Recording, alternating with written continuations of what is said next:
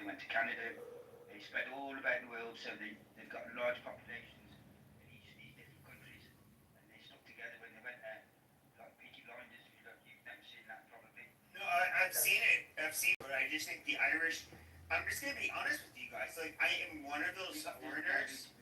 Yeah, I look at Irish people as like, a lot of people call them potato N words. I disavow of that language, but I do think that when my brothers and I were beating the shit out of each other when we were little kids. I remember my grandmother.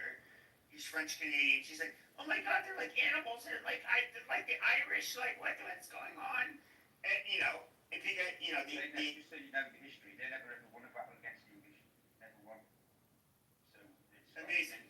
Yeah, but they're rebels. Yeah, but they're rebels. And, yeah, but they always put up a fight. Yeah, they always put a fight. They took a so we got beat eventually in the end, but we put up there for the Battle of Bannockburn, which was. And you guys come to the British, and you guys come to the British crown. I get it. You guys lost. You see, this is something that doesn't. But no. Here's the thing: is that you're the person that is willing.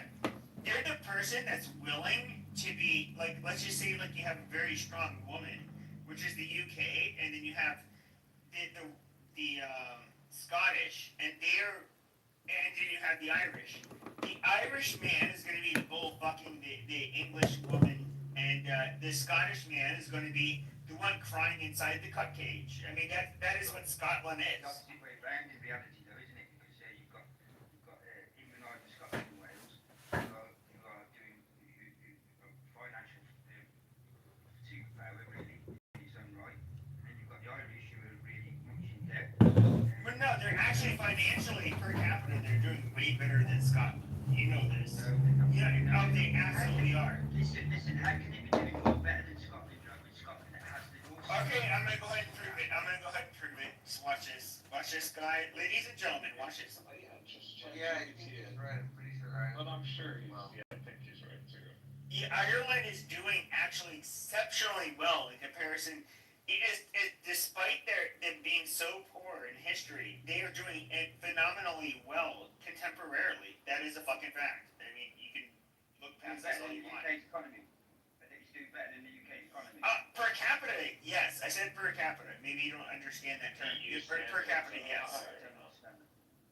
You're not dealing with Ireland alone. You're dealing with. they're benefited by being close to England, speaking English, and being closer to the EU than UK, which did Brexit.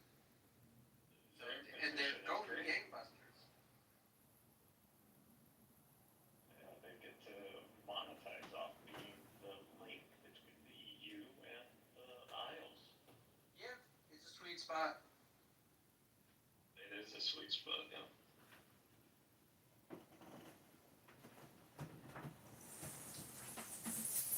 But I think you're right. I think that the Irish diaspora led to greater marketing of Irish identity than Scottish identity. 100%. Like, the Scots that left Scotland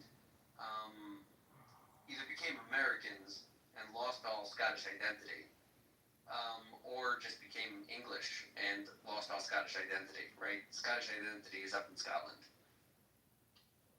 What is Scottish identity? The Scottish are natural cuckolds, and the Irish are. Well, that's historically what kind of happened to the culture. What was that? Natural what?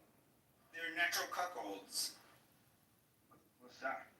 A guy that likes seeing their wife dominated by another man and penetrating her in front of them.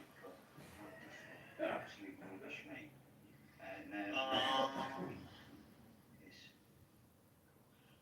Yeah, I mean, one could look at it negatively, but at the end of the day, what is the difference between Scots and English other than this is hostile what I was trying to history? explain.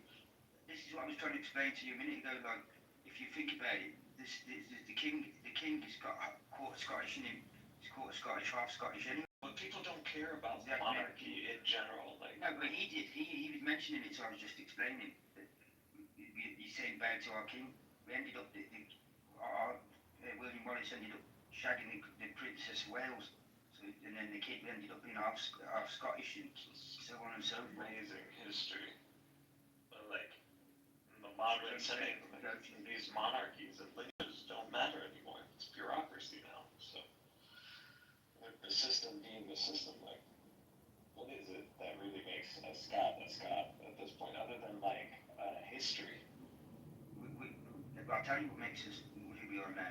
We are now British. We see ourselves as British rather than So you were conquered by the Brits, which is just the Englishmen conquered you people. They were Brits, were they back then? They were English.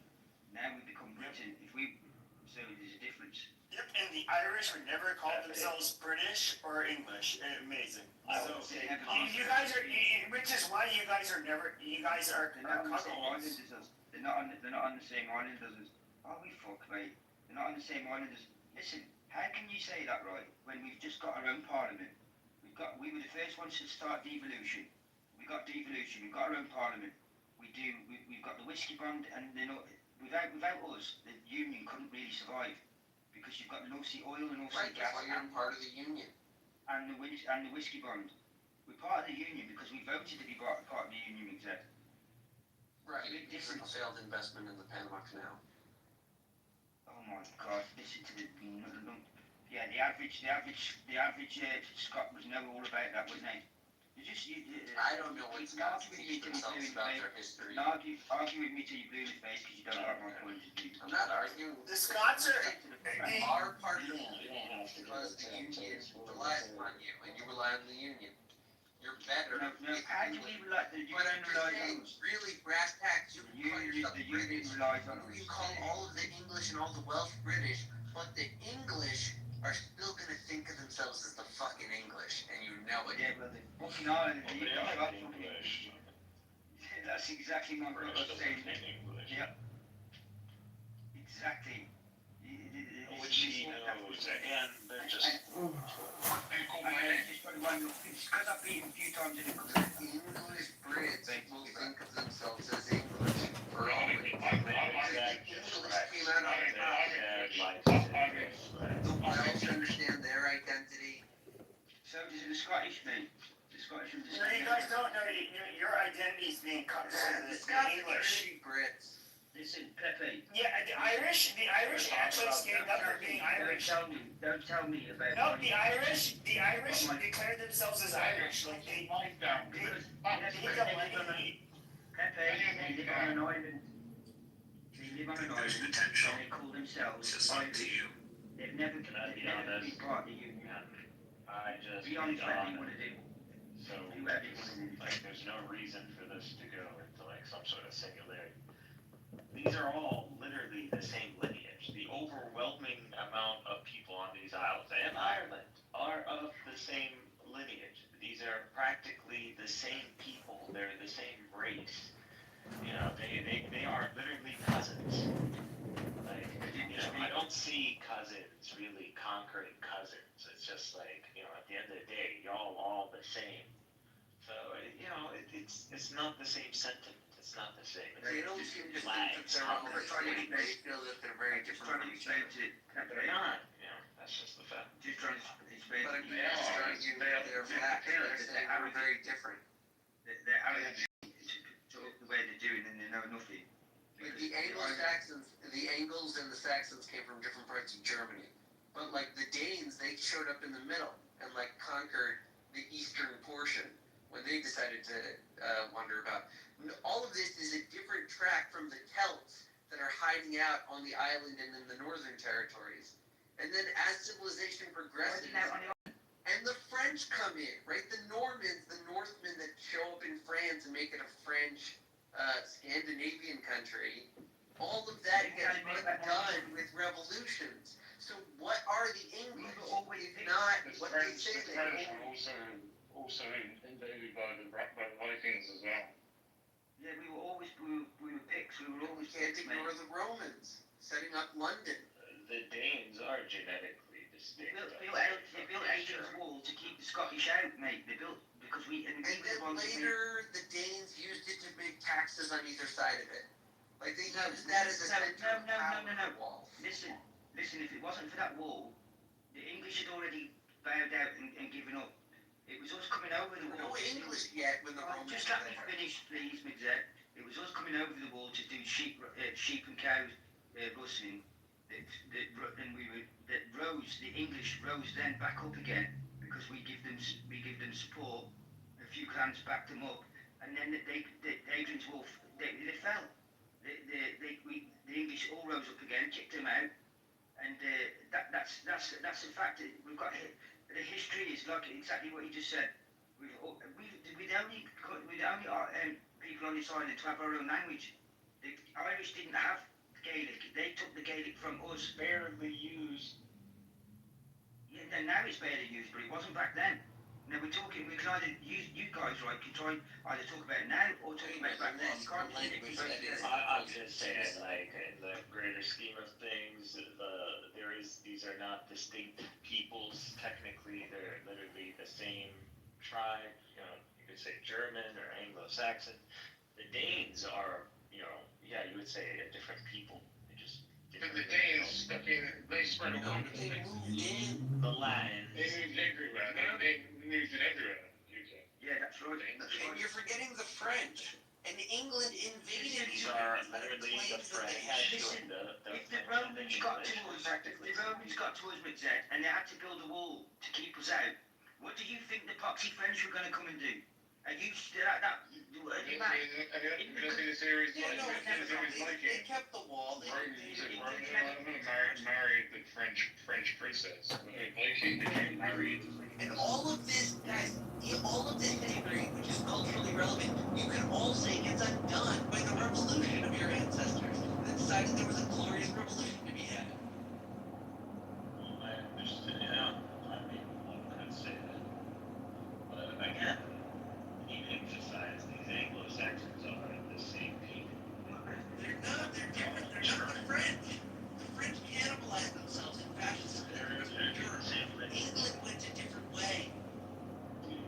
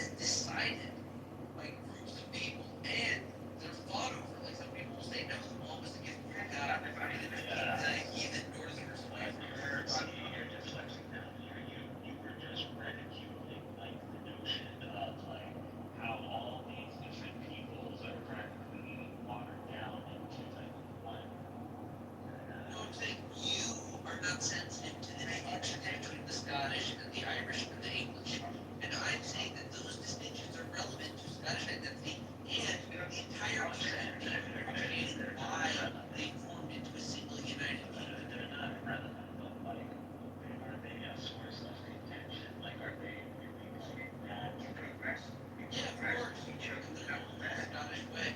They're just like under the thumb of the crown. As an American, I have my notion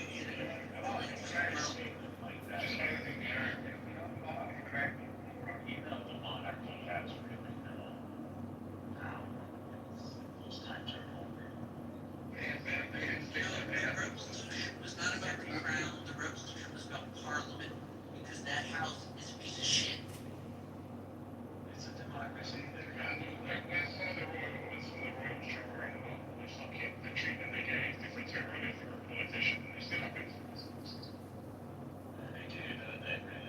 Go check the Declaration of Independence.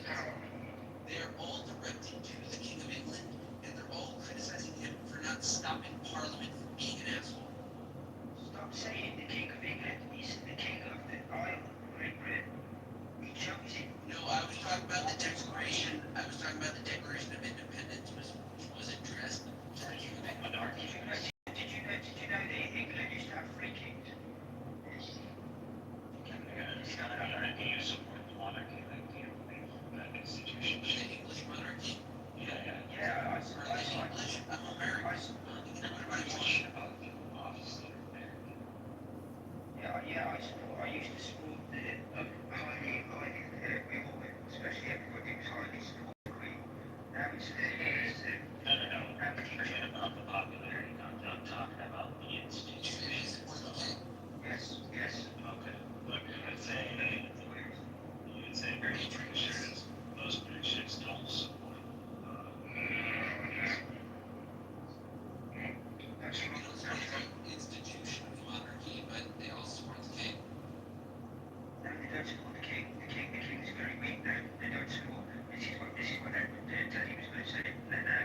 Now, there's a very high chance that the monarchy will fall in the next 2 to 5 years because the simple fact that King Charles took over Prince Charles. The Queen reigned on the longest terms ever. Our Queen, she was loved. She was totally loved by everyone.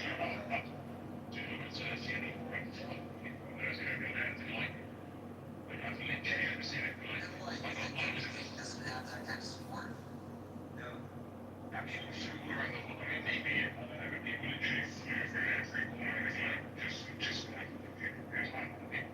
I mean, he's not an amazing king, but he's not been terrible.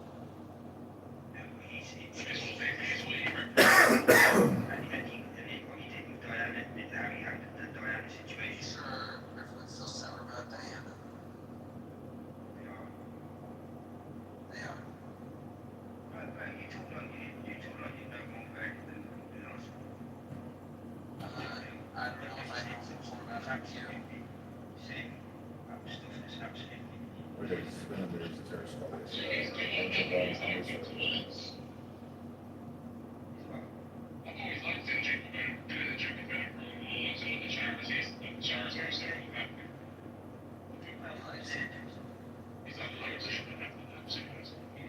Camilla was his downfall. Camilla and there was a few. I don't know, he stayed faithful to Camilla. Isn't that to his credit? No, because he did that right. He did that while he was with Diana. He did that even before Diana. So, there's a trend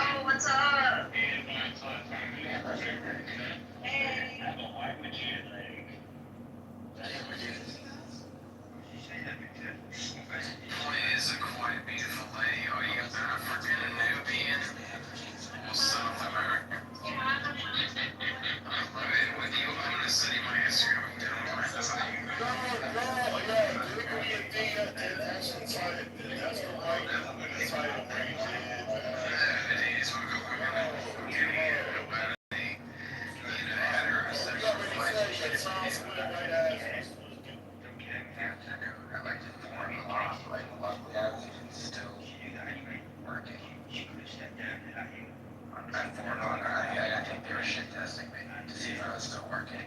And my new manager called me Friday at 6 o'clock. Like, is that a hard opening for us? That like what's going on here? Friday, 6 o'clock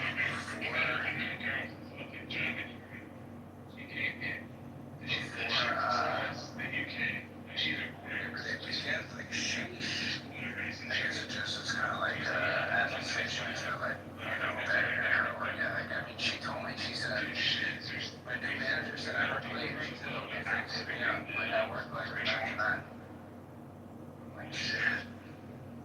But yeah, it's good news, dude. It's good news. Moved over to the flagship VIP team. Love it. Like, I need to say, like, it's definitely not. I don't want to say, like, it's job security. You know, it's a sales type of shit. It's like results. Like, but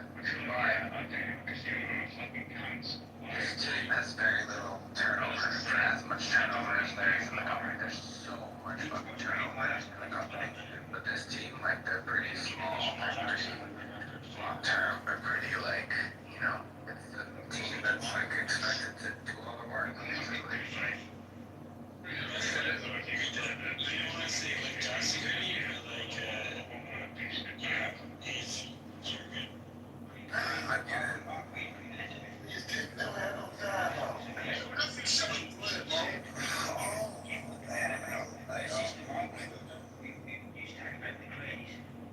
Drinking and smoking every night and went partying who died early. She was awesome.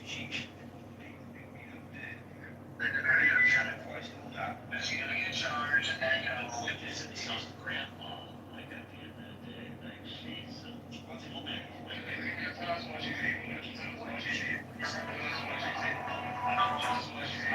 deciding over, you know, she said, you know, second war on terror is enough to say that she's pretty good at actually.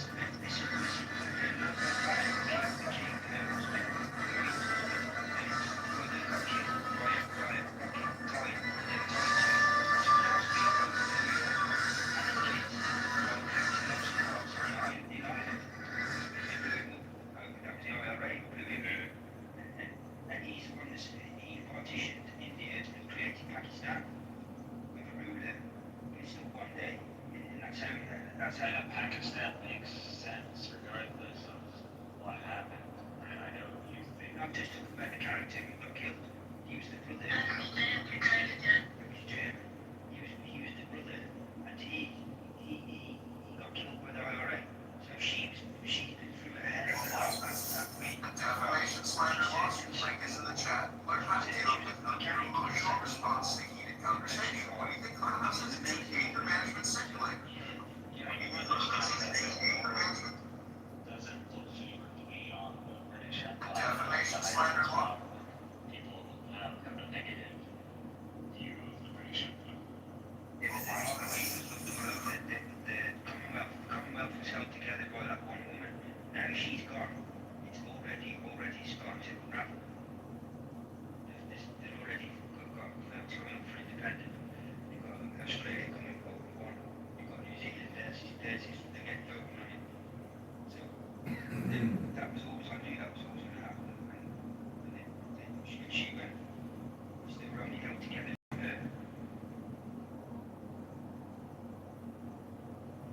Yeah, it's uncharted territory for the British monarch. I don't have the CD of someone like, you know, even though I don't believe she's necessarily the person to be admired, but, you know, especially with the history of the British Empire. But, you know, I see your point. More independent states will probably, from like a descendant of the Anglo-colonialism, result in similar projects to America. America, America are there because of us. Right, that's what I'm You saying. might even be a dependent descendant of Scotland. Me? No. Yeah. Oh, no, you said descendant of Arab. Yes. No, my more recent ancestors come from Czechoslovakia and Germany. I'm happy with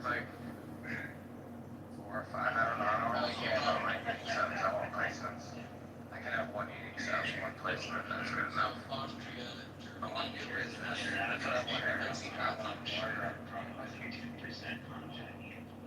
Yeah, they would even admit that. And you don't see that forever, but a statue of a tiger. No, I'm just talking about my recent Have you ever incidents. seen Great Wall? Yes. There you go, man. You can go and watch it again before. Just watch it again. Not over it one more time. What crazy shit was? So all I think of is the next steering goes down. It was. It was a driver. That story didn't end well for him. Oh yeah, no, he gets It didn't end well for Ronald Brown. But it did end up for a ring because he went down. He went down. He wasn't a king. He went down. He was a king. He was an awful man. He went down. History. He didn't play his man. He was in Scotland. So he didn't pan out for him yet. He was all done. He was mad. It's true. But somebody's really for that. He was even in the right spot. Now you just got to slag it up. You know. The crowd now. See what happens.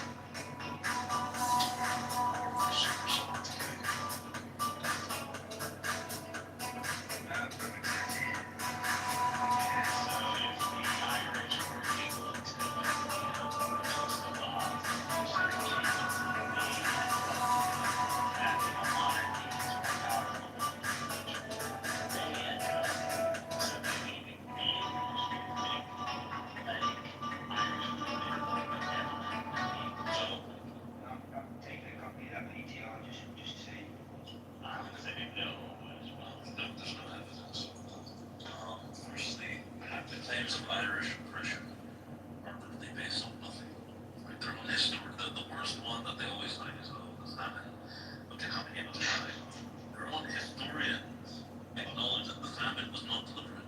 The famine was not a genocidal starvation policy. Yes, they criticized the British government for high-handed things, but none of them say that, the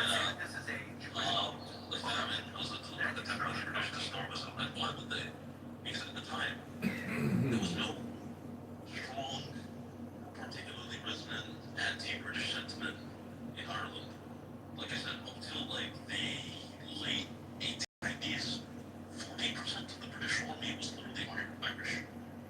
I mean, in World War I or World War II, World War II, 200,000 Irishmen just volunteered to serve in the British army, right? And this is genuine, like, volunteership, right? Not like Soviet volunteers where they're just like, volunteering at gunpoint because Stalin and the Bolsheviks had guns at their heads. No, Ireland was already independent by then. But 200,000 Irishmen still served in the British army with distinction. Why? Because they didn't really hate Britain. Because, we hate the Brits, we hate the crowd, we hate Queen Elizabeth. Well, it's just this gay, leftist, Marxist, invention of the 90s that, like, is just, unfortunately, it's become real. Because it's so ingrained in Irish conscious, right, that now they themselves have adopted it, but based in historicity, no, right? There's no real or evidence of that strong anti-Irish sentiment in Britain. See, yeah, because what they're basically saying, in Scotland haven't got their own identity, just like basically English, very English. You could actually argue that from Lowland Scots. I mean, Lowland Scots were already speaking English. I'd say Yes, so we did have our own language. We did have our own language, I was arguing. Except the Highlanders. No one speaks it now, no one speaks it now. They were 400 years ago speaking it. Except the Highlanders. And the Highlanders were irrelevant. The Highlanders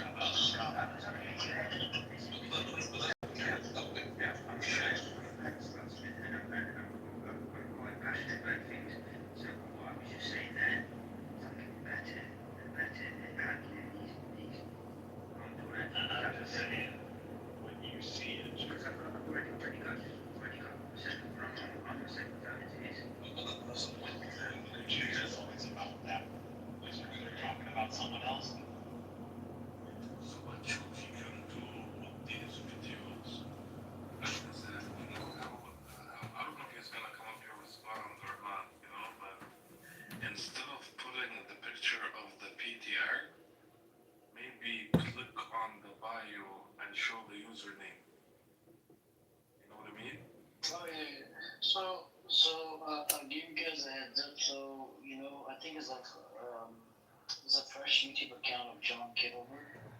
So when you open up a fresh YouTube account, it doesn't allow you to put links in there. So you have to get approval from YouTube. So you have to upload IDs and whatever. And I think YouTube probably is gonna kick John Kitover or out. You see what I'm saying?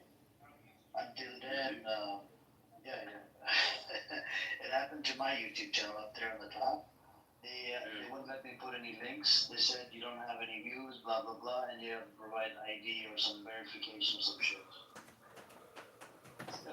If you had a lot of views on it, but in the meantime, I think it has plenty of information in there. I checked it out. It's a conversation between Bibi Kapara, Daniel, Dave. Did you listen to it? That one was, I think that one was from that, do you guys remember, like last week?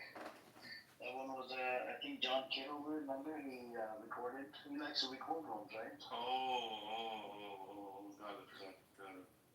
Yeah. So Good I think job. slowly, you know, we need proper information and some of these people, they deserve it. Yeah. Not some of them, all of them deserve it. Slowly, one by one. I think John Kitover is the one that's John Kitover is the one that's gonna, you know, destruct. He's gonna destruct the other Zionists. Well, they're so stupid, man. They think they're the smartest, but they're the dumbest. We got two in the audience. I think Norma and probably this other John Kitover. It's him. He's listening. John Kitover is listening to John Kitover. What's okay? What's your shirt? What is this thing? This is this guy called Shuki on this app. He did blasphemy. You know, in one of the rooms, attacking the Prophet Muhammad, peace be upon him. And apparently, John Kitover was in that room. He recorded it. He enjoyed it. He enjoyed it so much. He put them up on his own account, on YouTube account. And you know, apparently, he's got Shuki's the information in there. Isn't that crazy? That's crazy. Yeah, it's in the chat. You can shoot. And it's dedicated to Shuki. I think he's in prison. Is he in prison? That's what the video says. Did you guys read it? I read the first screen. It says Shuki's in prison. It's dedicated to him, you know. And apparently John Kitover enjoys it. It says he did a good job of you know, mocking Islam. Can you guys read it? I can read Arabic yet, but what about it?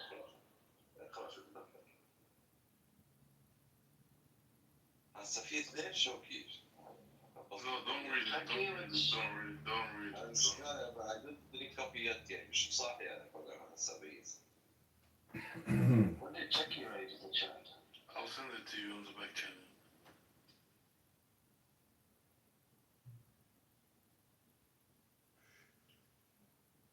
I mean, check it from the trivia.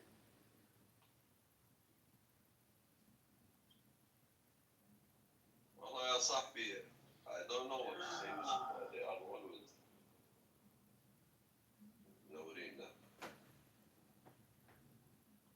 بس والله يبان صاير بورينج هاي وقفتك انت. برينك وين بدنا اكشن.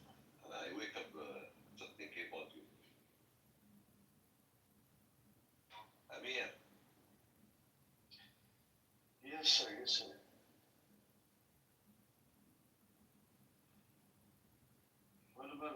up? I tell you we need some action shows. Why did you put your picture dark? Why is it dark about it? بدي اخلي حياتهم سوداء. I want to make Show sure you. Brother, he doesn't speak. Show you, not too much. I teach you what I'm doing. I'll teach you. No, it's okay, brother. This room is not here to learn Arabic right now. My focus is on Zionists. But John Kitover, You must stop that to give them Palestinian words, in their face. No, but the Zionists they speak in English. They don't speak Arabic. They don't speak. They don't even speak Hebrew. A lot of them. They're either from New York or Japan or China or some shit, man. We even have a from Zionists from China. Yeah, there's one. I speak my language, Amir. I can help you sometimes. I do. Okay, nice. Wait, you will service, parlo italiano, parlo spagnoli, Nice. as you want. Anyways, welcome, Bayfan, Nergis. تعلمنا كل اللغات. We learn all the languages. Right. Nergis said the room is running in the hallway. Maybe somebody else you brought. We know who. It's only one person, It's okay. What did I do? On the back with them. Make it easy. Take care, bro. No wonder Caroline Levitt, billionaire. أبو عبيد أنا just نام. What?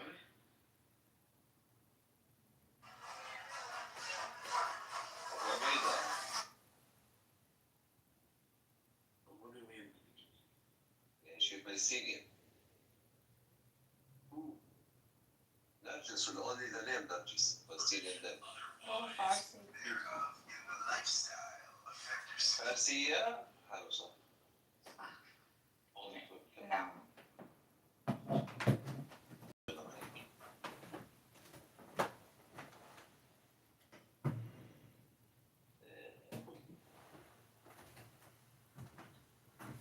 So, brother Uber, right? What do you think? What do you think the future holds for West Bank and Gaza? Listen, now, maybe the most dangerous thing is that Zionists, they made a lot of big mistakes. And this mistakes is seriously, it's gonna be a big benefits for not the Palestinian or Muslims. Because what they exactly made in the last 1 year, okay, from the beginning they spent around 7-8 months just to understand where they are after Salah. But after that they decide that there are opportunities to take it and this is what they decide. Because they believe that the most important to understand your enemy, what he believes, not what you believe, what he wants, what he gonna do, what is his vision. And that vision is standing on what? So this all understanding was very important to see it as action or acting in the ground. And exactly he thinks that he's doing now the God's orders and the God plan. And this is the time for that. And this is something he deep dive in it, which is what?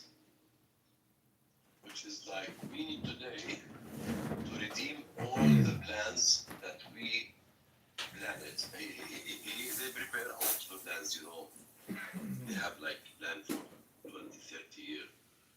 We gotta do 1, 2, 3, 4, 5, 6 to reach what the God wants by doing Armageddon. I don't know if you know Armageddon, the big that make us back again, and for them also as the people who. This is why I was mentioning before about the Christian Zionist, because this belief coming for both. So now he redeemed them. He will not stop them. This work will be continuously going, and because they believe that we gonna finish this war with Armageddon. And from the good thing that also in Muslim, if you read Quran, go to Surah Al-Ahzab, and 7 October was when? In 2023, correct? So go to 23, ayah 23.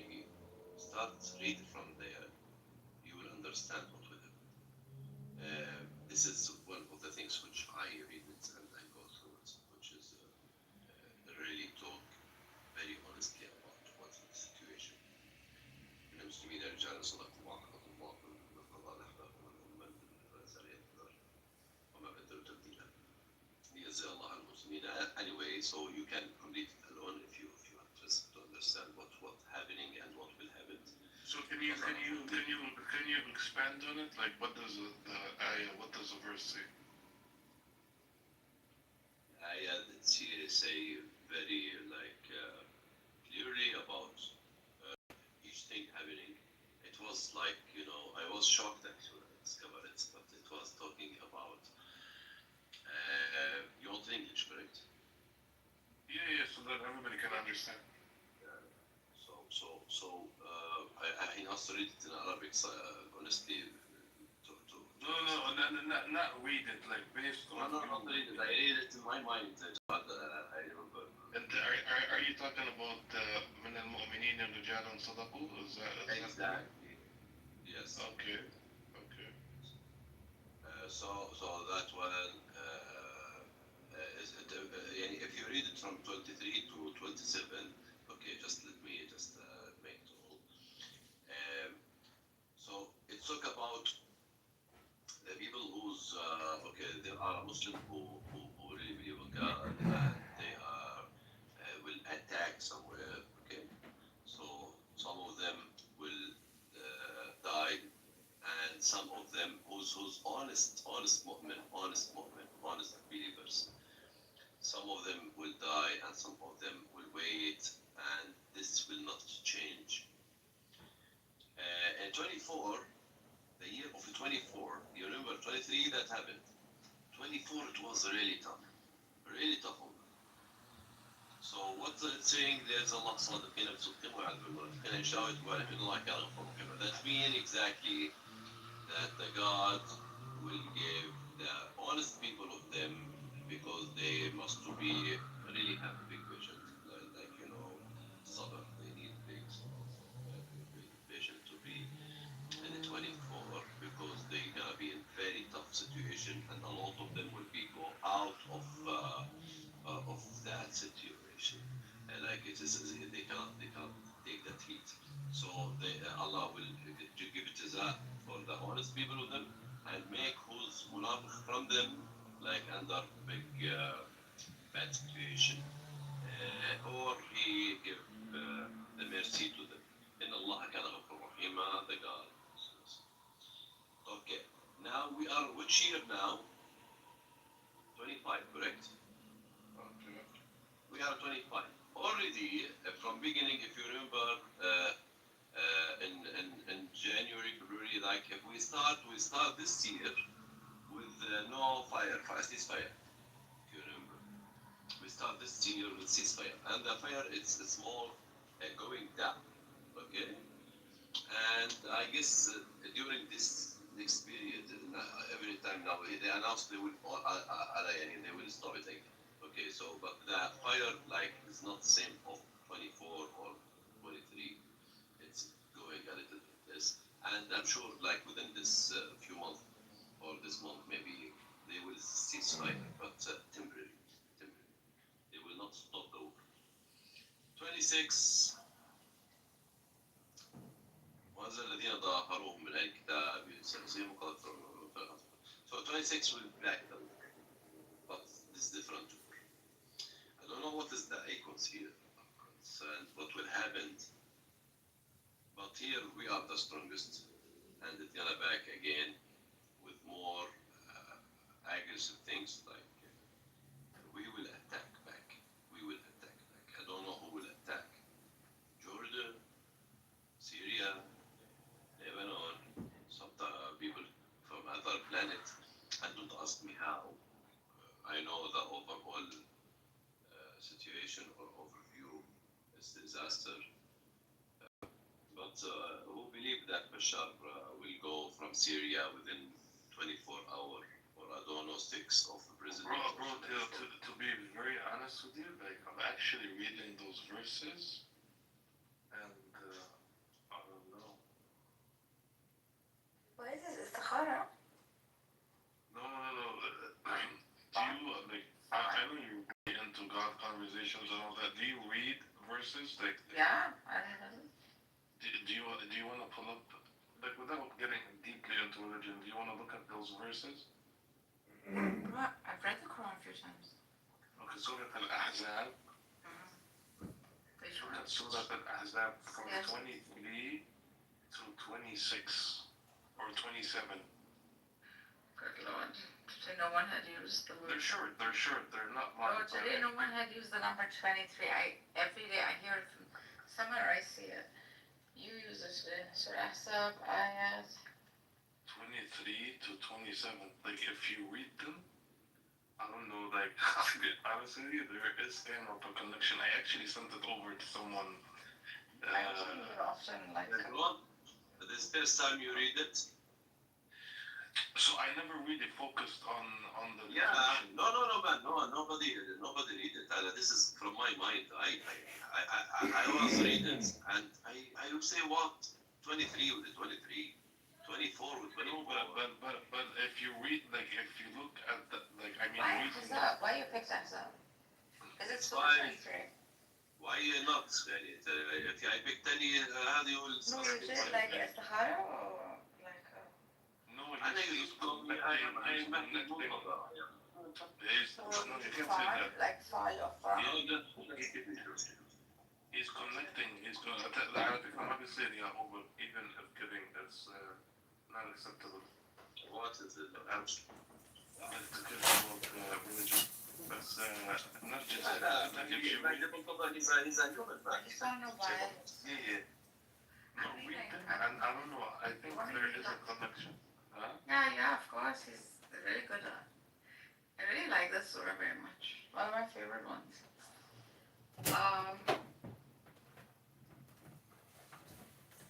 23, right? Among the believers are men who have proven to. This one. No, it should start من المؤمنين برجالا. That's one. Yeah, are you gonna read it in Arabic or? No, I want it in English. Yeah, read the translation. Okay. My God, look at this 23.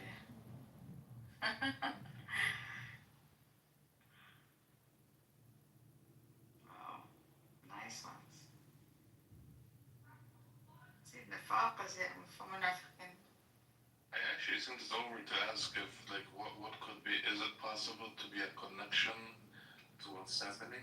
Yeah, so there's a lady I know, okay? She does like this, like, she uses dots techniques also, which is very, like, spiritual. So she uses Quran like this to, like, guide. No, but when you read the translations of those verses, It's on the dot.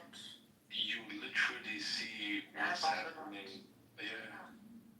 Good one. Go back and then right. I'm telling you, it's good. It's happening. Like a good will come. Some winning will happen. Subhanallah. Like literally exactly. Yeah. Wow, Empty that's handed so sin. rich. Oof, man, what verses you've mixed. You see it? My God. Look at look at 20. My gosh. Look at 27. Sorry, 26. No, the one with Barat Allah or Lazina. That's one. Can you read that? Which one? Which number? Barat Allah. وَلَدَ اللَّهُ الَّذِينَ كَفَرُوا بِغَيْظِهِمْ. Look at that. Yeah. But Yes, I'm telling you. But I don't think those verses are meant to be exactly for them. Yes, it will. You have to believe me. But also, like, there is, like, I don't know. Amir, did you look it up? It's talking about material, right? I'm eating, brother. Well, it's very interesting when you finish eating, bro. Like, seriously, if you look at the verses, very, very interesting. Because it's talking about the right? بغيظهم, yes. Yeah, so it's talking about material things. it's quite specific about it. It's not What did you like metaphorically, it's talking exact to the point. Like it's saying they will be left empty-handed. They will wear rags. Like basically in a state of poverty. I can't tell you, that's why I told you guys to watch The Messiah. You basically see it in the end how they get freedom. The summary I got for it is that these verses speak about the truthfulness of believers, the punishment of hypocrites, and Allah's victory in the battle of the trench, Ahzab. Yeah, no, that was not Ahzab, that was hand battle. I mean like the verses. Oh, in the verses for yeah. Salman al-Farsi, I think. Maybe Iran will join. Because in that battle of the trench, Salman al-Farsi designed those trenches. And it says at the end, and the downfall of the allies from the people of the book who betrayed the Muslims. Please, I haven't read that yet. No, this is summary. This is summary. I don't know if you have it from your end. This is from my end. Empty-handed, spared the believers, very okay. And brought down those from people of the book. I got the thing. My sleeves. Oh my god, I feel like that you've woken up. Good Lord, what is this? How did you find it? It's one after the other too. It's Uber, bro. Like, I don't know how you found it. Bro, you should do. It's Iran, like it's called a khurafat. Like some older ladies do this, Yeah. But they're very like on the top like this. Good job. Who supported the enemy alliance? My God, it's those, you know. Say it. I know. I look at the icon. No, they are Ahlul They are read and brought down from those people. Okay, so it's the Yahudis who supported the enemy's alliance. No, the enemy here is Yahudi. The alliance is a Christian. This is Ahlul Kitab is a Christian. They'll join America. So I said this both of them, like the Christians and the Jews. Yeah, but see what it's saying? In this case, it cannot be Yahudi. No, you have to the enemy. Not just relax for a minute because I don't know where you went right now. I don't have what you have. Which one are you reading? Which ayah? Where are you? What are you reading? I'm reading the last ayah of Ahzab. I mean the 27. Oh well, Anzal al-Lazina, that one. No, I don't have one. Oh, this is the one before 27. Okay, yeah, 26. He brought down these of the book. Who supported the enemies? Yeah, So the enemy is the Yahud, but the ones who are people of the book are Christian. Yeah. The other party. All these evangelicals and all of them are from their own strongholds. This is America, bro. Like it's a Christian country. And cast honor into their hearts. Oh, it's saying he's going to support those Ahlul Kitab. Who's You gonna support? believers killed. Oh my God, you believers killed some. And took others as captives. Oh my God. The heck, man, bro? Okay, wait. We don't want to get kicked out of this room. Oh, listen, he's eating something yummy. He cooks well. He should invite me one day. Oh, he cooks well. You're saying about this food. Oh, he's a really good cook. He really cooks with love. All men cook with love. I think we need to get to this now. We want you to meet up. Please don't take that manhoos. That The guy that blocked you every other day. Oh, he blocked me. I couldn't enter Scotty's room. I went to just show support to Scotty. Just text that Scotty. I just texted him. And you know how Scotty gets upset. I said, no, I'll come later. You have another account. Go with another. Yeah, today, what did I do today? I just left. immediately because I felt like poor Buttercup might be under the microscope with this stuff.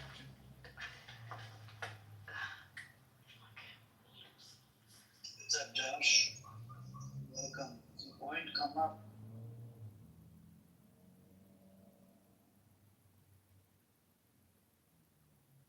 This was good.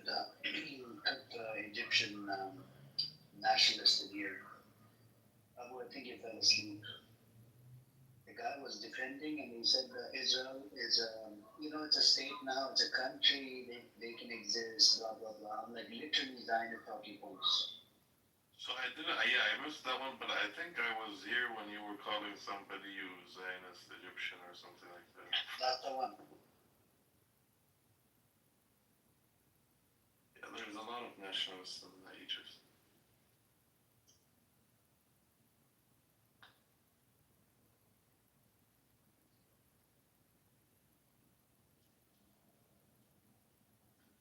You think ceasefire is gonna happen? What? The ceasefire. No ceasefire, bro.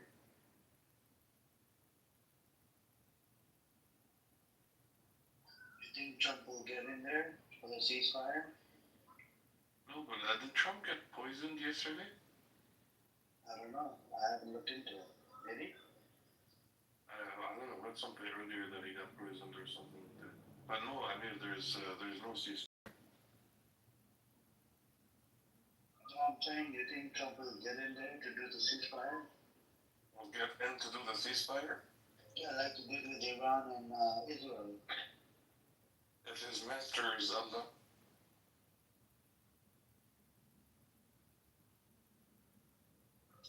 They forced Israel to do the ceasefire.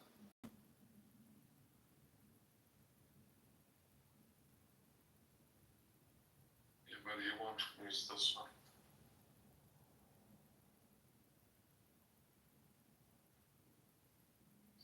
It's already Times Square. This thing like Trump had a stroke? Is that really true? I'm just seeing something in the chat. Do you like Trump? Well, I ran for president, I told you that. And I don't know, man, we need leaders that are, in their mid-40s and, understand the awakening of humankind, or we're gonna have satanic leadership. What's the name of that song? So, I mean, What's the name of that song?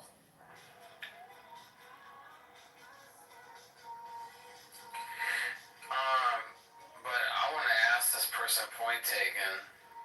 Yeah, I know, it was base nectar on. Trump had a stroke. Is that true? Is there some news source to that? Because that'd be pretty crazy. Unless this is proprietary. Yeah. So, as president, I would solve the Israel and Palestine issue by having the wives of the Arabs marry That's not the logical. Jews. That's not logical, by the way. That's amazing because they'll be so distracted by That's so not many logical. women that Times they'll Square. just. Times Square, can you give us a logical answer? But that's a funny answer that actually would just, you got to get to the crux of the bottom line of what both sides want. I mean, there's no deal without a basis of a deal. So give me a basis. You want land? Do you want women? Do you want oil? Do you want money? Hold on, what is occupier? Do you want technology? Are you listening? Hello? Well, I haven't heard what anybody wants. I can just do told a you, deal one in is the 5 minutes. occupier, one is the occupier, the other one is the occupying party. One is a murderer, and the other one is murdering them. The other one is a killer, and the other people are getting killed. I mean, we have to stop all of this. And so, so then you propose a solution that would solve it all.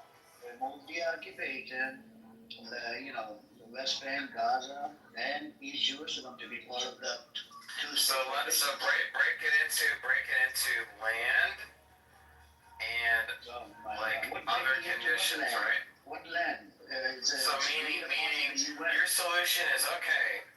So Israel is completely removed from any activity in Gaza whatsoever. Yeah. And the West Bank. And the West Bank. and they cease all operations there, and they just give up the whole land, right? And they don't seem to want to give up that land for some reason, right? And so I think there needs to be some kind of land deal like Trump was trying to do with Russia and Ukraine. And I don't know that Israel was so. It's their land. Why should they make what is the land deal? It's their land. You seriously don't know anything about this conflict? I do in a sense, but it's too. It's under occupation since fucking 1947. Well, what part of that don't you get? It's their land from the jump. Okay. It's Palestine's land.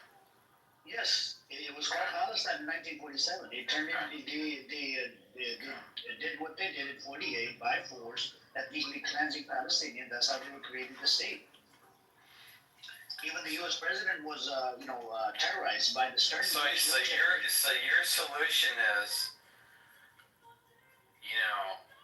revert it back to 1946,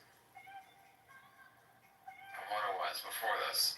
About And give it. I'm not sure. It says 67 years. Oh, okay. So give it back to. Okay.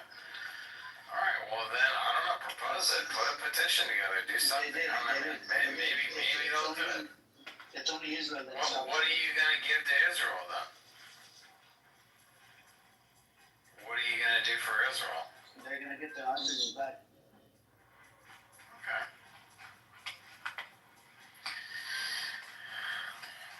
Well, then I guess, how much land is it? Is it like 100 square miles or something? I'm kind of an idiot and a genius, dude, but I just don't know what I don't know. I've traveled a lot of the world, but this particular situation, I don't have a lot of context because I've been in other places like all over Europe and Australia and the Caribbean and Dubai. I have been to Dubai, so I understand that side of the world. Have you been to the Mozambique? I've not been to Mozambique, but I understand that the Arabic people are very faithful and very discerning. There's places I need to go, man, absolutely. But I've said on here before, Amir knows I've said this. Jewish people have paid me millions of dollars. Arabic people have paid me millions of dollars. And I make a joke sometimes. There was this woman from Bahrain that was kind of a little bit intimate with, and so I'm neutral, and I really, You were intimate with her with your photo, that's how you looked when you were intimate with her? Listen, man, I've dated many races of women. I'm actually being But listen, you got any race of women will date me. My ex-wife is Asian. I've dated black women, Arabic women. I'm trying to get if that's you. Well, now I'm on my second wife now, basically, man. So I'm kind of, You're on your second wife? Yeah, sure, if you want to say that. That is. Well, you don't need to be so aggressive with me, man. I'm trying to be peaceful. But anyway, the point is. What happened to your first wife? It's not. If people want to hear a show, I'll talk about that later. But focus on the solution. The solution is propose something, start a petition, start something that's going to be heard by somebody. Because I don't think these people are going to solve it at all, and they want to keep it going.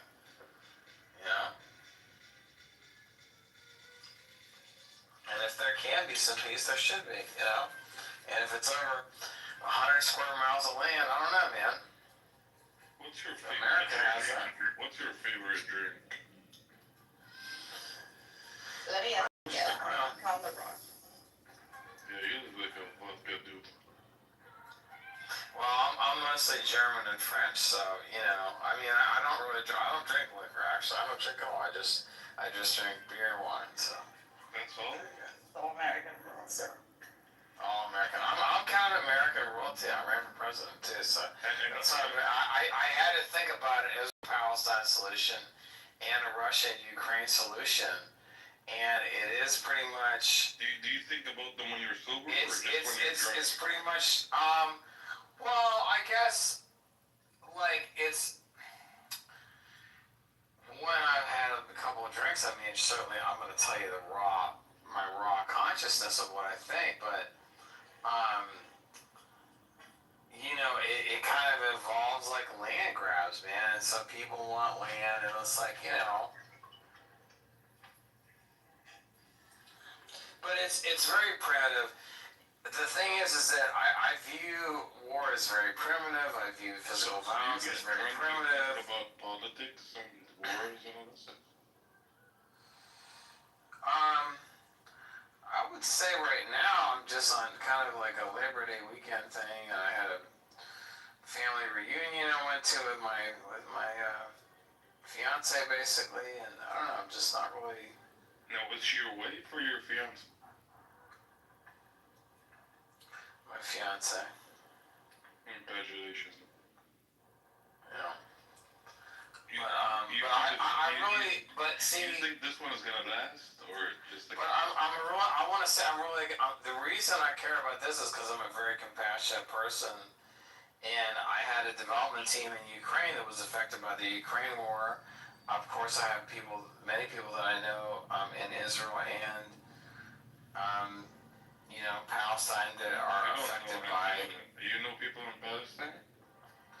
Yes, of course, I know people all over the world that are affected by these world problems, and what I was going to say about Ukraine was that it kind of shut off my development business because I was like, oh, these people are at war, they can't really do coding right now, so it shut down all of what I was doing, so, like, war is like, look who makes money from the war, let's say it that way. Because I didn't make money from war. So somebody does. So who do you blame?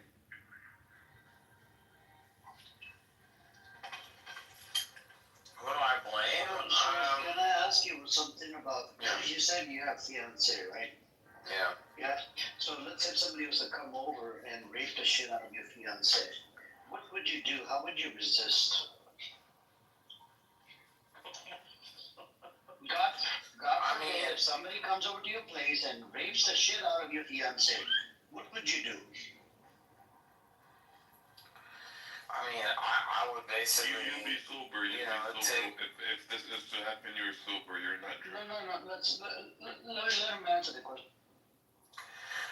I mean, I would just take the appropriate actions within my legal rights. In America, you have the right to have the weapon, right? Well, I mean, if they're on my property, I would have the right to. Yeah, of course they're going to come to your property. I would have the right to defend myself with lethal force on my property. So you would defend. This is what these people have been doing since Hold on. This is what these people have been doing since 1947. They're getting fucking butt fucked and raped in the ass every fucking, every chance they keep on doing this in the West Bank and in Gaza, and this is the part it's very hard for you to understand all of this shit. For some reason, you come up here, I'm gonna get the Jewish women get married to the Arab man, and that's gonna resolve the problem.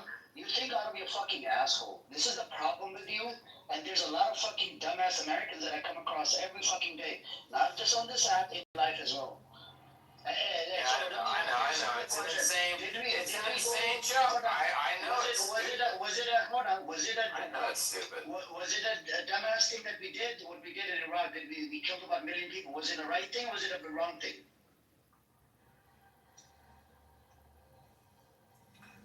Who did that? Americans did that? America did this. Yes, America did this.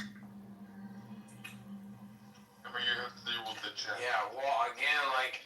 The thing, my perspective is I just said yes or no. Yes or no. Was it a good I thing mean, that we who did made or no? money from these wars? I'm not talking about fucking money. I'm talking about in your opinion. Hold on. I'm talking about in your opinion, in your fucking opinion, was it a right thing or wrong thing that we did? What we did in Iraq and Afghanistan and Libya and a whole bunch of other fucking countries. I believe all war is wrong and primitive. That's monkey shit. So it was wrong, correct? All war, in my opinion, all war is wrong and primitive. It's like monkeys fighting. It's stupid.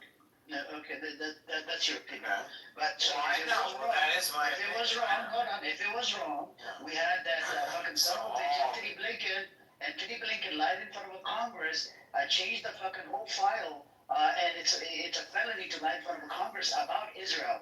He lied about the humanitarian aid. There was no fucking humanitarian aid that was coming into northern Gaza and whatnot, and he lied in front of fucking Congress so that way they can keep on supplying weapons. We have a law called Leahy law in America, So who is which was making money violated. from it? Trace the money. And trace that's what I'm telling you. We weren't is talking the- about is the the money. solution. Hold on. We weren't talking You about know? the fucking money. It's No blindly one will support. say these things. Hold on. Blindly support of Israel. This is where we have a problem. Blindly Well, that's supporting called Israel. Zionism, which we're clearly in. That's what That's we're wrong. talking about. There Well, you that's go. wrong. Yeah, That's it's not. not neutral, is it? Money can come later. Zionism blindly supporting state of Israel. That's where we have a problem. You need to get your Well, facts that's straight, stupid man. as shit, man. This is and then we literally had a fucking pedophile in Vegas. He was able to leave to fucking Vegas. He even missed out his court date. His court date was like yesterday or something. A fucking pedophile, and guess what? The state attorney, she's Israeli Jew, she protected this fucker. And there was about 8 of them. All I can say is, again, my opinion, all war is primitive. Physical war is for monkeys, which they still want to do. Trace the money of it. The defense contractors make money. All of these, government contracting people make money, and they're different, disciplines. And, that's something that probably not a lot of people will say. Maybe no one will say that. I don't care if Hey, but say you that. have a problem. But that's the truth. Look, There's you one have a- truth. You have a There is disease called one greed. truth, and there's You have a multiple disease. interpretations. You have a There's disease called one greed. truth. Do you know what the disease is called that you have? It's called greed. All you give too I fast don't is have about money. greed. Yeah, Maybe you I'm do. greedy for pussy. That's the biggest disease you have. And Motherfucker, you would agree maybe with them. I'm greedy You would for agree with them vibrating if a they pussy, gave you man. I'll money. tell you that much. Yeah, bro, shut the fuck up. Shut your fucking mouth. Go get a fucking pussy in Mexico or something. It's like $10 an hour, motherfucker. People, piece of shit for you. I come across quite a few every fucking day. You're a legend. This is the dumbass American that I came across on this fucking net. And then he talks about I got millions of dollars. you love me. I got millions of dollars from Arab. Who the fuck would give you a single dollar? Motherfucker, Well, you don't. because If people you had trust fucking me, they knowledge, know me, and they believe in me, and they trust you in what? Trust you in what? You don't have Trust any me. fucking Prove knowledge me of what's wrong. happening. What's Prove happening that in the I'm Middle East? wrong. And then you Prove come up that I've here, said anything I'm wrong. gonna get the Jewish women to sleep with Arab men. I'm gonna get the Arab women to sleep with fucking Jewish men, and that's gonna resolve the fucking problem. You're just Well, that's like a hippie solution. This It's is like a love. dumb fuck. love Because you're a wins. fucking hippie. That's all you are. You're just a fucking hippie. Are you in love with it with an You Israeli are a woman? fucking hippie. You don't have Yeah, any well, that's fucking cool, knowledge. man. Well, What's then, going I on? love that. Do you have any knowledge about American laws? The way they're fucking fucking us over like multiple times. Literally, a pedophile was able to leave fucking Las Vegas all the way back to Israel. A pedophile, back on the streets of fucking Vegas. You okay with that? We got a whole bunch of pedos in the Congress. We got Trump. His DOJ came out. His name is on the FD file. We got a whole bunch of psychopaths in the fucking Congress. All they do is booty clap for Israel all day long. And then you sit here, you're sitting on your Well, fucking ass that's or whatever, drinking your life away, obviously as drinking your life away, and you make up bullshit. You come up here, you make up bullshit. You want to get Arab, Jewish women in bed with Arab men. You're just a mental Well, retard. that's okay. That's all right. That's a joke of a solution. Okay, you're right. How The many real times did you solution is come much in? How many more. times did you come Is in here and much you more said this? nuanced than that. How many times did you come in here and you say the same joke? Because, well, I have I've said it a few times. That's okay. Yeah, and I gave you a scenario. If these motherfuckers were to come onto your property and fucking rape the shit out of, God forbid, rape the shit out of your fiance, what would you do? You pull out a weapon and you resist and you'll fucking kill them. In America, this is how we do it. But in your, Well, I mean, whatever my legal rights are on my property is what I'm going to do. Yeah, this is what the Palestinians have been doing for over 50 years. But you can't see the struggle, right? You come up here, oh, it's so easy. I'm gonna go pick this side. Arabs have given me money. Jews have given me money. Motherfucker, you don't have no moral code that you can go by. Okay, so then you give me the spread. Moral code would be So humanity, right? who's wrong? You should be pro-humanity, which means You you want gotta support the 5% Palestinians. Arabic, They're fucking 95% getting Jewish? What do genocided. you want? They're fucking getting I wanna genocided ask right you now. something here. That's something like you, oh. I'm gonna get I wanna ask you something. I'm gonna get the Jewish women to sleep with there, man. And that's it. Problem resolved. Okay, I know. That's just You're just a son of a bitch, you dumbass. well, because you're challenged by it, because you know it's a good job. I'm challenging you point on is, your like- fucking bullshit. I'm challenging you, motherfucker, on your bullshit. You come No, up here, you say this you stupid put- fucking shit every day. So you put the blame. What percent Arabic and what percent from Israel on the whole thing? 5% Arabic, 95% Israel. Now listen, I'm not trying to get myself involved. Where do you put it at? Just in case. I'm German. I'm Aryan, dude. I don't have a dog in He's the fight. proud of being a Nazi. He's proud of being a fucking his ancestors from a Nazi. Run the Just numbers, shut man. your fucking mouth. Run your numbers. Run the numbers about what happened to the Jewish folks during Holocaust. Go run it. Go run it. And You tell me right now from a what's Nazi. fair. You told me this like a long time ago. You're like, my ancestors are served in the fucking Nazi. Motherfucker, are you proud of that shit? I am, because that makes me a He's peacemaker proud now. of being a Nazi. He's proud of being a fucking Nazi. Because that makes me a peacemaker now that I can see both That's a sides. peacemaker? That's a fucking Yeah, genocide I am maniac. now. I am now because I can see both sides of me. It's in your fucking blood. That's how you're thinking right now. I'm gonna get the Arab men to sleep with Jewish women are gonna sleep with the Arab men, and we're problem resolved. What color is there in his soul? There is no color in his soul. You know, I mean, it's like, you know. Is there any good Nazis? Just in case you missed it, he did call you a dumbass son of a bitch. I'm not trying to get involved or anything. I did call you a dumbass. You were a dumbass before, you're still a dumbass, you know. But the time's you can't be this dumbass American, right? I want you to become smart and fucking go read up on all this. Well, teach me, and I will learn.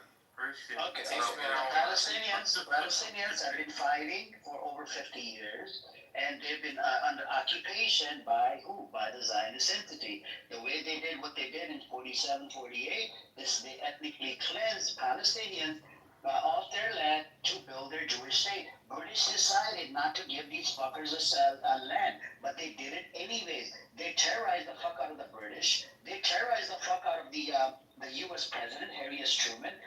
They received letter bombs by Stern Jewish militia gang in 47. They even knocked off, killed like 2 British men they did in 47. In 46, they did the King Hotel, Hotel David bombing. They went after a whole bunch of, the train tracks and whatnot. They bombed the shit out of it. In 45, they killed a British man they did in Cairo. And not to mention, these fuckers even approached Hitler in 1933. They did the Havar Transfer Agreement. And guess what? They only wanted the Jewish folks that were actually well off. You see what I'm saying? They did not want any Jewish folks that were from the ghetto. They did not want any poor Jews. They wanted the rich Jews that were well-read, well off and whatnot. So I would suggest you go look into the history. If I provide you some books, can you read some books? I can, and I was just reading this guy's profile. His name is also the Ghost, and I don't know, his profile is very powerful, actually. Yeah. Yeah, you can probably learn from his profile. That's it. You don't need to read any books. Okay, so the question is, okay, so if Israel is 99% wrong, and Gaza is Palestine, is 1%, wrong in the whole thing, then what does 99% recuperation mean for Palestine? Look, there are some bad apples, right, on Gaza side as well. Okay, I'm not saying these people are, the people, there are some mistakes that have been done in the past, but moving on, when you look at the whole, this genocide that's going on, it's only one-sided, getting genocided by the criminal terrorist motherfuckers, the Zionist fuckers, right? My problem is, when you look at this whole conflict, America wants to give them full here. We're gonna give you a blanket green light to kill as many as you want to kill. They literally just killed a Palestinian American that owned the ice cream shop in Tampa, Florida. This was about 2 weeks ago. Who did this? The settlers in the West Bank. They beat him to death. Even the medics couldn't even get there on time because of the motherfucking checkpoints they have in the West Bank. So many fucking checkpoints. It's about 900 and 920 checkpoints in the West Bank. And these checkpoints are only for the Palestinians, not for the Israeli fucking terrorist settlers. So when we look at all of these facts on the ground, how they're being terrorized, forget Gaza. Gaza, okay, they're making a claim about Hamas. In the West Bank, there's no fucking Hamas. It's the Israeli settlers. They're terrorizing the fuck out of the Palestinians. But literally apartheid system, 2 sets of laws, one for the Palestinians, one for Israelis. Come on, man. What I'm saying is like, come on, man. You gotta be so much more succinct and make it so the average American can understand. And then that's a sellable solution, dude. The sellable solution is Israel's 99% responsible for what's happened here. Yeah, right. We're 1% responsible. In exchange for Israel's 99% culpability, we want this land, we want these regulations on, weapons, on nuclear weapons, on, trade. We want 1,000% tariffs on Israeli white wine, so write it up. And honestly, like, that would sell. I could sell. Times Square, do you use AI at all? Any second I want. Okay.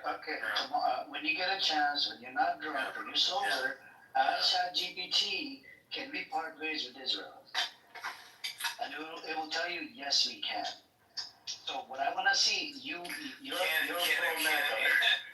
So you want to say, can Palestine part ways with Israel? No. America part ways with Israel. I'll ask it right now. Let me see what it says. Yeah, it will tell you, part yes, ways we with can. Israel. Yes. Well, it's gonna bitch about that because OpenAI is controlled by Altman. No. ChatGPT. Check ChatGPT. America can part ways with Israel, but doing so would be blah, blah, security, Yeah, but this is really, but what I want to say is that why are we saying about the United States? I think that Israel and Palestine need to do their own deal. No. And they need to run their own numbers of who's responsible. Times Square, you're not getting the point. Yeah. So the countries, how they're poking the bear, they went after Syrian land. Inside Syria, they've taken over Golden Heights, buffer zone. They bombed the shit out of Syria, right? All their military bases and whatnot. They went after Lebanon. They took over that Sheba Farms, which is disputed land between Lebanon and Syria.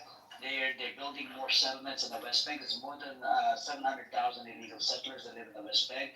Gaza, they've occupied more than 75% of the land is under occupation by Zionist entity. Yemen, and they want to take over more land, and they want to take some land probably from Egypt as well down the road. It might become their greater Israel project. My problem is when you poke the bear, right, Egypt or whatever, and if they want to attack Israel, they don't attack Israel because they're scared of America. They're not scared of Israel. Israel is a tiny, shitty, garbage land. I don't know why it even is there. Why it's a threat to the fucking Middle East. You see what I'm saying? It's a threat to the society. They coexisted before 1948. Why did you have to fucking create a Jewish state? And it's filled with Jewish supremacy. They literally passed a law in 2018, self-determination exclusive to the Jewish people. Yeah, well, all I hear is problems, and I don't hear solutions. And if you have a solution, then write it up. The solution is, I'll give you one more time. The solution in 3 minutes or less. I'll give you a small solution. American government position is two-state solution, 67 borders, which includes West Bank, Gaza, and East Jerusalem. Which I'm okay with it because I don't want Palestinians to live with the rapists. I look at these people as rapists because they've been raping the shit out of Palestinians for over 50 years. And you know they're not gonna go back to their fucking homeland where they came from, Poland, Ukraine, or whatever, Germany, wherever the fuck they came from. So I don't want the Palestinians living with these people coexisting because they're gonna get raped again, right? So instead they could have their own sovereignty, their own autonomy, and a whole bunch of other shit, and they can run their own their own show. And I want to see UN peacekeepers at the border as well. They're by the UN. That's what I want, but these people, they're not willing to do it. And they're calling Judea and Samaria, they're using a holy scripture to call the West Bank Judea and Samaria. How do you do that? Like, you don't believe in, these people don't believe in their scripture. Why would you call a place Judea and Samaria? Yeah. Okay, but in terms of the actual land division, what is your solution again? I just told you, West Bank, Gaza, and East Jerusalem.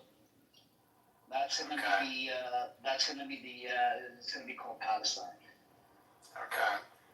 All right, and then that's it. So if you have the land, then you're happy with that. Yeah. That's your solution. That is because it's listed on Hamas charter, so I'm going based on that charter. Okay.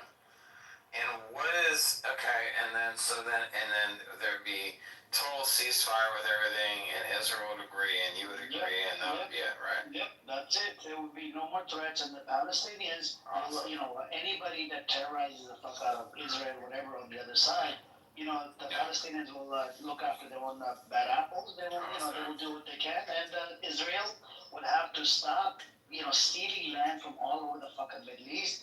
But the biggest problem is they're gonna start to self-destruct. They're gonna start fighting each other.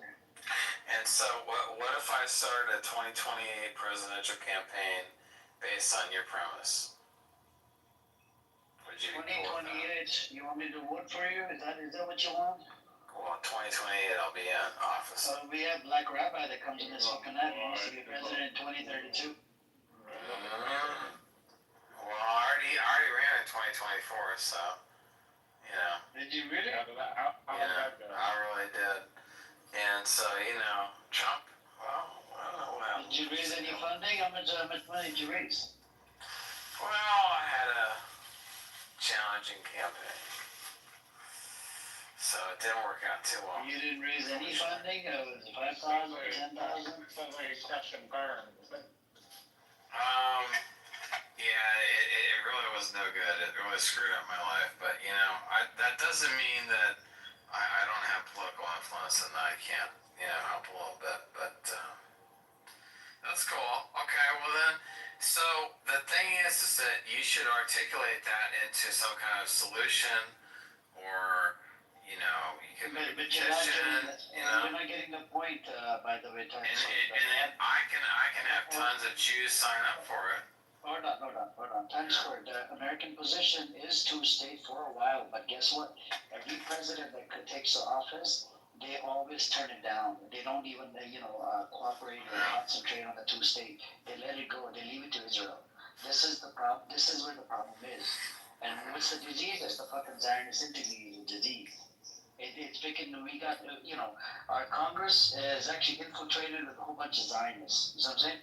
And a lot of pedophiles, a lot of, and they even have, I don't know if you've seen the video of a former. Yeah, but the thing is that, what if they change their minds, and how many square miles are we talking about that is really at issue? Maybe like, I'm gonna have to Google that. I don't know. 1,000 square miles. Well, I don't know. I'll give Israel 1,000 square miles in Texas, and Palestine 1,000 square miles in Florida or something. I don't know, man. It's just land, so just kind of elevate yourself beyond the land. Okay, well, so I know, but land is just elevate yourself a little bit beyond physical, you can. reality. Sorry. Again. What you suggest? I'm saying elevate yourself beyond physical reality, dude, and just if it's a land dispute, give the land, divide it so that people will be peaceful, and give some American land to them. I don't know. That's it. That's what I would do. Why not? Fuck it. American land for Israel, you mean? Sure, why not? So here's the thing. So I love your suggestion. I love your suggestion, man. This is really very nice suggestion. I'm American president too. What I want to say is that sure you can, Israel has to sacrifice some land to Palestine, but Palestine gets a certain amount of land in the United States, or what they want, and land is land, and people are people. It's all this stuff is just bullshit. It's just a construct. It's not real. It's just made up to piss people off and make people angry at each other, and it's just lies.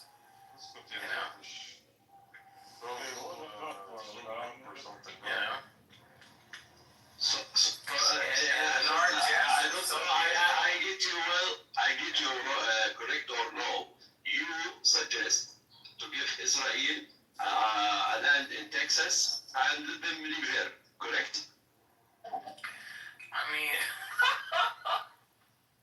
what? Why you? No, I'm saying that I asked Amir what he really wanted as a solution. American position is 67 borders. That's what I'm telling you.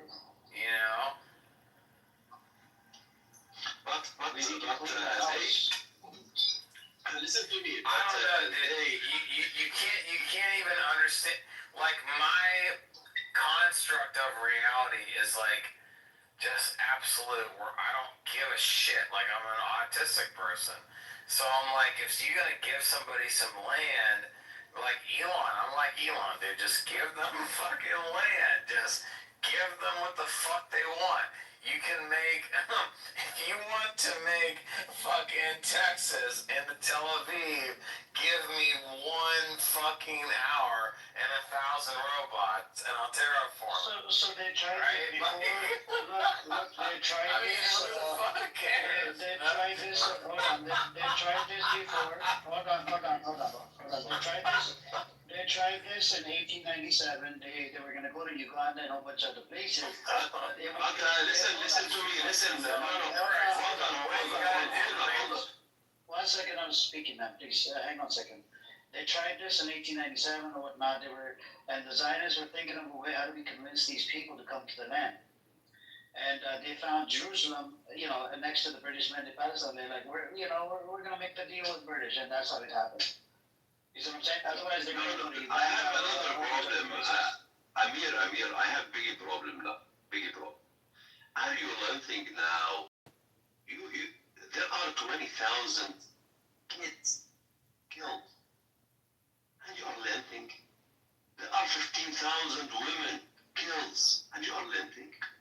Do you think it's really like something is a joke? There are people suffering, and you are learning.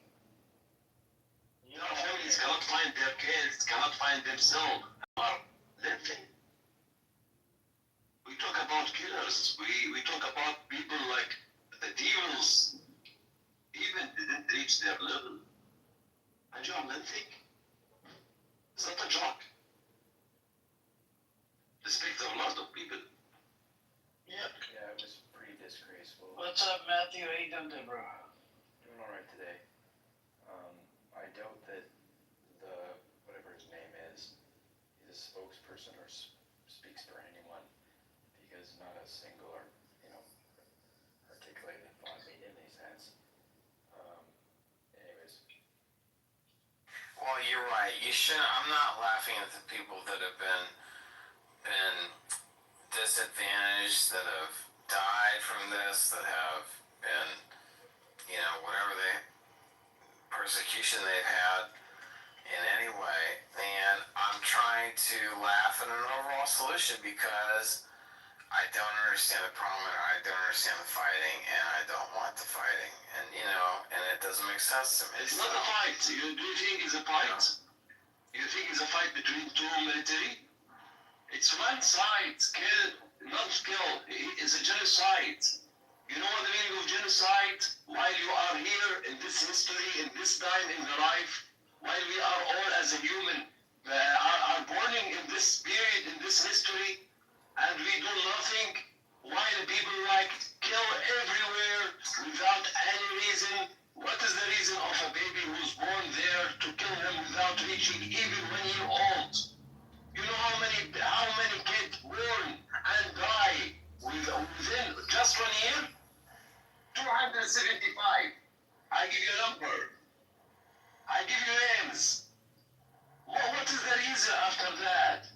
And we are apart from this history. We are apart. Why is this happening now? While we are talking. Is that what we are? I know the reason why it's happening now. If you want to know the reason. But, yeah, life is, very tragic right now because humanity is in a big movement of consciousness, and that includes, potentially the revelations, and that includes all the stuff with Israel, and Israel is very important in Revelation. It's okay to say something when you don't know the answer.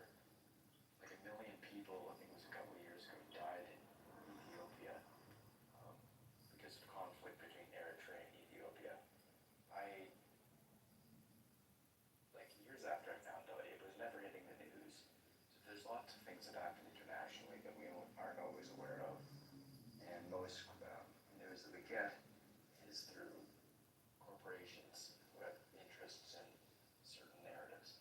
But I would say to anyone that's, for the most part, I would say like 99% of America, or just people in general, would not be okay with what's going on there. I think that the misunderstanding from this group is that the general knowledge of what's going on in the Middle East, we just don't have it. It's all in the news, which makes me ask other questions, like why the hell? If, they had a segment for a dog walk in a park, I'd like to fucking hear about genocide happening on the other side of the globe. It's wrong. It should be stopped, and the only way I think is to put pressure on the American politicians. Yeah, I agree with you, Matthew. You're right, man. So back in the days, right, there was a problem. A lot of stuff wasn't coming out. We didn't have the access to the way we have the access to like news nowadays, right? We got Twitter, we got this app, we got Twitter Spaces where you get to hear live voices. You got Instagram, TikTok. You wouldn't believe it. I was talking to my friend the other day, and I asked him about this Palestine and whatnot. You know what he said? He said my 12-year-old learned all of this that relate to Palestine, what's happening, whatnot, on TikTok. So TikTok played a pretty good role in changing the narrative where people realize that this is fucking genocide and these people have been killing them for over 50, 70 years now, And so TikTok played a large role, and that's why American government they were going to go after TikTok, And you heard about it, right? Heard about what? The American government was going after TikTok. Yeah, that was a couple years ago. Well, TikTok was taking down all the personal information and sending it to China, which I'm sure they're still doing. No, that was bullshit. It was about changing the narrative of the Zionists. They played a large role changing the narrative. That's the thing about international relations. Honestly, baby, I love you, baby. Email me the solution. Matthew can help too. Bro, there's no girl in here. Your girlfriend's not on here. Baby. Don't call us baby, bro. Bro, I don't roll like that. Babies. Email me. Let's honestly, if Trump's out, dude, let's take it over, man. I'd love to be president. I'd love to help this whole thing. I'll do it. I'll round it up. What cabinet position do you want, Matthew? I don't want anything. What cabinet position does Narcos? Are you drinking and driving? Are you? No, I'm not drinking and driving. Stop lying. Stop the cap. Are you? No, of course not. Because I can hear ice and fucking glass or whatever. No, of course not. If you are, pull over to the fucking side and get a Uber. Yeah, don't I'm get not. Uber, man. No, You I'm want me to not. stop the light, stop the freaking cab and get an Uber. I'm not at all.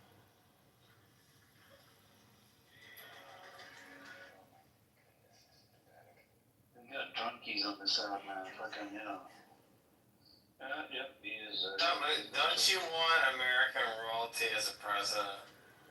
Yeah, No, I definitely don't want you as a president. yeah, come on, Jerry. Yes, you do. No, I don't. Yeah, you do. Anyways, I'm Matthew, American royalty, man. so, yeah, just, if you can mute up, All right, just, peace out. talk to Matthew. I'm out. Okay, bye-bye. Bloody Barry.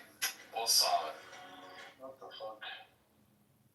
Yeah, this is some gay shit, man. Anyways. He's like typical Americans and me, no? Yeah. Ignorant, dumbass American. Doesn't have any clue what's going on around the world and America, is doing to other countries. Anyways,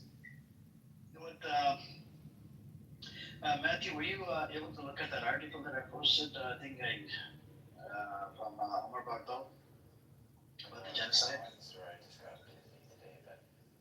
Yeah, no problem. Do you think, if you have time, just read up on it? It goes to a lot of different points and whatnot, and it's very disturbing. What's the goals? I will look into it, but is it just documenting like various atrocities? It proves the intention. Where is it coming from? It's coming from the officials of Israel. And how is it committing genocide, and how did he come to this conclusion? He's a genocide studies scholar, Omar Barta. He's an Israeli Jew, and he's got a lot of experience under his belt, and so yeah, look into it, man. You have the link. Let me put it in the chat. The reason why I mentioned yesterday why I think there must be a religious element to this is because even if Israel succeeds in gaining like the Greater Israel Project border, that doesn't like there's still basically opponents they'll have taken land from, so they'll basically have started a world war where no country is going to back the aggressor country, or at least I would hope so, but I guess I've lived through that before. But yeah, I just don't see what their end game is. It doesn't end well for Israel. Doesn't seem to be. But do you religiously support Israel, Matthew, from a religious perspective? No, I think the leap that I made, it was probably this year or last year, was that Christianity is a distinctly different thing than Judaism. Jesus was a practicing Jew at the time, but when he died, he fulfilled all the prophecies but the Jewish people didn't recognize him. Some did, but like the Pharisees and the Sadducees and the government officials, they didn't. So Jesus was put to death. And basically the Jews never recognized him as the Messiah. So they still expect, some sects within Judaism still expect their Messiah to come. And I need to learn more about that. Because every major Abrahamic religion has their own version of an end time story, and I need to learn more about what that is, because a lot of Netanyahu's behavior, at least to me, doesn't seem fully like he's fully planned everything. A lot of it seems like, yeah, there has to be some where he expects maybe he's gonna like the Messiah of Israel to return, because why else would he be so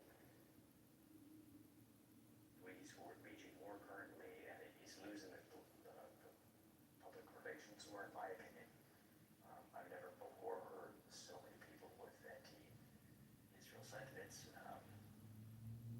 yeah, maybe you could make sense of that.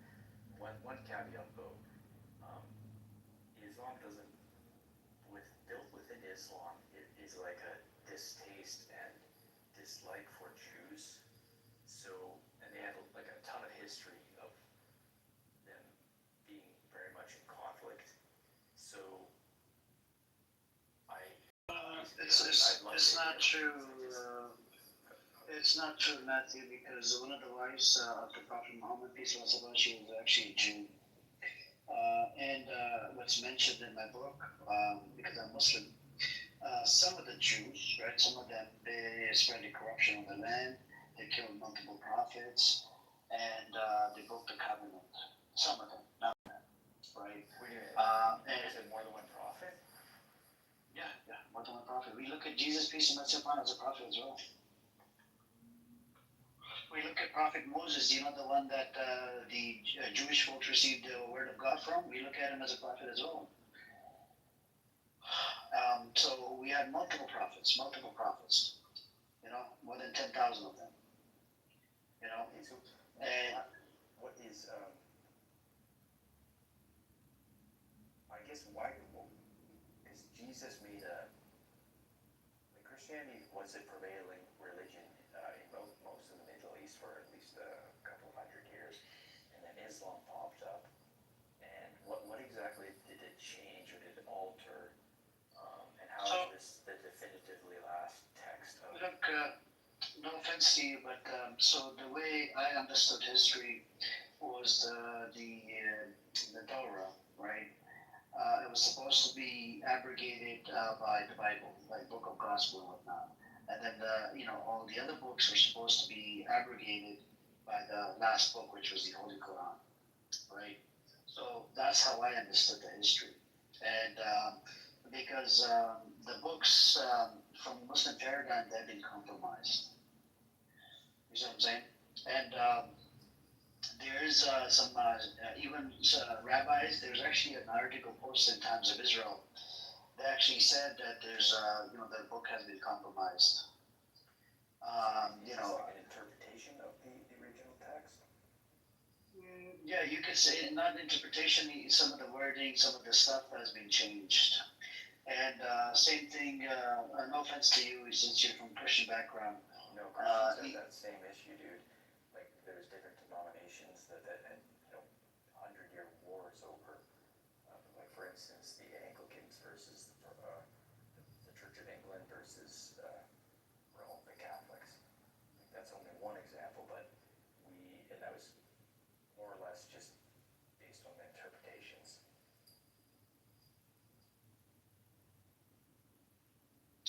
So, I don't know, man, I would have to look into it. Look, I haven't looked into Christianity or Judaism as much, right? So that's what I learned, like, on top of my head, that it was supposed to be abrogated, each other book, because the books have been compromised from Muslim paradigm.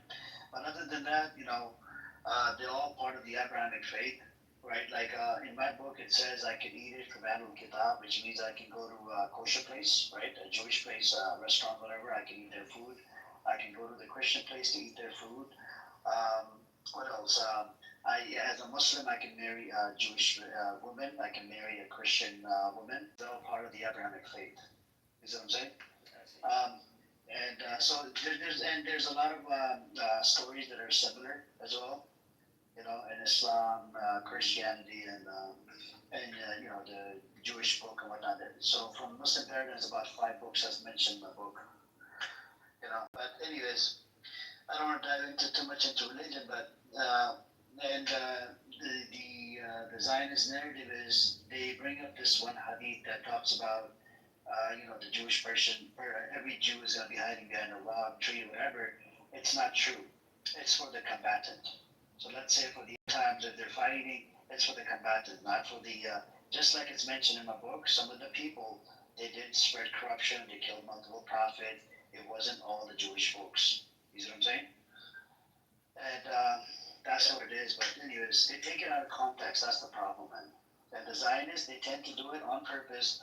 And right now, if you go on Twitter or whatever, because the Zionists lost the narrative, right? They lost the PR war. It was listed in Times of Israel. So what they're doing is, because since there's Palestinians that live inside Gaza and West Bank, majority of them are Muslim, so there's a lot of Islamophobia all over social media. They're attacking Islam for no reason. You know what I'm saying? And they're taking things out of context to spread, the BS. Yeah, well, I don't know how old you are, but I was in junior high when September 11th happened. And Yeah, I was here in California. I was here in 9/11. are you familiar with the term or concept of psychological operation? Warfare, yeah.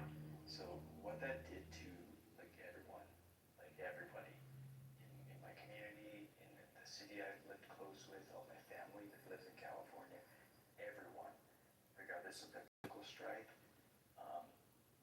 everyone became like a zombie in a way, where their critical ability to think about things on a deeper level just went away. So personally, I was because I was young, right? So I was super enraged, and I basically hated Muslims for 10 years because I didn't really get much thinking. But the media, just the way they portrayed Islam, it was just a gross oversimplification. Now I know it was all the propaganda was. They did a pretty good job, man. They did a pretty good job. They did a bang-up job. It was. Do you know what they told us at the mosques, right? So they told us, invite your neighbors. Even right now, during month, I'm sure you heard about month of Ramadan, right? We have to fast from sunrise to sunset. So you know what the imams they tell us to invite the neighbors over, invite your neighbors' friends over, and show them, look, these are the Muslims that we're not bad people, we're not extremists, we're not here to kill anybody, we're not jihadists or whatever. Because even the term jihadist, right, it was literally coined and invented by the mainstream media. We do have a concept of jihad. Jihad means. I heard a really good. So Canada as a national broadcaster, it used to be really good for their content. It used to be fairly balanced, but in the last decade it has been garbage. But prior to that, I listened to this weird radio episode where they were talking about sort of the psychology of people in the Middle East and why they might be attracted to extremism. But one of the things that they talked about was the concept of jihad. It just means struggle. Your struggle. So right now I'm talking to you. Yeah, right now I'm talking to you. I'm just struggling. That's it. That's a jihad. Or if you walk to work or. Yeah, that's jihad. That's it. That's it. Yes, I get that. Even you do jihad as well when you go to work, right? That's a struggle right there. And this is what they did on the mainstream media, Matthew. And you wouldn't believe it. They did that, and a lot of people they bought. So there's a store close to 9/11 site. It sells all Islamic books or whatever related to Islam, right? Like the holy books, Holy Quran, Kareem, whatnot. So that store. I think I heard it was 500,000 or 1,000,000 copies of the Holy Scripture. I wanted to open it up and read it, and there's so many people that converted to Islam because of 9/11. Because they saw what mainstream media was doing was bullshit. There's no term called jihadist in the book, and they keep saying jihadist, and they read the book, and they're like, what? This is just the Holy Scripture. That's it. There's no term jihadist. They don't want to kill people, this and that, because you have to read the whole context of what it talks about, what happened back in the days, how what was going on, and what the Prophet Muhammad, peace and mercy upon him, did. What he was sent to do, and you see what I'm saying? There's a lot of this stuff in there. And I would suggest you as well, if you want to get a deep dive into it, you pick up a copy of the Holy Quran from a local store, right, if you come across one. In Canada, there's a lot of stores there. Yeah, no, I definitely think so. To have an intellectual discussion and to even have an honest one, you should be able to understand the nuances of the opposing viewpoint. So whether or not you like or dislike, you should understand what it is that they like and right. dislike, because otherwise 100%. you're not actually there to have becomes into a religious mocking show, you know? You don't want to do the mocking show. Yeah. I hear you. But, you know, down the road in Canada, there's a lot of mosques. I would suggest you even walk into the mosque and ask them, you know, like, can you tell me about it and can we have a discussion? And they'll, because there's people at the mosque, they're like, some of them are scholars, right? They'll sit down and they'll, you know, go back and forth with you. And you can do the religious comparison, right? Like the Bible versus Quran, what's different and what's not different. You can do that as well. You know, just go in there and they'll be happy to, host you and whatnot.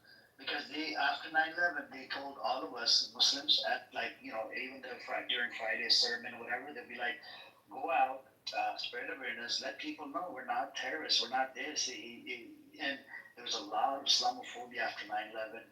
Even the attack that happened in California, I don't know if you remember the couple. They did an attack on a health facility, right? And after that, yeah. That one, I remember there was a son and a boy, I think in the Washington area that were snipers, and then. But Matthew, can I be honest with you? So right now, American weapons are being used to kill innocent parents, mothers, sisters, daughters, and whatnot. You know, let's look at it like this. Do you think those people will hold grudge until they become 18 and come back to America to do the attack? They might. Oh my God, if it was me, yeah. And you see what I'm saying? Now, everybody knows. Right now, you know, the way social media is whatnot, everybody knows, even inside Palestine, they do have access to the internet. They're able to see the videos on YouTube, whatever. Who's funding, who's giving weapons to Israel? America. Who else? Germany. Who else? UK. And these countries, they think that they're like above God, you know, the leaders, the country leaders. The governments themselves, I would utterly agree. The people of the country are like any other country.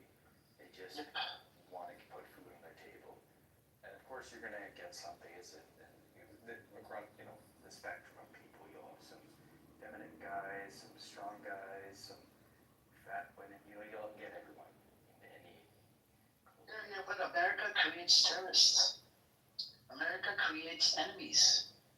They did it in Iraq. They killed a million people. Afghanistan. They killed over 200,000 people in Libya and a whole bunch of other places. So when you keep killing, right? Killing, innocent people dying. Those people, right, that have lost their family members during whatever so-called war, they can come back and attack. You know, they attack the government, attack this or whatever. Would that be justified? Because you killed their parents and their family members? You see what I'm saying? That's what I'm saying, Matthew. Logically, that would lead to that. That's what I'm saying. So, American government, we have leaders, right? They don't think twice or thrice before giving weapons to an entity that's committing crimes. They wouldn't think twice before killing anybody or throwing a bomb at somebody. Because you got to keep this in mind. There's families living there. There's people live over there. And for some reason, I just don't get this about the Western society. Some of the people, they think that they're above people that live in the Middle East. That these Arabs are terrorists, these Arabs are Arabs are up to no good. And there's so much shit that came from Arabs. If you Google it right now. I'll tell you why. So I was involved in politics for quite a few years in Canada. And one of the key things of the party that I was part of, this is years ago now, but we were really successful on our marketing. And the reason why we were successful in marketing and the difference between Canadian democracy versus parliamentary democracy. So basically anyone that's elected can speak their mouth. But what our party did was we stayed on message. So because the reason we did that, everyone was exhausted about it at the time, but because the average person thinks about politics, I think it's literally like 30 seconds or less once a year. That's how little they think about it. So we stayed on message all the time because we wanted the 30 seconds when they eventually did decide to pay attention, they were going to hear the message we wanted to year that we knew was going to resonate. I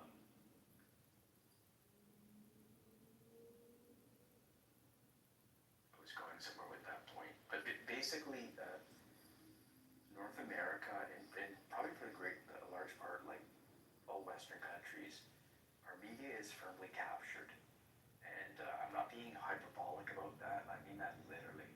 Like about 10 years ago in Canada, the current Prime Minister at the time said that he was going to pay for, because print media, like newspapers, were starting to die.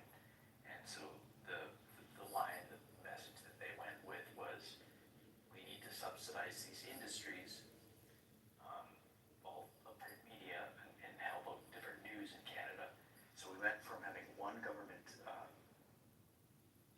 CBC, to absolutely every single provider of news in this country is paid for in large part from the government. And what goes along with, there's basically, these organizations or companies will be ran by boards who will set the parameters for the messaging for the year. And it could be as loose as like, look, we want to focus on women's issues, Aboriginal issues, but it's plain as day because when the Prime Minister that brought in these changes came in, like the media, the CBC stations, before he made all the changes to the rest of the media, it was the most biased I'd ever heard it in years, and I stopped listening to it altogether. But why I highlight that is, if people are smart, okay, even if they're not that smart, they can figure things out and they can go with their gut. But if they're not given the right information, or no information at all, they're not going to arrive at, well, they're not going to be part of the discussion, right? They're not part of the decision-making process. And so, I think that's very much what's going on in North America. Like the majority of the North American public, people sometimes forget this, because they just blame George W. Bush, because that's what people do, but the majority of the American public was in support of the war, the invasion of Iraq. It wasn't just George Bush's fault, it was a whole team of them, but the media's control in producing or projecting the reality that they want, and the consequences from that are, well, they're not stewards of the earth currently, it doesn't feel like, because and the American system seems to be in need of an overhaul. I still personally think that the American Constitution, as well as the original found, it's the best that the world's ever seen, but it's not being practiced in reality, and it's time for a reckoning of some kind. I prefer peace, with all solutions, but let's hear what you have to say. Peace. Hey, what's up, Marcel? What's up, Josh? Welcome, guys. What's up, brother? How you doing? Everything good? Yeah, my Miami Hurricanes college football team, they won today, so I'm very grateful that we got the win. And I talked to my entertainment attorney today because my Instagram is still down, my main account. So we're gonna sue Meta. Okay, good luck, man. Yeah, we're gonna sue Meta, and been 3 months, man, without my account. It's ridiculous. So I'm part of 2 class action lawsuits right now with 2 different lawyers' offices, because there's several class action suits against Meta for their AI technology disabling accounts. So I'm part of 2 class action lawsuits, and then my entertainment attorney is first going to send a demand letter or something, and then after that we're going to sue them. I hope you win it, man. I hope you win the case. Me too, man. Yeah, it's not good what they did here. Anyway, it was a mistake. I even got an email from them saying, here, I'll read it to you. It says, we found that our AI technology made a mistake adding restrictions to your account. Thank you for taking the time to request a review and helping us improve our systems. Our priority is keeping them. So they reinstated all my accounts except my main one. The account that caused my main account to get suspended, they gave that back to me, but still my main account is suspended. So I have proof. I have screenshots from them telling me that AI was the reason my account got suspended, and I have proof saying that they made the mistake.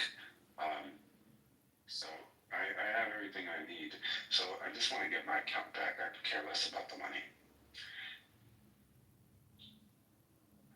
Oh, perfect. Yeah. Assalamu alaikum, everybody. That's what I'm dealing with on my end.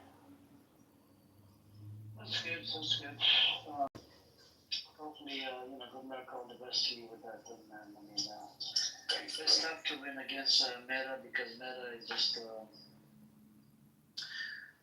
Meta is basically was actually shadow banning people for sharing anything pro Pally. The whistleblower came out and she said it, and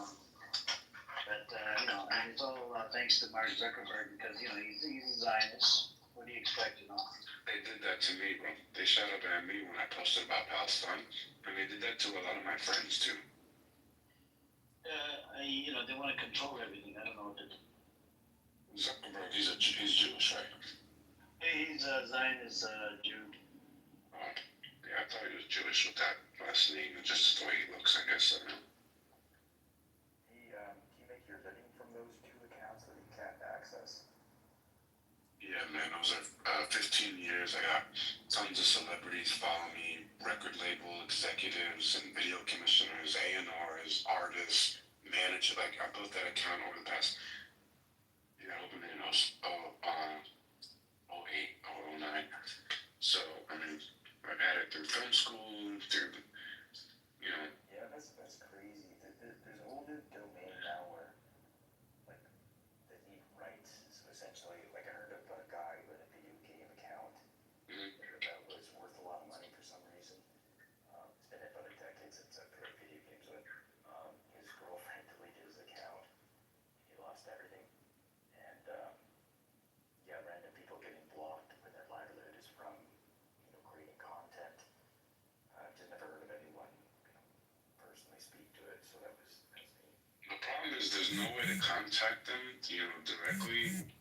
I mean, I'm verified and I sent them a message and everything, but, like, I can't call them, I can't email an appeals team, so it's like, and then they apologize and reinstate all my accounts, but my main account, I have, like, I don't know, $45,000 on that account, but, it's all my content and pictures of me with my work and my clients, and so I'm just really confused. So you gotta go back to them, I guess.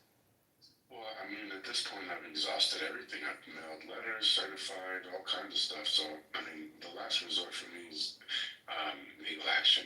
Because I did a lot of reading on Reddit, and a lot of people went through this. Some of them got their accounts back after sending the demand letter.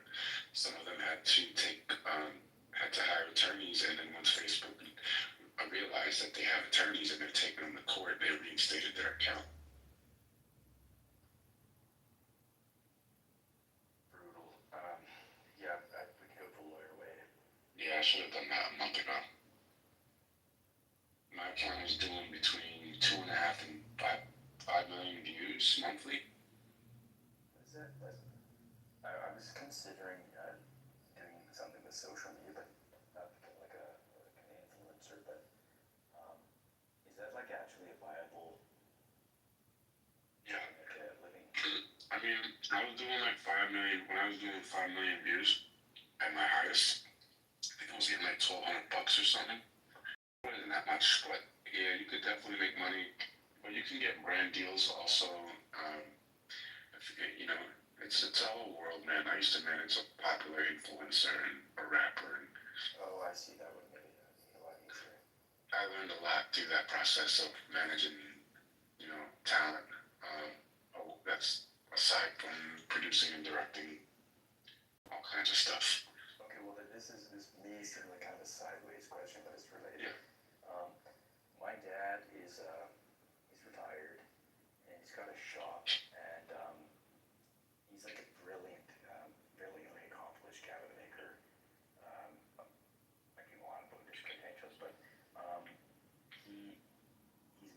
wants to make guitars in his retirement. So he made Nice. one successfully. Like took him 4 years, but it's like one of the most well built guitars I've ever seen. What do you think would be the right way to approach? I don't know, getting his content, out. If I take some good pictures, and is that enough? Or like, how would you? But of all the platforms, guys, that you can grow the fastest on is TikTok. TikTok you can grow the fastest out of all the platforms. So I would do a lot more videos and, put pictures in between the videos post. But TikTok is definitely the top of the food chain. So he's got this good, like a couple hours footage of him in the shop and then cut it up and make it interesting kind of thing. Yeah. On TikTok, there's an option where you press a button and it'll automatically make it, it'll edit it for you and make it cool. And they have about 10 different settings that you can choose from. So let's say you shoot your dad creating a guitar from like 4 different angles, and then you take those 4 clips, throw them in TikTok, hit the auto trim button, and then auto trim will take those 4 clips and chop them all up and suggest songs. You pick a song. And then bam, you have your post. So what I would do is and the same with Instagram and Facebook, is create a schedule. So go there every few days, rack up the content, and then just set pre-scheduled posts. So Facebook allows you to do a planner where you can pre-schedule your posts. So Facebook and Instagram both together. So you can do those too, where you don't even have to monitor it, just schedule it, put up like a post a day for a couple of weeks or 3 weeks, so you don't have to deal with it, and then work on the other accounts, right? So you do TikTok, and then YouTube is another great one. That's what's gonna happen. Like he's got a lot of talent. Like, just to put in respect, he's the only Canadian to be that was inducted into the North American Woodworkers something kind of guild. Anyways, the only reason he became a cabinet maker is because he wanted to have a family. So he was a musician. It was in that lifestyle. But I'd like to help just help because he doesn't have much social media knowledge, nor do I, frankly. But I know that's the road to him turning this into something. Like if he sells 2 or 3 here, that'll be enough. One of my clients is a sports apparel company, and we're starting a podcast, and I actually need a cabinet maker to create a. We have the podcast desk from his old store. He used to have a store at the Hard Rock Cafe, and then when they built the Guitar Hotel, they kicked half of the vendor or the store owners out, and he was one of them after being there 10 years. But we have the podcast desk, but it was destroyed over time. So I need a cabinet maker to either rebuild it, because it's really nice, or just build a whole new one so we can start a new podcast. But yeah, it's funny you said that. I do want to kind of get back to the topic of the week. Yeah, no problem.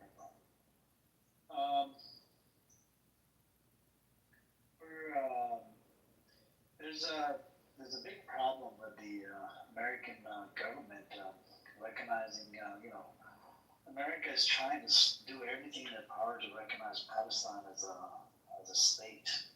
This is the main reason why they actually blocked, sanctioned Palestinian Authority that runs the West Bank and their officials. It's like more than 80 of their officials have been on sanction list.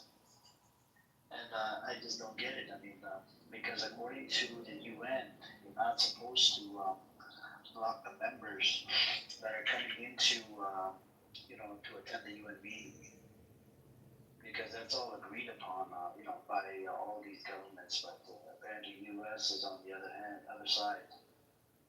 Hey, I read the other day that Trump had congestional heart failure or something like that. I read it in a few different posts in the comments. I seen them on like 4 or 5 different posts that someone they were like, one of them was saying like the right doesn't want to admit Trump has congestional heart failure, and I few times somebody, different people. Trump is saying that never felt better in my life. Donald Trump admit he's dead viral trend. I just don't get it. Donald Trump at risk of amputation. Doctor issues warning amid concerns. That's coming from Mint. You have the Hindustan Times. That's this from India. It says amid Trump's health concern, J.D. Vance says he's ready to serve. Yeah, J.D. Vance is ready. He wants him to. He wants to push him down the stairs or something. I think. Economic Times. It says Trump dead rumors when White House offered head scratch excuse for. The Independent. Trump collapsed back after weekend of speculation about his health. Never felt better. Daily Mail. Trump brushes off health concerns with defiant message after rumors swirl. What else do we have?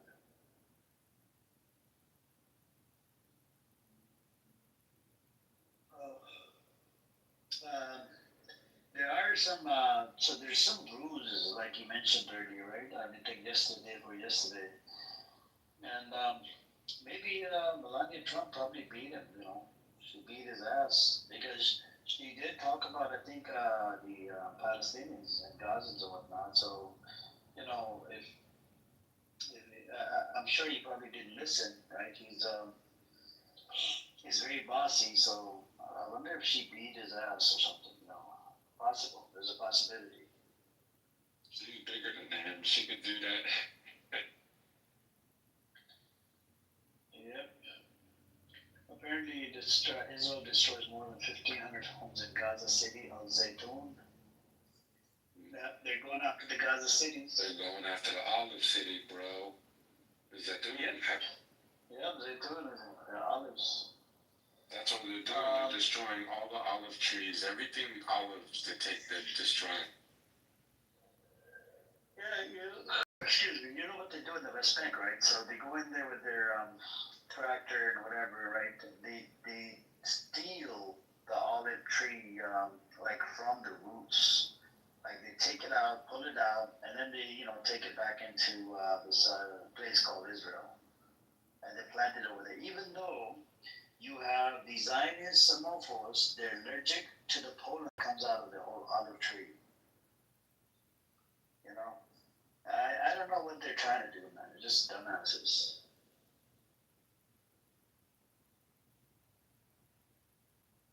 And definitely dumbasses. Yep.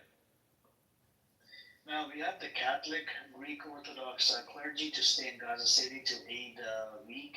So there's a lot of people that are hurting, weak people and whatnot, and they're apparently they're not going to leave from Gaza City. They're inside the church. Did you see? Pretty sure they're standing their ground. Did you see Netanyahu said something today or yesterday about continuing to move forward without U.S. support? That I haven't seen it. Was it reported like yesterday? He said. Yeah, I think. Let me see if I can find it. Hold on. Give me a second. Yeah, said Yeah. something.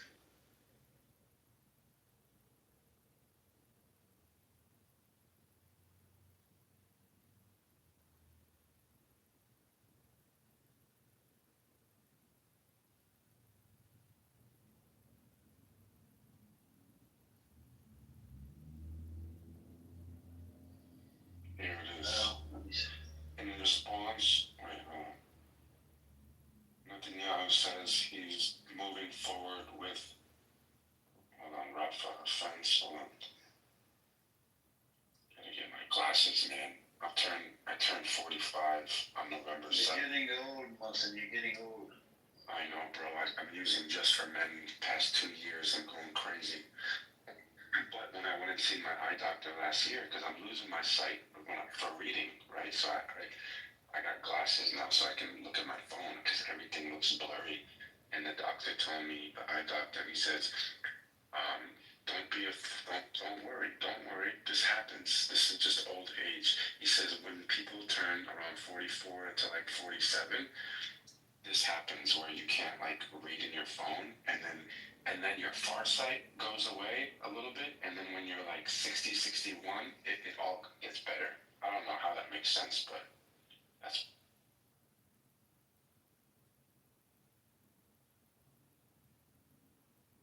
I'm gonna see if I can find the article. I'll be right back. Yeah, no problem.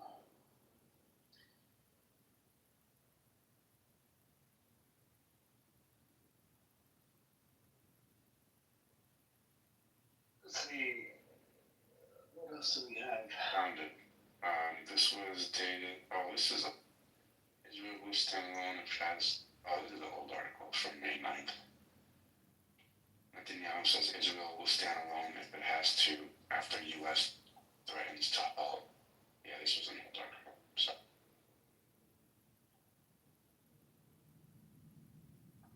Yep.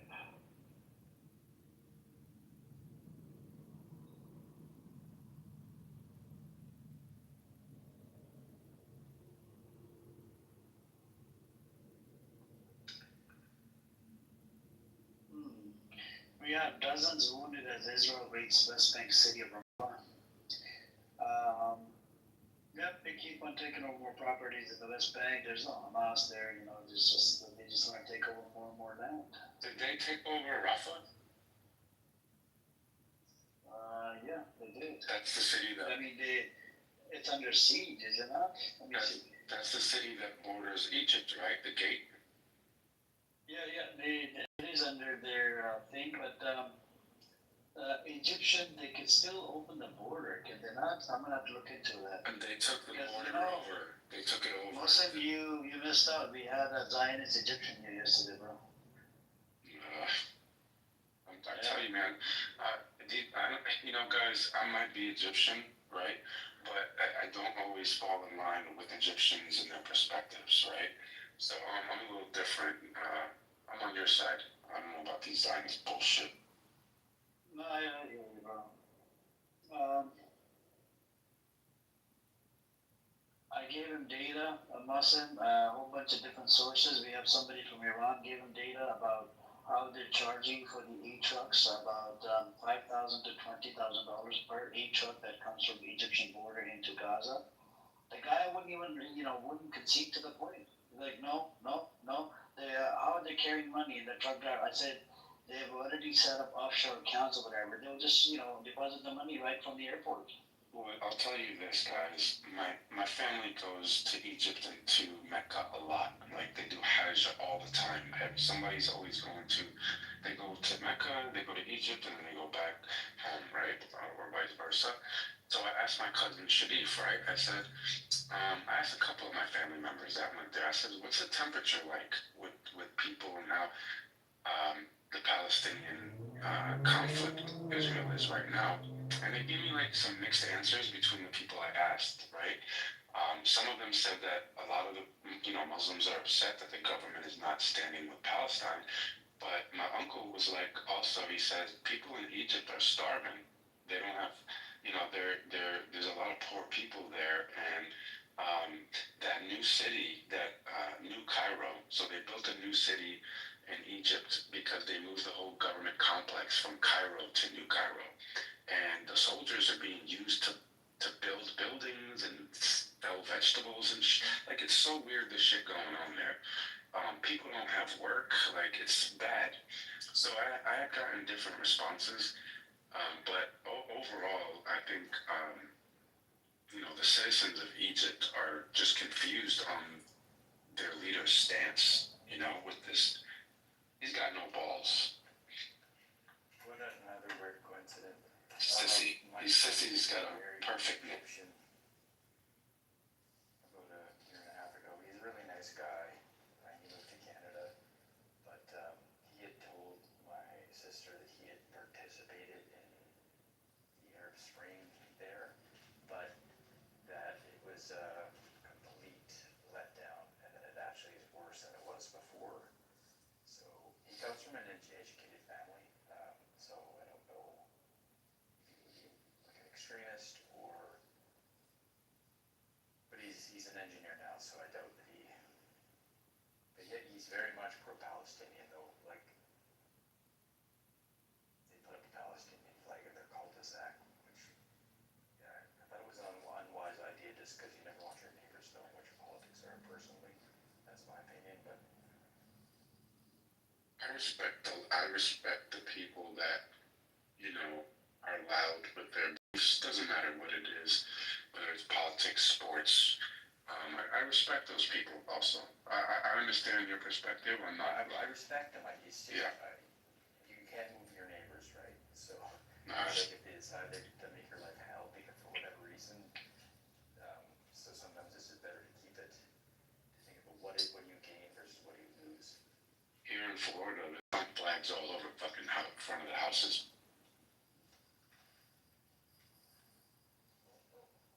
At least there was. I don't know about now.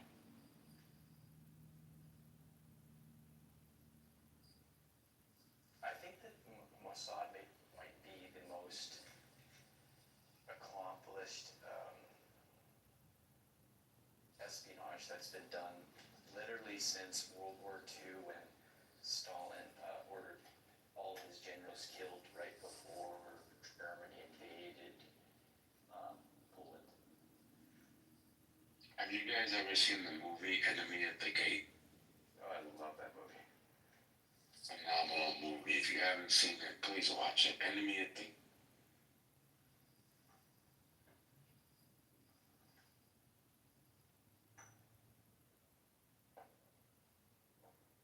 You know what's Yeah. funny?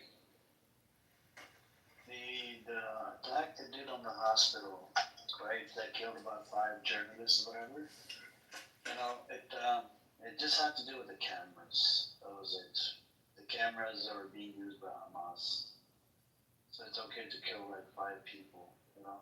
They won't let us document. They won't let us document. But then, you know, if you have a problem with the camera, go fight the cameras, man. Why are you killing innocent people? My sister was telling me that there's like upwards of like 123 journalists on No, more than 250, Matthew 250. Insane though. Like that does. And you said that. It means they're targeted. You said that's how many they killed. Like it was higher than 100. You know. It's higher than 250. It's about 300 and some change. Journalists? Yeah.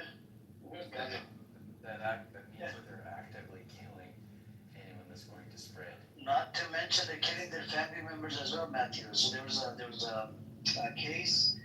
Not only they killed the person, you know, the camera lady, the journalist, the family, the kids, the whole fucking apartment blew it up. And they did this multiple times. These disgusting animals. They're not even human beings. They're just fucking animals. I saw that. I mean, one of them. I did see that. You saw it, right? Yeah. That was disgusting, man. Also, the doctors they killed. They killed a lot of doctors, man. Mm-hmm. They blew up a lot of ambulances. Like it's just unhumanitarian stuff.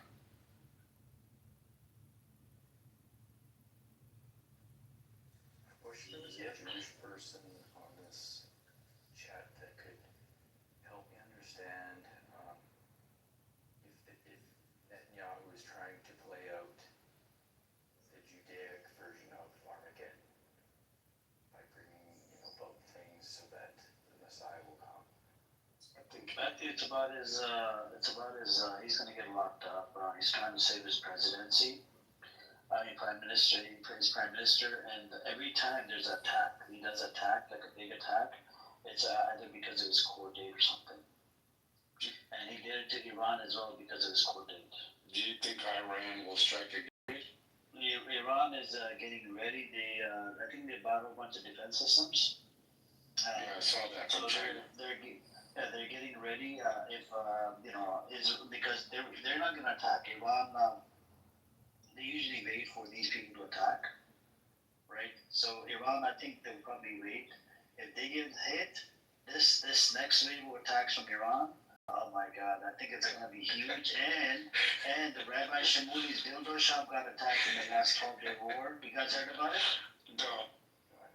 Yeah. So Rabbi Shamuli's dildo shop is located in Tel Aviv, right? During 12-day war, that shop got attacked. You got a whole bunch of people inside the bunker. They're talking about orgy and whatever, right? They're trying to do orgy, right? And then you had what was it? you had a whole bunch of people from the black community. They weren't even allowed inside the bunker, right? We've seen some of those videos as well. Bro, is this for real? This sounds like an Adam Sandler movie, bro. Oh no, you didn't see the Twitter thing all over the place about the Rabbi Shamuli's dildo shop? I didn't see it. Okay, go on Twitter right now. Just search for it. Rabbi Shamuli's dildo shop doing dildo war. Okay. It's the best dildo shop. They do international delivery. Oh my god. I wrote so many reviews. Yeah, it's his daughter that runs the shop, and he's so if somebody comes up to him that if it's a husband and a wife, right, to Rabbi Shamuli, and for some reason he can't satisfy his wife or wife can't satisfy him, then Rabbi Shamuli signs a prescription.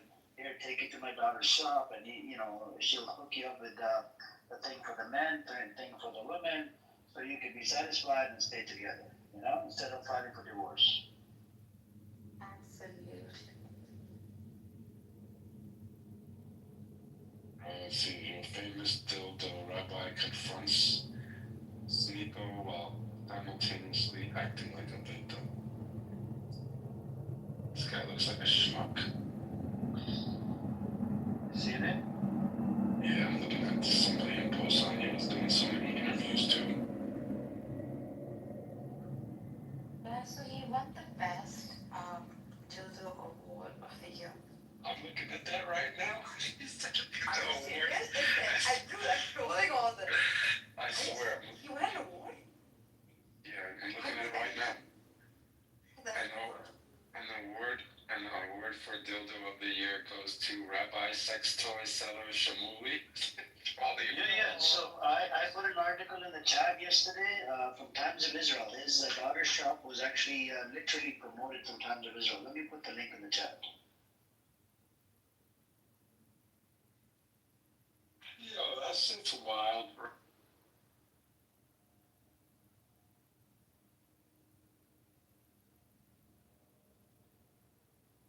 There we go. And it's a kosher sex store, by the way. And they were debating in my room about how do you make these certain things kosher. That was crazy. I'll put the link in the chat here. Read up on it. Every dildo must be made kosher. This shop was owned by Rabbi Shamuli's daughter. This article is from 2019. Oh, wow. A lot of dildos were bought during the pandemic. As you all know, we were stuck. Kosher sex store in Tel Aviv, run by Rabbi's daughter, sells spice from marriages. What the fuck? I wonder if he opened up a second location. No, he's famous, man. I'm sure he probably has multiple locations. So we were trying to tell black rabbis to do the same. We thought like through envy he might get inspired to like open a dildo store, but Rabbi Shamuli is actually a celebrity. Exactly. So I don't think Black Rabbi would be like a celebrity. Yeah, I think even if he had 10 dildo shops, he would still long for that YouTube celebrity. Is he a black guy? Yeah. Is he black? Yeah, he comes in here. It's a Black Rabbi. Yeah, he comes in here. But he doesn't think he's black according to his tweet on Twitter. So, there's a lot of these things. What else do we have? Yeah, I talked to him a couple of times in here. I don't know. He's an idiot, bro. He is an idiot.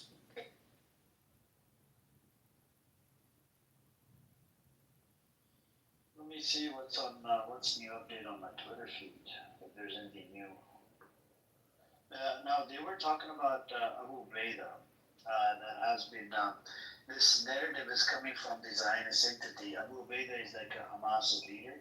Al-Qassam Brigade's leader. Al-Qassam is a military wing of Hamas. And they were saying about that they did bomb his, house or whatever, wherever he was living.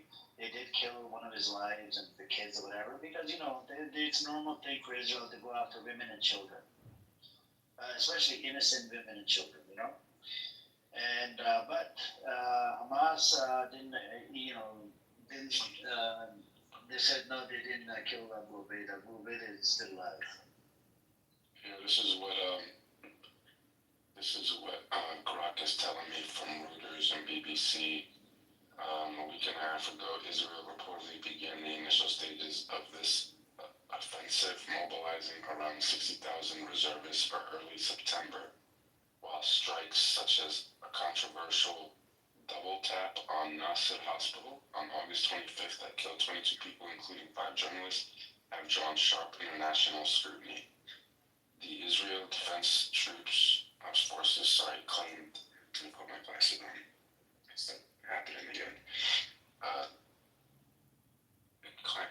IDF forces claimed the hospital strike targeted a Hamas camera, but journalists and human rights groups, including the Committee to Protect Journalists, have highlighted it as part of a pattern endangering media workers, with at least 192 Palestinian journalists killed since October 2023. From the Palestinian side, reports from Al Jazeera describe these as indiscriminate attacks forcing mass displacement, and these numbers are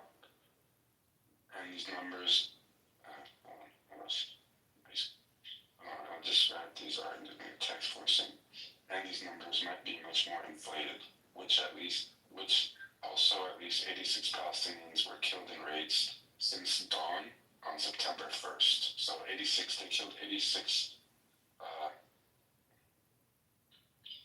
children and aid seekers. How do you think such targeted or perceived attacks actually on infrastructure like hospitals? They're targeting media outlets, this affecting trust in international reporting and the flow of information.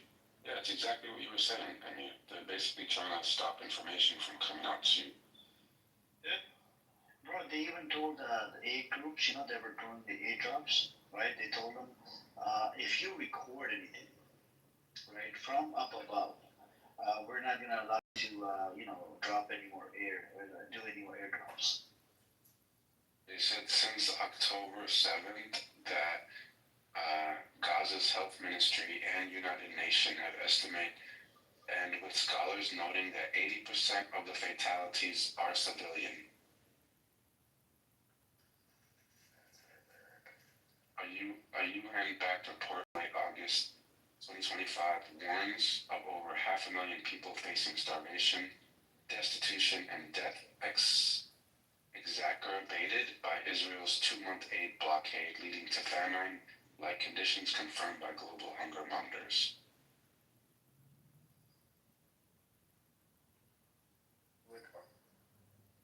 Is the entire Israeli population as asleep as North America because their news is also lies?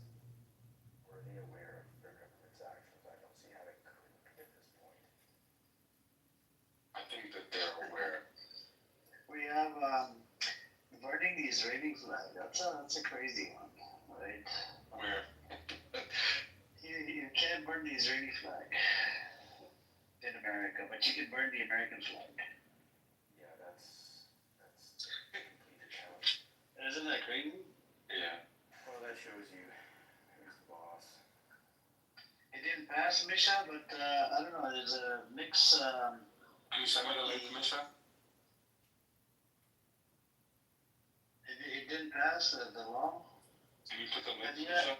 Yeah, if you have a link for it, let me know. I found a link that says yes, and another one said no, you can't burn the Israeli flag. The Israeli flag this weekend, the only one. I have an article from August 16, 2025.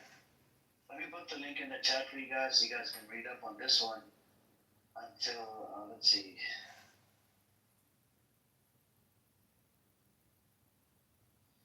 Yeah. So in Beverly Hills, because that's where a lot of the Israeli folks or people that support Israel live, they became a law. I think they passed a resolution or something where they're gonna be waving Israeli flag in front of the school or some shit. I don't know. Well, I can't wait for that to happen because I lived in LA and I mean, what California's like. Yeah. Like pro-Palestinian people are gonna confront any Israeli flag that comes out there. Almost wants to come in. This idiot, he doesn't know. I sent him a link to the house. So the law doesn't exist, Misha, or the law still, is there still law in there about the flag burning? Is it yes or no? Yay or nay? K. K. Nay. K. Nay. Hey. Hey. By the way, that room was still running, like you said. I think that guy did block it. Yes, Misha. Welcome. Hi. Hello. My head has a heartbeat tonight, so I'm gonna go to sleep. But to answer those two questions, the Israeli flag did not pass as of yet. The burning of it. There's still another round, which is it's not going to. Also, LA County fought back, and that's down now. The whole flags during that's out. They voted again today, and thanks to social media and the outrage of people, it's no longer a thing. So that's gone completely. What do you mean gone from where? From the school? That was a school board vote, and even the president voted against it, who's also Jewish. So most of us did. It would literally affect. It would have been the dumbest move. Anyways, that's gone. Not happening. No. It's not happening. Okay, good. It's out. Thank you, Misha. This is yeah. Thank God. Misha, you're doing a drive-by. You're going back down to. I'm doing this all day long on the other end, like with our collab people and like the flotillas. We're talking to people. So I'm here listening to you is like my time, my downtime. But Yeah, no problem. Enjoy it, and take some rest. I call it the basement where I live, and I love it down there. So Yeah, no problem. I'm here. Do your thing. Yep, take care. Do your thing. Thanks for the information. Yeah, thank you for the info. Anytime.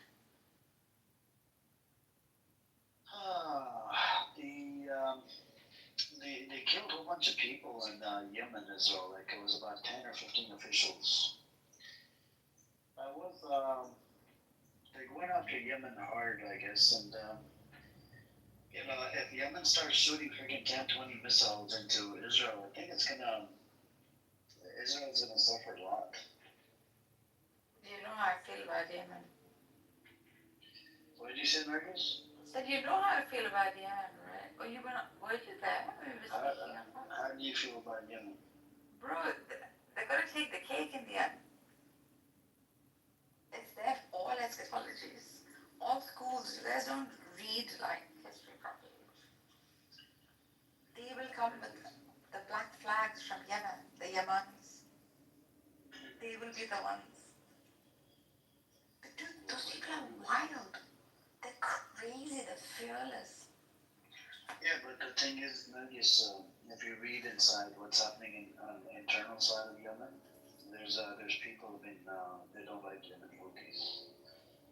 So I know those will be the ones. Yeah, but when we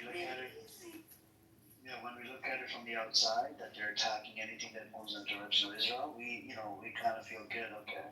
But then when you talk to people that do not support it on the inside, it's just because they're kidding their own people. All right. Are you serious? Yeah. You should ask that guy. The guy that speaks slowly on the side. What's his name? He speaks really slow. What kind of scripture is this? Give me some more description. I actually have him on lock list. Let me see. Well, he was Because he's annoying as hell, and he came in here quite a few times to gaslight the stage on purpose. Oh, was I that? The last comment he made is the kids that live in the subcontinent, right? Kids that are, that have ADHD, that don't, that are loser kids. You know what their parents do? Their parents put them in madrasa. Who's that guy? Which loser said? Yeah, this loser said, this one loser, he's from Yemen. Oh, hold on. Is this who's this? Yemen. He's I'll text you his name. He claims to be Salafi. Yeah, I know who you're talking about. Idiot. I know who. Oh, really? Okay. And then he did the same shit last time about something else, and the last time about something else. He was talking about the Houthis. Yeah, he said it about people inside Yemen. They don't like. These I think sushi or something. There's some kind of mix. So these people like are hardcore religious. They are not the other ones. I mean, These those are are. known to be Sharif and that kind of a lot of valor. They still use swords. This is so freaking ancient, bro. Yeah, let's see. Let me see. Okay. So, what else do we had? All right. So it says Netanyahu said that you can't be an American patriot if you are anti-Israel. Are you guys anti-Israel? Who's anti-Israel? Never over my dead body. Whoever is, please stand up. Please. It reminds you of that song from Eminem, Slim Shady. Thank God you have the reference. Where are the other losers sleeping? I don't know. I think this turns into a sleeping room. People start to sleep, go to sleep. Anyways, maybe you can enlighten me. Is there anything new that's happening in Yemen? no, not right now. Yemen, they killed a whole bunch of officials over there, more than 10 of them. Israel did this. Officials. Yeah, including the leader of the Yemen. I think prime minister or something, or leader, president. And Israel did this, so let's see what Yemen does. I mean, Yemen might shoot out some more rockets into Israel. I think that's what Israel wants. Israel wants Yemen to shoot out about 50 rockets at a time. If they were to shoot 50 rockets at a time, I think I think that could be sort of like end of Zionism, man. The rockets that effective? That's what I think. What did you say, Matthew? Are the rockets that effective? Yeah, they're hypersonic missiles. Oh shit, okay. Hypersonic, ballistic missiles. So hypersonic travels, I believe, at 3,800 miles an hour. Okay, so now J.D. Vance says, let me see. He said, let me see. What is he saying?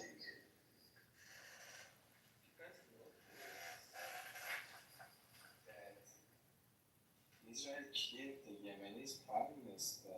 If and your chair really needs WD-40, it's making a lot of. Oh, yeah, no, we're fine. My chair, you know. Is it your chair or is it Matthew's chair? I don't know whose chair it is. My chair. You need WD-40, Matthew, WD-40. Yeah, There's just no drops, bro. You can even use coconut oil or some kind of baby oil. Yeah, I've used it. It didn't have it. You know, in architect, I use these, I have these hacks. Yeah, it works.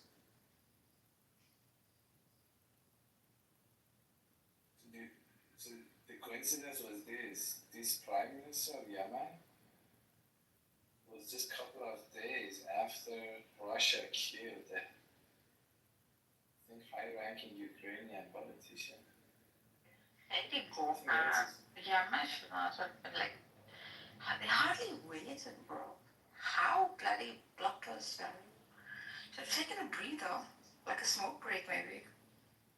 No, Why? like, they didn't need to, like, you know there's anti-Yemen, right? The Griffin? I know, but I'm saying it. Because he's at Buenos Aires, hope he's at Buenos Aires. Like, they rushed in.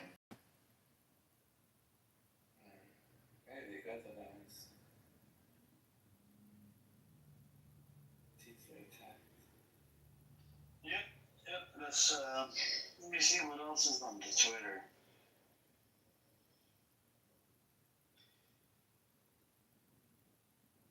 I mean, watch. So, Did you see your no, apparently,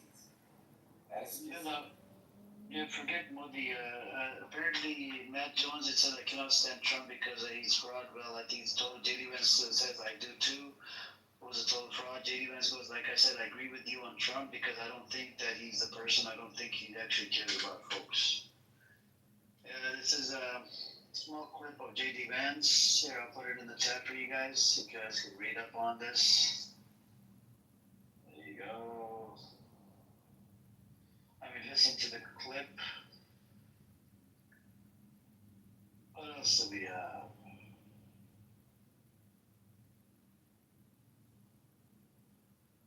Well, APAC is not dedicated to peace. They're dedicated to this nexus support in America. Okay. We have the former U.S. President Jimmy Carter.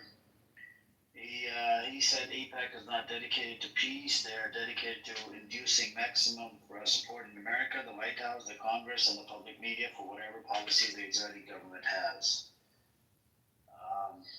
This was his video on Twitter. Let me see.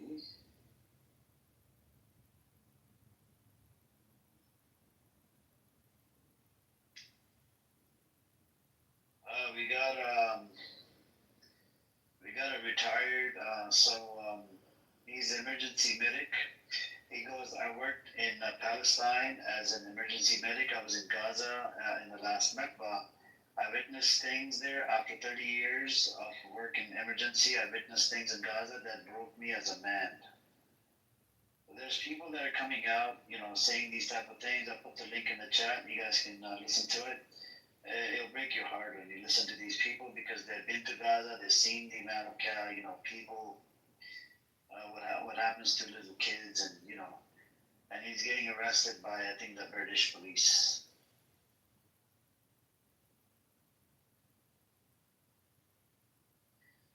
Greta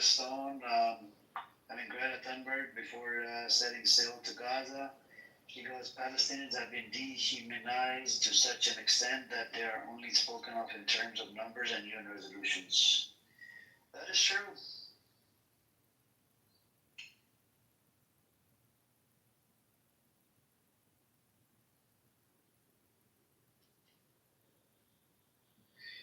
We got Sneeko on grooming gang. PSYOP Sneeko is 100% right. Almost everyone fell for the PSYOP. They were all waiting for a false flag and assumed it would be a terrorist attack, but this was it, and they fell for it. Let me see. I'll put the link in the chat. You guys can watch a small clip of what is it?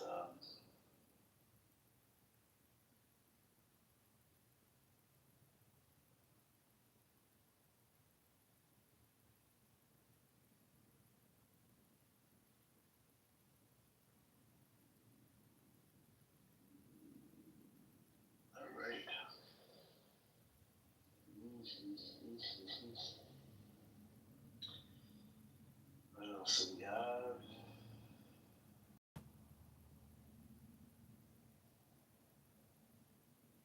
Let's see. We have a journalist, Wael Dahdu, calls to protect journalists. That's interesting. We have the Greek restaurant kicks out Israeli tourists after they tried to rip up a pro-Palestine poster. I think, they need to be pushed out of every restaurant. Can't be here. You guys can watch the video. These disgusting animals, they're doing everything in their power to freaking. You guys can watch the clip.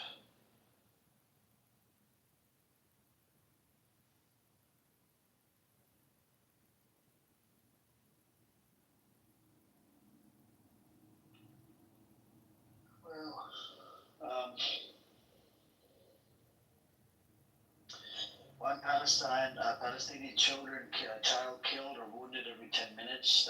That is a fact. It's actually, wow. They have a new flotilla from Barcelona to Gaza. The largest flotilla ever is about to sail, carrying food, medicine, and baby formula. Here's the link. I wonder how they're gonna arrest this many people, man. Do they have this big of a fucking thing? There's the link for it. You guys can check it out.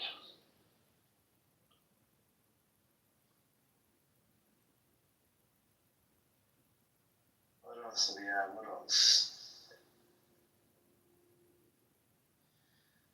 Domino's pizza valuation drops 20% amid boycott over his stance on Israel. I don't know what the deal is. Why the fuck are you supporting Israel, man? It's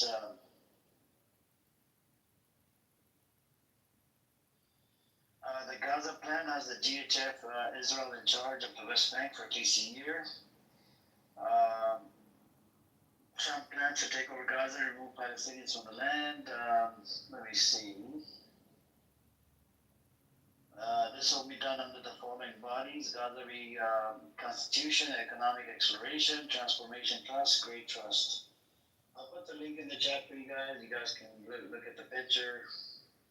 And he was talking about something along the lines of that today. It was mentioned in terms of Israel. And it's very disturbing.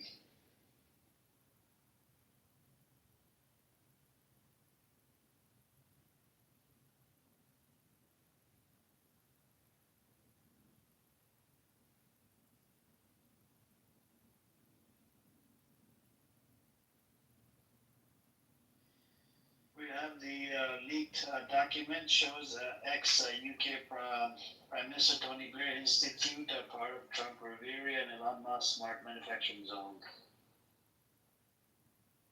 Yep.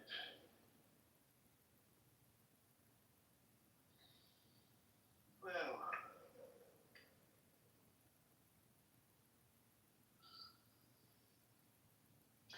so just then, Israel planning to annex 60% of the West Bank. Israel's planning to the annexation of Area C of the West Bank, which is 60% of the West Bank. Yeah, I think they should just come out and say it, that yes, we are going to occupy more than 60% of the fucking land, and just go with it. Why are you trying to, not just come out and say it in the open? Where are they gonna push all these people, bro? Like, where are they gonna push all these people? So they divided the West Bank into three parts: Zone A, Zone B, Zone C. It was supposed to, so the Zone C and Zone B, Zone C was supposed to be controlled by Israel, only control, not take over. Zone B, half of it was going to be controlled by Israel, half of it Palestinian Authority. Zone A, fully controlled by, is supposed to be controlled by Palestinian Authority, but what fuckers did, they put checkpoints in everywhere in West Bank. They even have freaking checkpoints flying on chopper. They'll pop up a checkpoint in the middle of nowhere, So what they're doing is they already kicked about 40,000 people in the West Bank, Smotrich, which is the finance minister, he passed. There was a bill that was passed in the Knesset to put 3,000 settlements in the West Bank and Zone C that will divide the West Bank into two pieces, which means that they're going to have a problem with the Palestinian state. How are you going to build it? Exactly. I have another question for you. I read an article about Israel being like one of the top countries in the world as far as like organs. Do you think that they're taking organs from Palestinians that are dead or anything like that, or no? Yeah, they did that before. There's a whole bunch of rabbis that got arrested in New York. If you Google it, you come across an article, Mohsen. Damn. Yeah, I was wondering that when I read that. I probably read that sometime last year. I'm thinking in my head, I'm like, man, all those people that they have as prisoners, because they were just grabbing people off the streets and taking them, putting them into jails. And like, who the hell, nobody knows. Like, these people are moving around so much. Parents are dying, brothers and sisters are dying, getting taken away from their family. Like, I was just thinking in my head, like, damn, I wonder if they're like, taking their organs and fucking, doing that black market shit. That would be evil as fuck.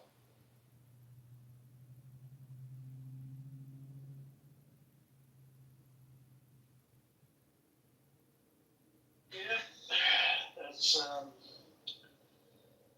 is what it is, my friend.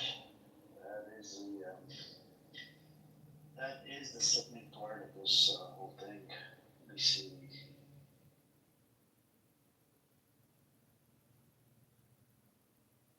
Well,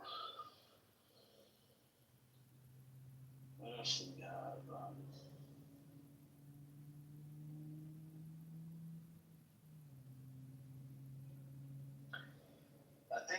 we should ask Shuki, maybe he can come up and maybe play us the national anthem of Israel.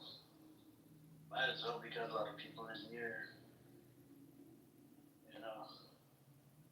Is this Shuki or imaginary friend? Is this Shuki or imaginary friend? Imaginary, no, it's a real friend. Is it male or female?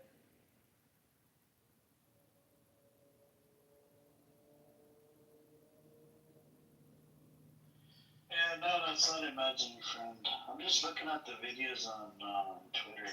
It's pretty crazy. Got some,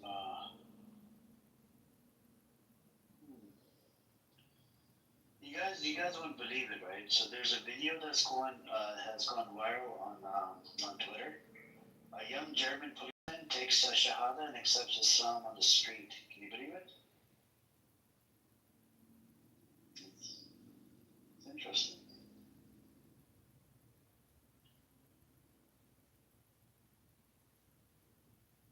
You see what Josh said in the chat. He said Israel has the world's largest skin bank. Where do you think they get the skin from? Ex-business partner of my dad was this Israeli guy, and he got a liver off the black market. Alhamdulillah, he woke up from surgery in handcuffs. Yeah.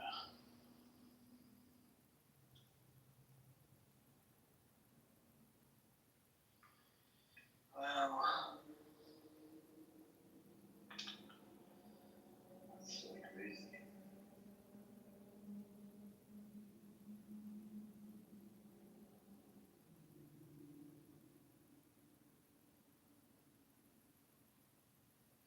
I think Shipki wants to play the national anthem of Israel. Let's listen to it. Let's see what he wants.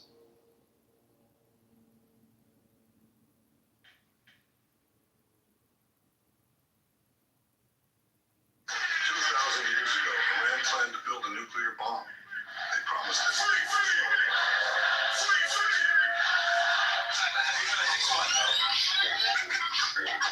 Death to the IDS! Death to the IDS! Death to the IDS! Death to the IDS! Death to the IDS! In the name of peace, thousands were bombed. Mission successful. Just shut us up when we call it out. This ain't about hating Jews, it's about what genocide lets them do. Honest, I'm breathing, y'all say mute while your offense forces left. Hell yeah, from the river to the sea, Palestine must be will be, inshallah, and will be free. Palestine, free, free, Palestine, free, free, Palestine. Have you heard this one, though? Death to the idea, death to the idea, death to the idea, death to the idea.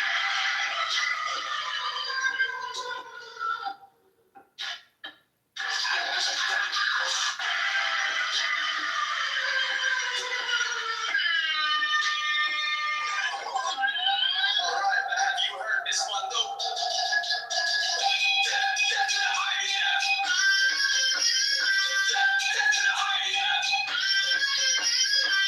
Death to the idea. Death to the idea. Death to the idea. Death to the I to the D. That's not all we see. Kicks get bombed, so does Christ. Truth gets slashed. Fuck all the rest. From the river to the sea, Palestine will be free. Fuck your Zionist tyranny, we're done with all your hypocrisy. Have you heard this one though? You don't get a pass from past pain when you hand it out again and again. From hospital ruins to Gaza's tears, we fight through blocks and broken years. Fuck all the rest.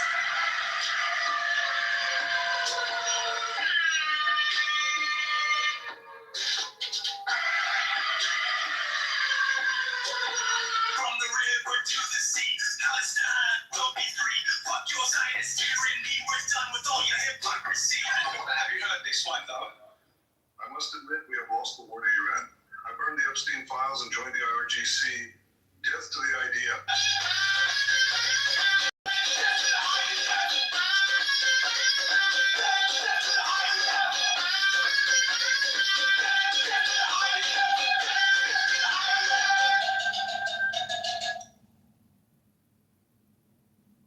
That should be number one on the bill.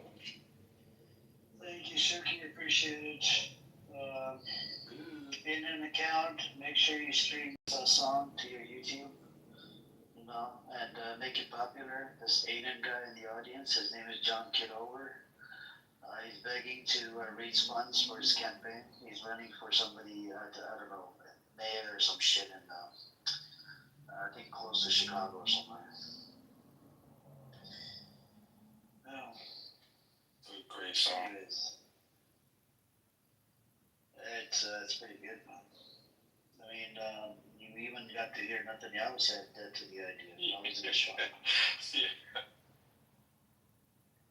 Nowadays, you can get anybody to say anything. Brother Netanyahu, he's not part of IRGC. BBB, brother BB. I mean, what do you think his ending is going to be, this guy Netanyahu? What It's is gonna be like Hitler, whatever happened to Hitler. We just don't know what happened to Hitler. Do you guys know what happened to Hitler? He killed himself. I think that's what's gonna happen to Netanyahu. He killed it.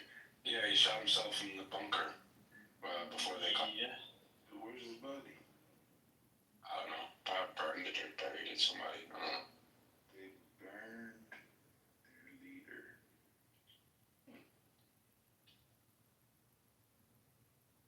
I don't know. But if you guys watch that movie, The Enemy of the Gates, it shows you how hard it was for the Germans to take over Stalingrad because of the weather, and they couldn't move through certain areas, and there was snipers everywhere. These Russians were like killing these Germans, man, with the sniper game. Because they couldn't move the way that they could normally move without the snow, and like, dude, it's a great movie. Please, guys, watch that. You guys want to know a fun fact? This BB, I think, is the oldest ruler in Middle East after Khamenei, which is the leader of Iran. I think BB first came in power in '96. I don't know. Do you guys know anybody else who has been in power more than these two?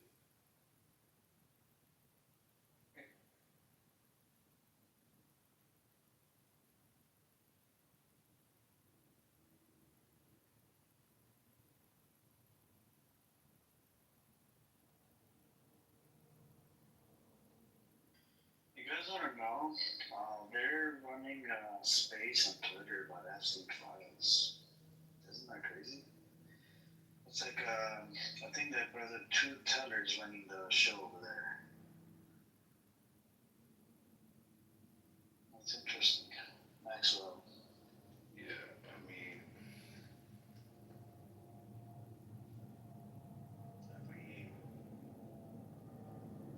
Show us some evidence. It's been what? 20 years. What are they talking?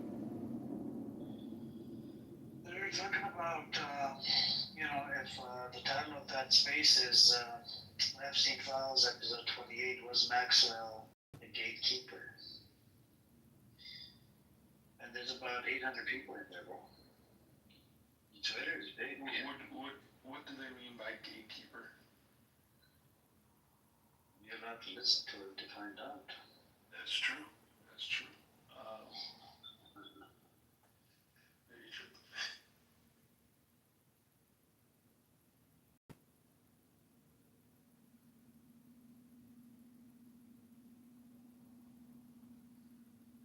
Let's see.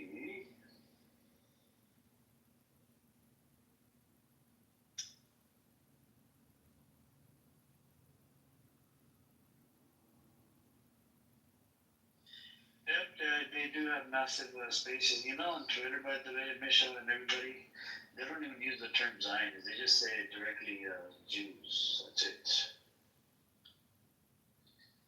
don't even care on Twitter, man. They're like, fuck this. I'm here. Just brother. Yes, you know what I suggest to do, like things here. Let's I don't know if you want, we can prepare sessions for just introduce how many genocide happened to Palestinian through the previous 70, 80 years ago. Because the people are concentrating a lot and only like what is 7 October, what's after 7 October. And they are not aware about it.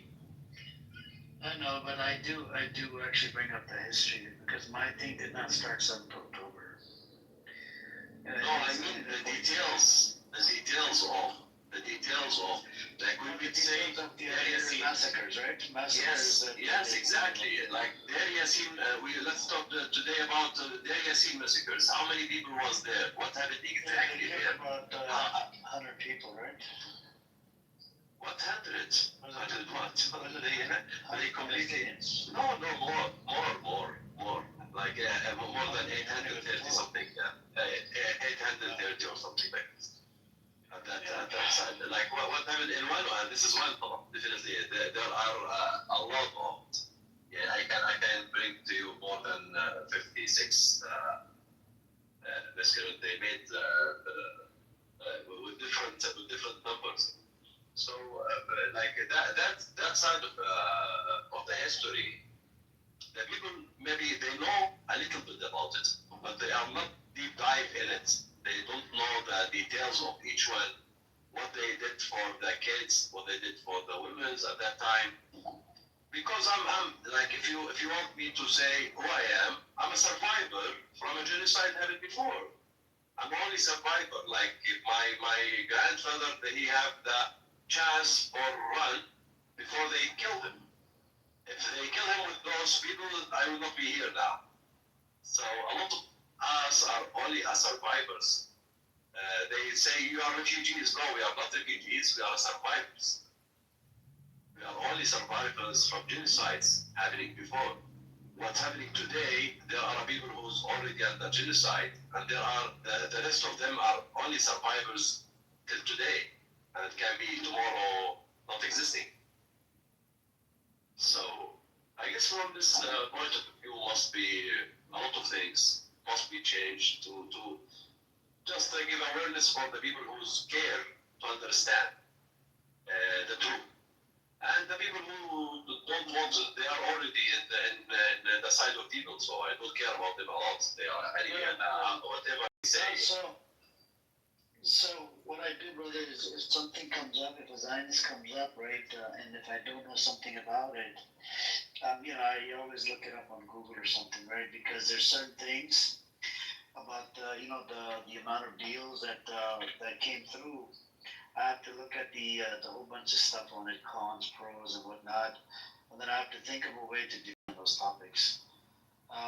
Because there's different things that relate to the peace deals that came around and the massacres. Yeah, you're right about that. I mean, I'm looking at it right now on a post that says between 1947 and 49, there was at least. If you want, I can bring witness. I can bring. I have my uncle. He's 98 years old. And he was there. Like he can say it here in front of everyone what he see in his eyes and how he run from that messengers. We can bring witness in front of everyone to just say what happened. They never listen. He forget a lot of things with this age, but he never forget what happened to him. He never forget it. Right. No, I hear you. Let's see, maybe we can do it sometime this week, inshallah, Let's see. Sure, anytime, for example. Inshallah.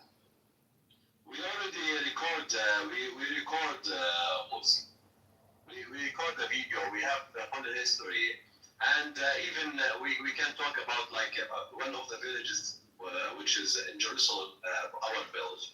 We already record all of our history. Last time, you remember, Amir, one time I present one of our family thing. So we keep all our history. Don't worry about that. We keep all the people with names, with the date of like when they kill them, how they die. We have each class in the schools in our village before 1948. Who's the people there? Who was there? Who with name? We are keeping everything because who will say or think that generation will forget? I tell you that we are the third generation and we have the fourth generation and we are not forgetting and we are recording and we keep everything because this right must be back, and we will not leave it till it's back. And everyone must understand this is our rights and we will not forget it and we will not even say or stop ask about our rights. As much you are strong in women, as much we are strong in beliefs and in the rights. And this is the war in the life. It's a war between devils and normal people. And this is why we have hell and we have paradise. We believe in that. Anyway, so let's see the end of this story. For who? For the devil or for the good people? That's it. Yeah, let's see each other, man. And man, let's not to help all you guys, man, over there. Anyways, welcome back, Nergis. What happened to your other account?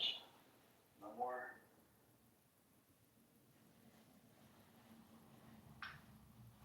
Amir, can you help me in one thing, please? Yes, brother. I have a video, but I don't know how to, I really love it. I really love it. This is presenting us, this video presenting us. The video is for a child. He's maybe 8 years old. They cut his hands and they cut his legs and he's still playing. This is us. Yeah, I seen it, brother, on Twitter. Oh, really? Yeah, it's really nice to share it. Yeah, put it on Twitter and retweet, brother, because Twitter is it's a big crowd. This app is a dying app. This app, we used to have, more people, 500,000 people, and slowly started dying down, one by one, and then what's left of it is now barely 50 people, 40 people come into the room. Before, you would see minimum 500, 400 people, 300 people talking about this. But Twitter is still active. And, put it on Twitter and you can share the link. Yes, hi guys. What's up, yo? Assalamu alaikum. Yeah, I think like for the news, it's like I think I believe they're saying that America is putting high pressure, strong, real pressure, ruling pressure on the United Kingdom how to recognize the state of Israel, state of Palestine, Israel. So like some of them saying like that could jeopardize the special relationship, the so-called special relationship between Britain and the United States. So I don't know, but right now Britain is under intense pressure, bully pressure. Like they're bullying them really. Like either you be your friends or not. That was actually the rep. What's your point, bro? We know that like there's varying prices and cities. My point His point is that his friends don't mess with broke ladies. Well, then I don't abide by the patriarchy, man. Because in real life, like, he could have chosen to stay. He could have chosen to not supplement his income.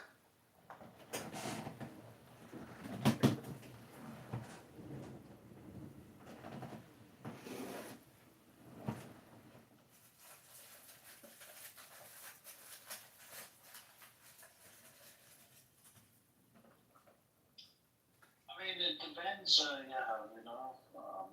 let's see what comes out of it. So every time Donald Trump or U.S. government does something stupid, right? What ends up happening is it's like a reverse.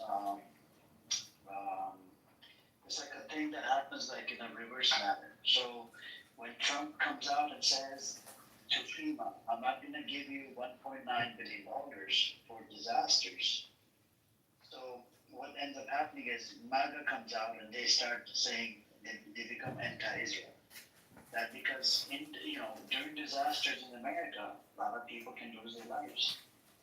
And he said if any of the states boycott Israel, I'm going to take away the funding. So the MAGA and people that are pro-America, they're like, what the fuck is Israel? Fuck Israel. We have to worry about Americans. We don't care about Israel. Fuck Israel. We're going to boycott whatever. So then more people started to become anti-Israel. It's all thanks to Trump, and Trump is using sort of like reverse psychology. Whatever he's doing, I think he's doing a good job where more and more people are hating Israel. Which is a good thing, right? It is a good thing in one way, but Trump himself is like militarizing the United States. Like you've got all the armies, like you've got armies in, you got troops in Washington D.C. You got troops in Los Angeles. Why they are there? Why you've got the National Guard there? What for? I mean, what Trump is basically, my understanding is undoing the United States. It's actually breaking it up. But the thing is about coming back into the issues of Palestine and October the 7th, I seriously believe that Gaza, what's happening right now in Gaza right now is not going to be back to normal. Even if they're going to be like, yes, Gaza will be occupied again by the Israelis, there will be no, it's not going to come back to normal. There will be like there will be cancer all over the place. Cancer will spread all over the globe. It will be different. The post-war World War II globe will be over. The international order will be undone and completely finished. We will go back again into a so-called global chaos. There will be no state either.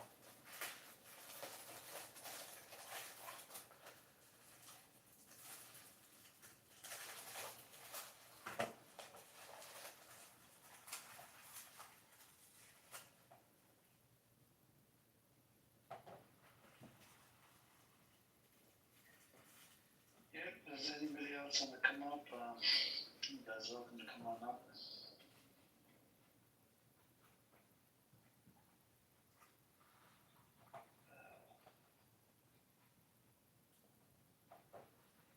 Yep.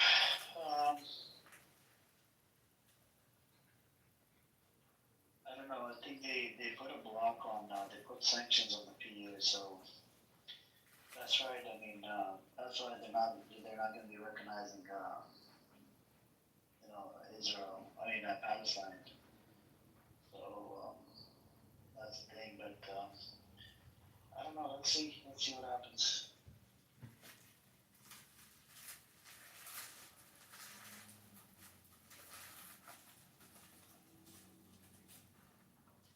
If you allowed me, Amir, to answer this song who's right in the chat, because it seems that he's one of the smartest people and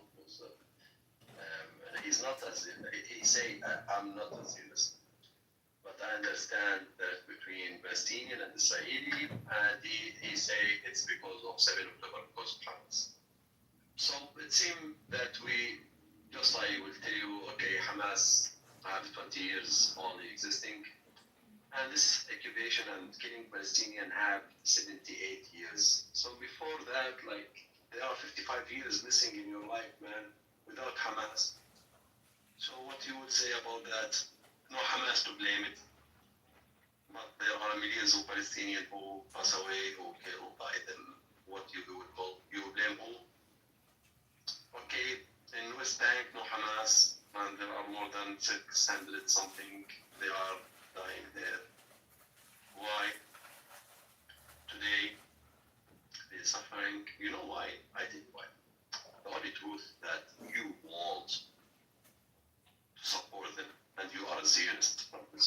but you don't feel that. But you try to have excuses like this, there. Okay. Anyway, let me make my things more. I just do another tweet here. I like it. Like someone he's also put it in Twitter while I was looking for the video, which I tell you that I bought it. I mean, this kid with no hand, he have some bag in his hand, the other hand. You know what inside this bag?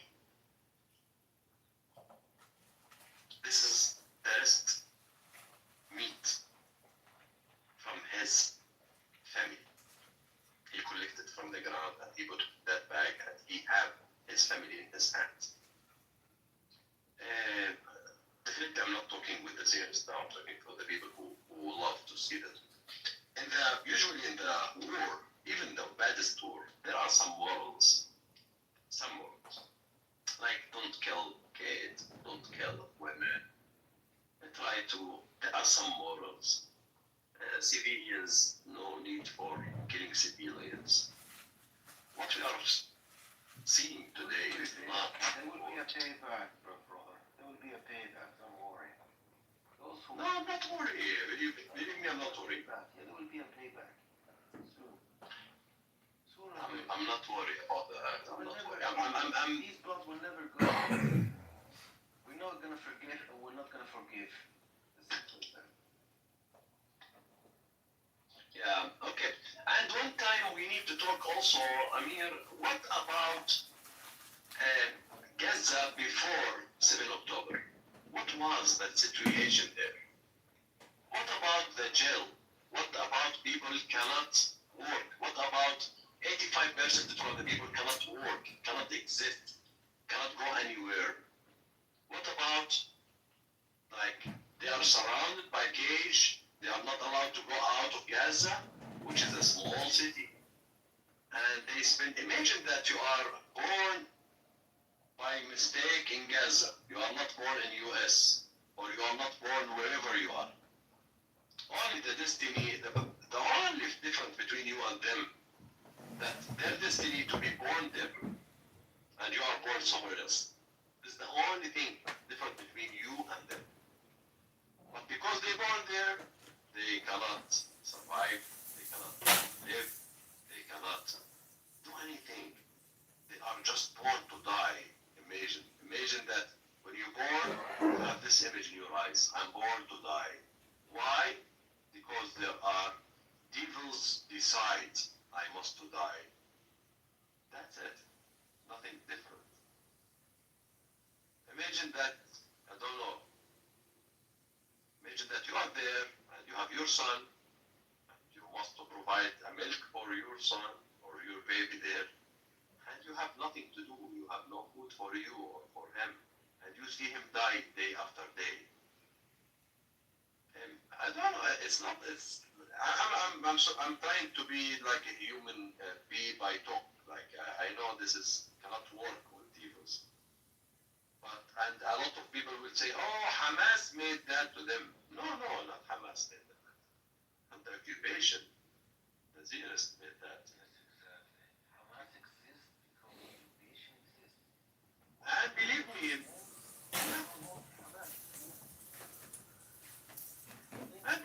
like what you did today, you only make your end fast. Nobody can accept you anymore. Unless he's a people. Yeah, we have a lot of people in the world. They will accept you a bit, but definitely this is not for long. And definitely one day you will pay back a lot. You will pay back a lot. There is a moral issue here. Since Israel is a democratically elected, these governments are committing genocide against the Palestinians. We actually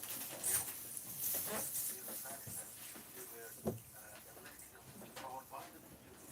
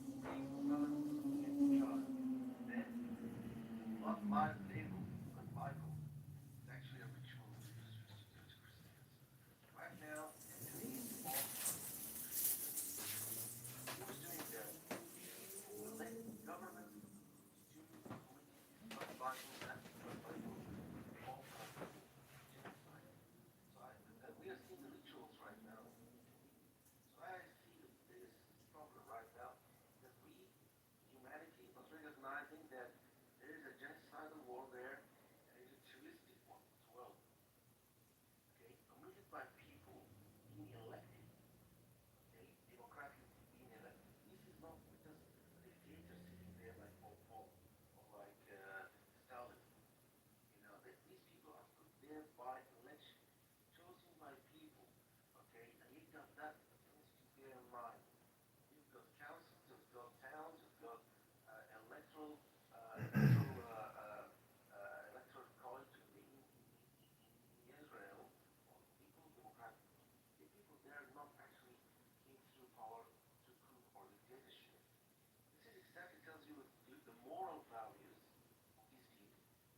The religion they are practicing actually is not, we're not being deceived when they say they do, but it's actually there. We are seeing it.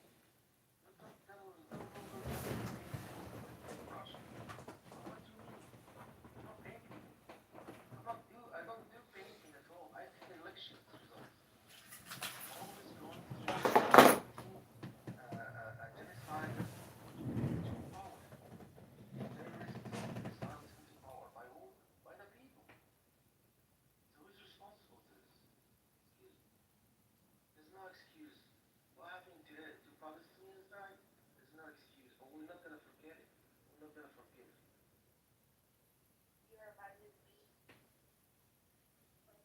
The problem if tomorrow someone of them, of those people who suffering, who die, do any reaction, if any one of them do any reaction, oh, he's a terrorist, you know, he made something bad to us.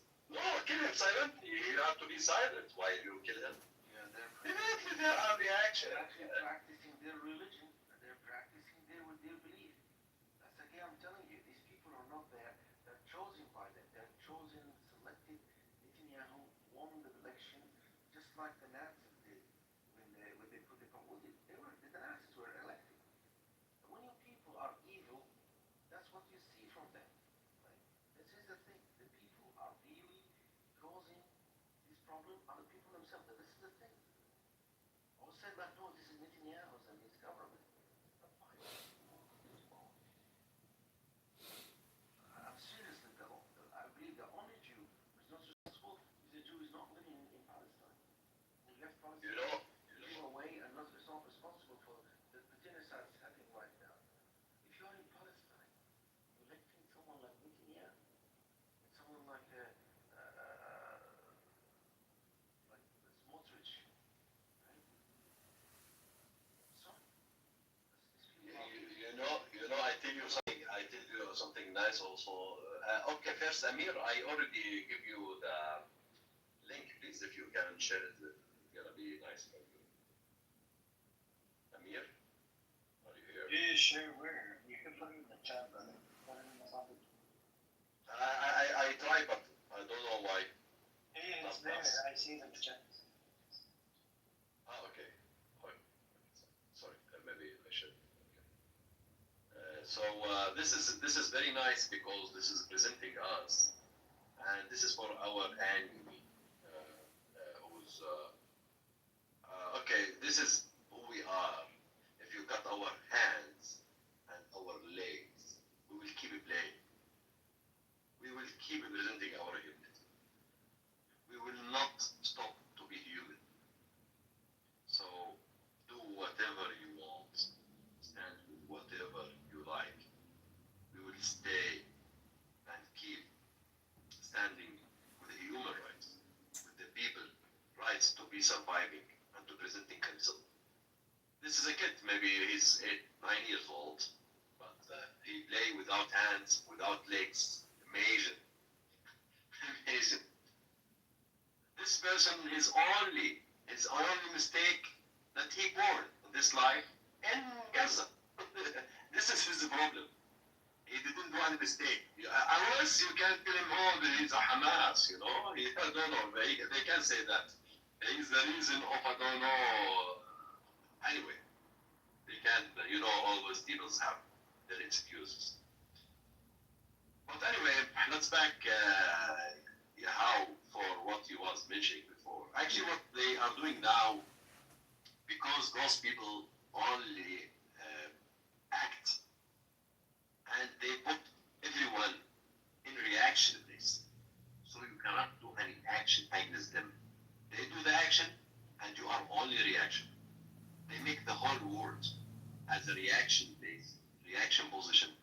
So they made the war, you are surprised of the war, and you have to defend yourself. they made, I don't know, whatever, they control this, and you have only reaction.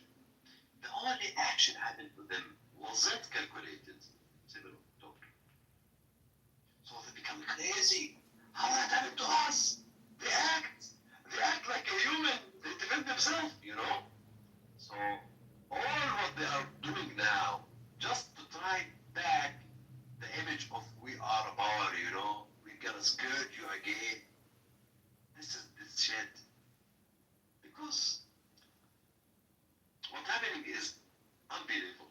Nobody can believe this is happening in front of everyone in the world with live show. It's live. Like just open it every day, you can see it. And everyone is not moving. They are not moving enough. So you will ask yourself what happened. A lot of people today, knowing that they are occupied, not Palestine. Our mind occupied, our life occupied. Who tell you that you must to study 22 years or 25 years spending from your life? They occupied your life, they occupied your mind, they occupied. You don't have that fake freedom. And if you say about children rights, human rights, I don't know rights, whatever you say, this organization work only to them, to serve them, not to serve the people, not to serve the world. The world start to understand all of this. All the systems are built only to serve them, not to serve anyone else. And they destroy all that, all this organization, all these rules, because it's not healthy today, it's against them today. So this understanding is fair enough for people to start act in it. Because if today Palestinian, tomorrow can be you, can be, why not?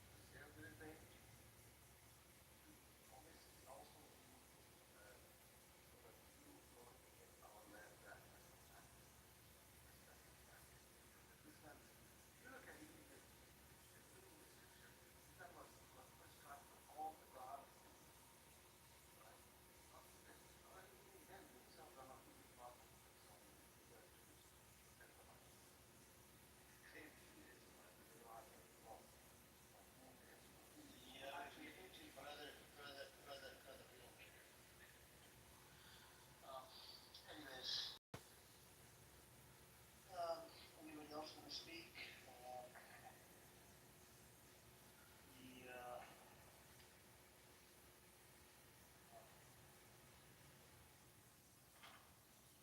I guess they want to speak. Apparently, Hannah in the audience, she doesn't want to accept that Netanyahu funded Hamas, after giving her evidence.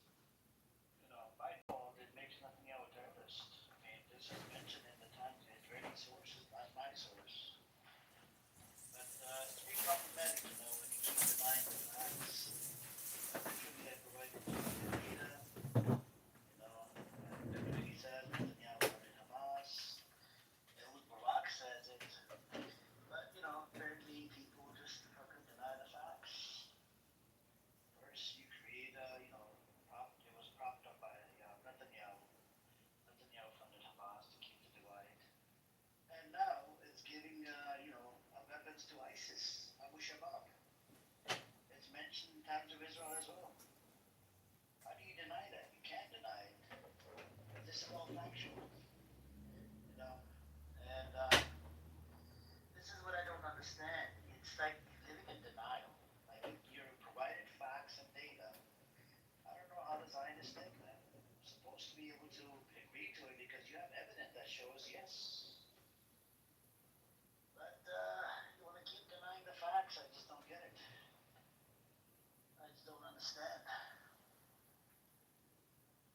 And at one point, you're like, okay, the whole world looking at the facts. There was one Zionist that came in here a long time ago. He said Hamas is terrorist, blah, blah, blah. After I gave him the Times of Israel article, I said, can you please tell the room did Netanyahu funded Hamas? He said, yep. He said, I'm going to do my research. He actually, he went on quiet mode. He didn't want to say anything else. Because the evidence shows Netanyahu funded Hamas. It's your prime minister that you guys support funded Hamas. Now, what do you expect other people to do?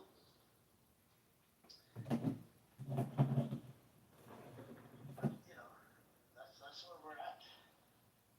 First you fund Hamas, then you have a problem with Hamas. Now you're funding ISIS, now you have a problem with ISIS.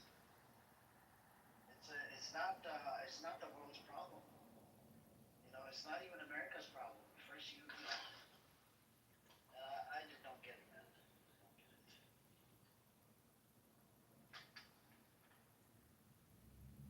A lot of the Zionists either they're living in denial or they don't understand. How can you deny the fact? I don't get it, man.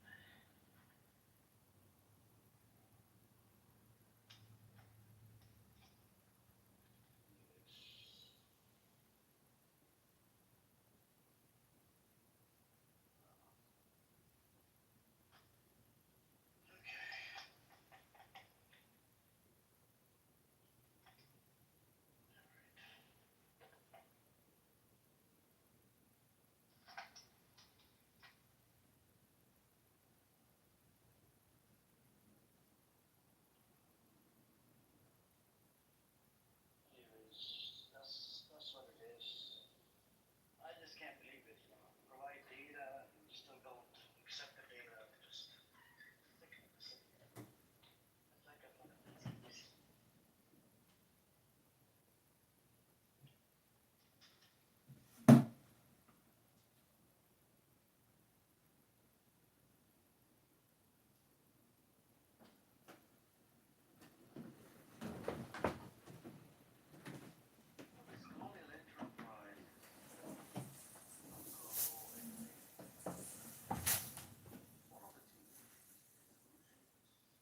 And you made a claim. One second, brother. You made a claim. The money was not for terror. The Shin Bet, when they give warnings to Netanyahu, it was for terrorists. It was for military. It was for weaponry. Did you not read the article? Literally, Shin Bet gave warning to Netanyahu that do not, fund Hamas. I gave you 2 articles. But apparently, you want to live in the Lulu land. You just want to keep denying it. This is a big, big problem. Anyways, go on, what you were going to say, brother.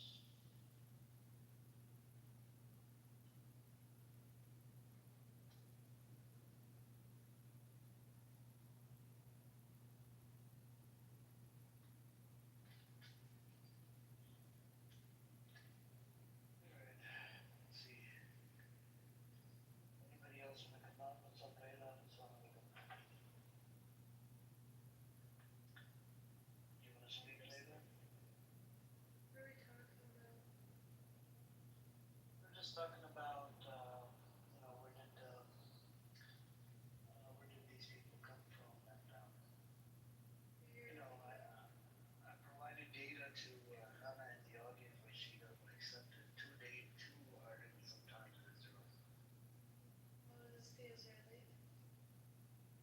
Yep. Ew.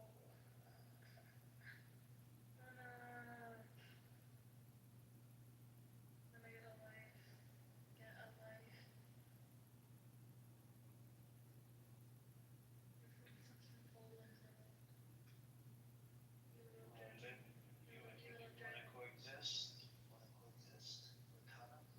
No, fuck no. I'll coexist with Hannah, but she needs to clean my toilets. No one wants to clean your toilet. He just, he's small. But they coexist with him. You're not gonna coexist. No, I'm telling you, I can coexist with Hannah, but she needs to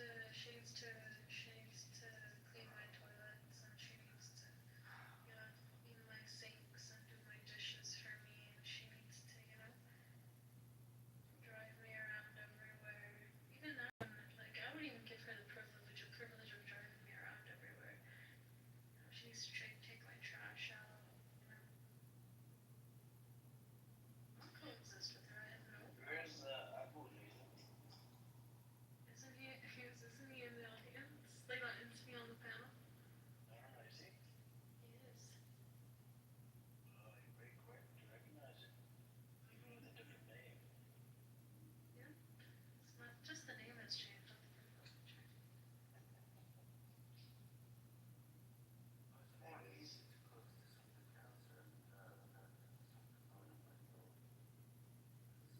no, I'm saying, so, like with the Germans, right, I think they had to re-educate them or something, right? So, if these people get re-educated, I think, In the meantime, people like you are cleaning our toilets. You dumb bitch. You dumb bitch, bro. You don't even have toilets where you live right now. What the fuck?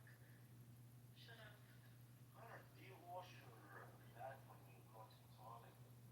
I think we should have like a little back and forth with Layla and Hannah. Hannah, do you want to come up? Anna, come up. Don't be scared. I won't. And I won't get in the middle of two women fighting. Anna's a woman. Girl, woman, whatever. She's still a little bitch to me, though. And then don't get in the middle, yeah, don't get in the middle. Don't get in the middle. Number one rule, never ever get in the middle of two women fighting. But she's not a woman. She's a little bitch. IDF women are not women. They're little bitches. That's what they are. You wanna come up, Hannah? Just you could go back and forth with him, I'll send you invites, see if you wanna come up. You can go back and forth, and I do offer limited freedom of speech. No, she's not interested. Just say that you're scared of me. Just say that you're scared of me. Just hide behind your little catfish profile picture.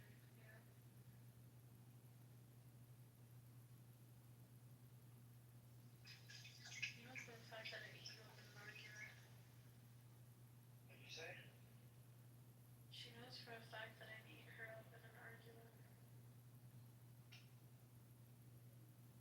If you ever two articles, you can argue. I just can't do it. She's a little bitch. That's what it is. No, I mean, I want people to be able to accept the article and concede to it because it's from Times of Israel. It's an Israeli Jewish source. Yeah, exactly. That's what I'm telling you. She's a little bitch. She's a little bitch. Catfish little bitch who cannot accept facts and truths and the fact that she is part of the biggest terrorist organization in the world.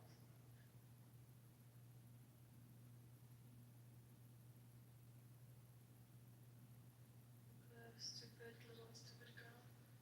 Nothing to say, just comment on how I look. Anyways, what you Bitch, I just said that you're part of the biggest terrorist organization in the whole world.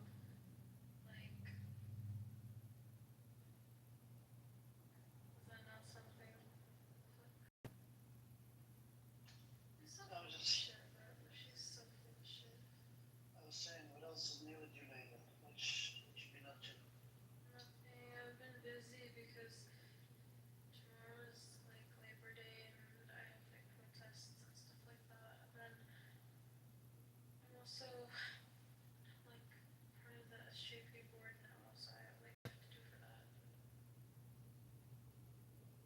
Nice. I've just been busy. Yeah, just don't work too hard. Yeah, that's true. I usually go to myself. I usually pull back from a lot of activities because I need to focus on that school. Yeah, focus on the school and see what you want to do in the future. Yeah. So is Hannah gonna come up? Or like what? Oh, she left. What a bitch.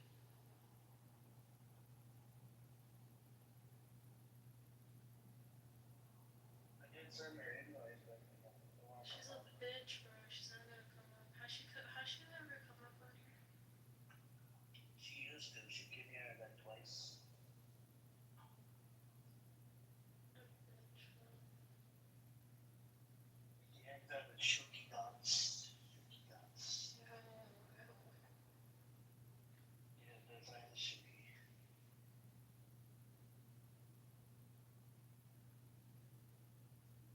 She's such a disappointment to her European ancestors. I mean, the one thing I don't get about the Zionism, right, is some of them give them articles that were from trustable sources and data. They just keep denying it. And, Exactly, because they don't like to be called out. yeah. And I think, what they probably, I think some of them even call them anti-Semitic.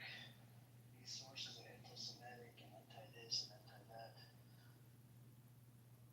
But, you know, there's a lot of things coming out of the Christian Israel. Oh, they want to, go after Gaza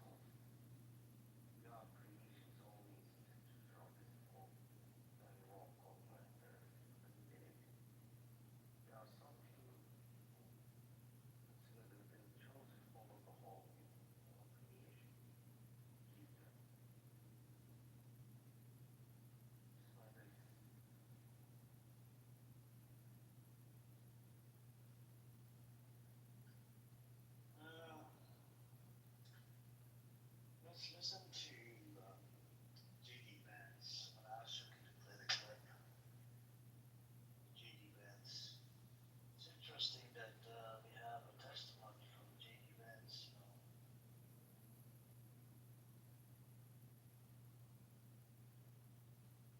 I'm a never Trump guy. I never liked him. It makes you think that at a fundamental level, this is sort of a he said, she said, right? And at the end of the day, do you believe Donald Trump, who always tells the truth? Just kidding. Or do you believe that woman on that tape? I cannot stand Trump because I think he's a fraud. Well, I think he's a total fraud that is exploiting these people who is a total fraud. Like I said, I agree with you on Trump because I don't think that he's the person. I don't think he actually cares about folks. There is definitely an element of Donald Trump support that has its basis in racism or xenophobia. I think there's a chance, if I feel like Trump has a really good chance of winning, that I might have to hold my nose and vote for Hillary Clinton. I think that I'm going to vote for third party because I can't stomach Trump. I think that he's noxious and is leading the white working class to a very dark place.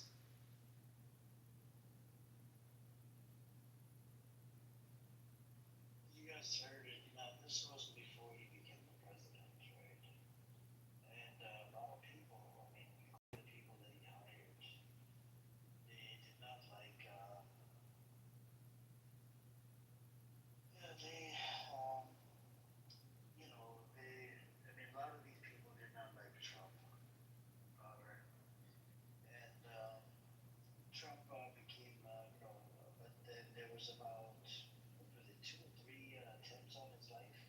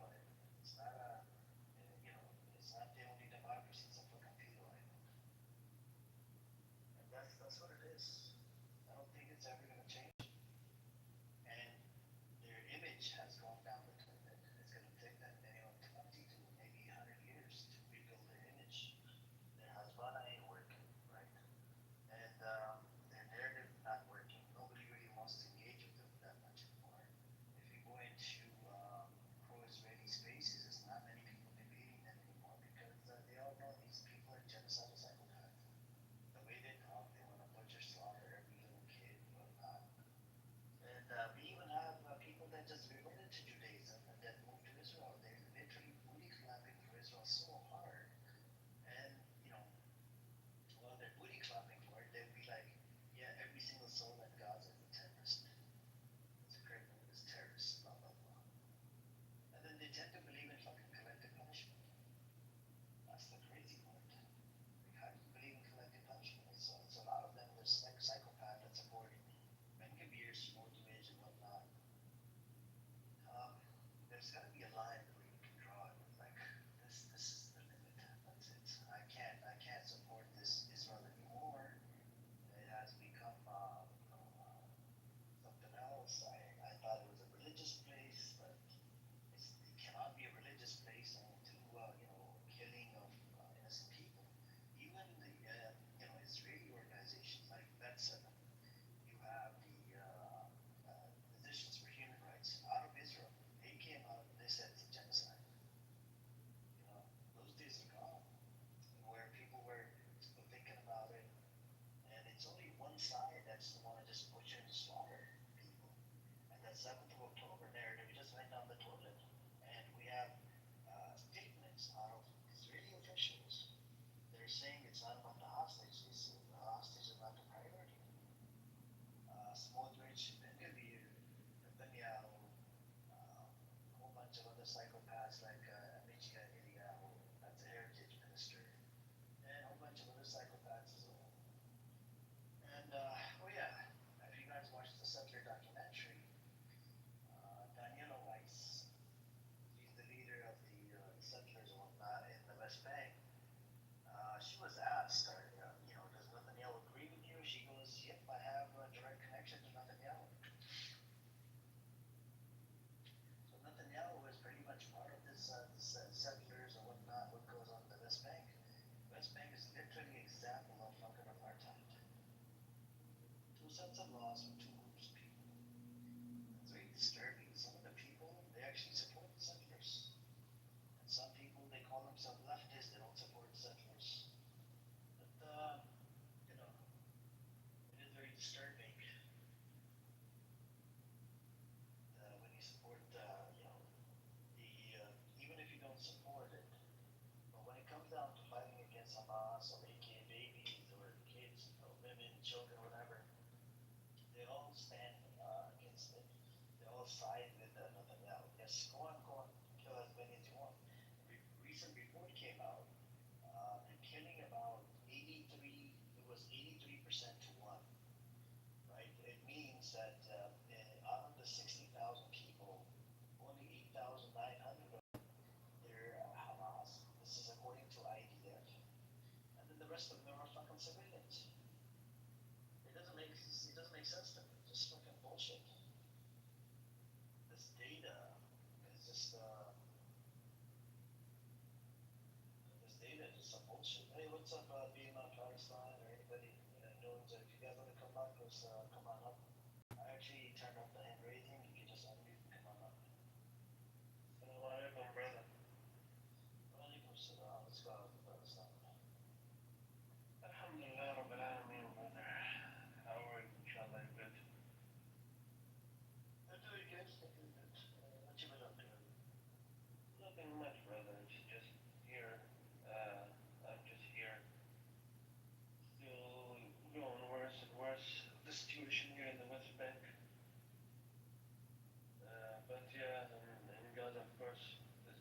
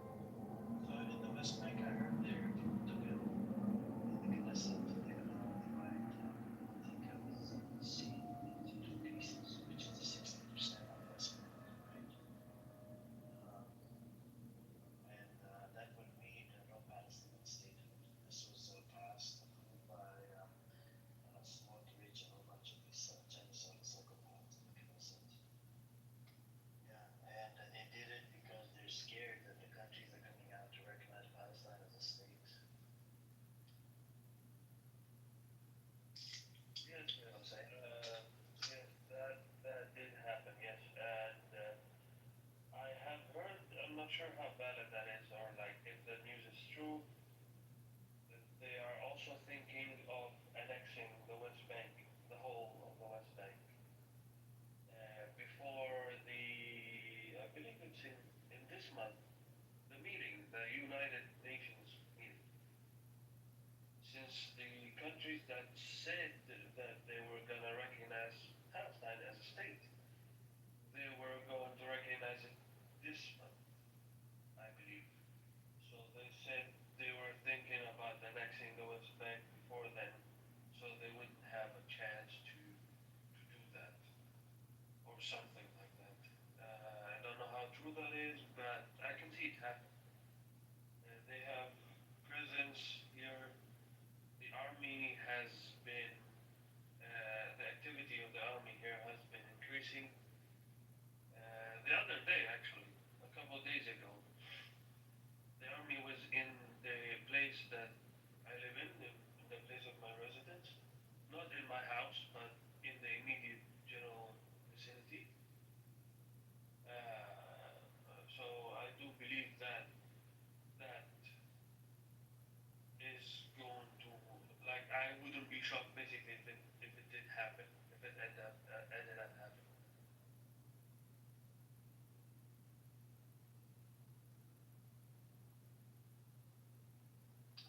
Yep, yep. It's just it's tough. I mean, what they're doing in the West Bank, it's crazy.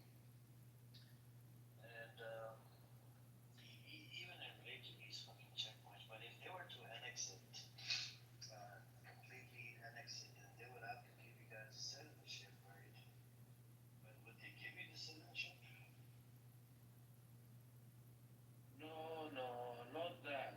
They're thinking about it in ethnic cleansing terms, or in the sense of when they annex it, and they've already made their intentions clear throughout the years of the occupation.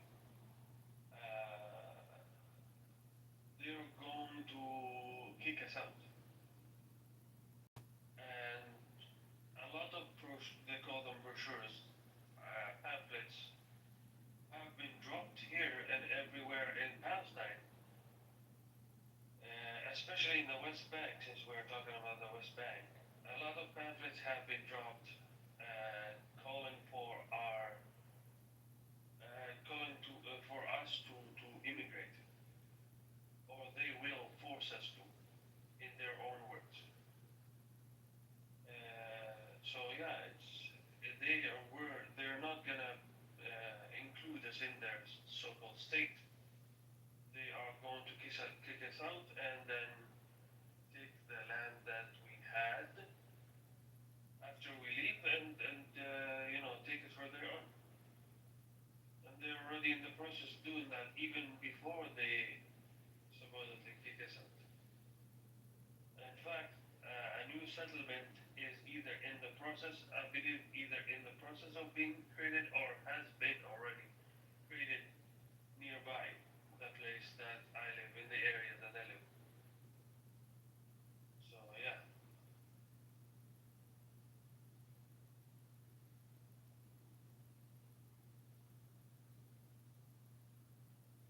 Yep.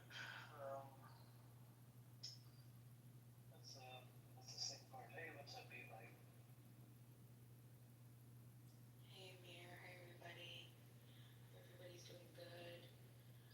I just wanted to come up and let everybody know that we are being recorded by a guy who's running for Congress. He knows who he is, and this is a message for him. I want him to know, John Kitover. I saw your room labeling Amir as a terrorist and inciting or asking people to report to the FBI. And I think that's a very serious and brave thing to do, especially when we have people talking about a very deep emotional issue like the Israeli-Palestinian conflict.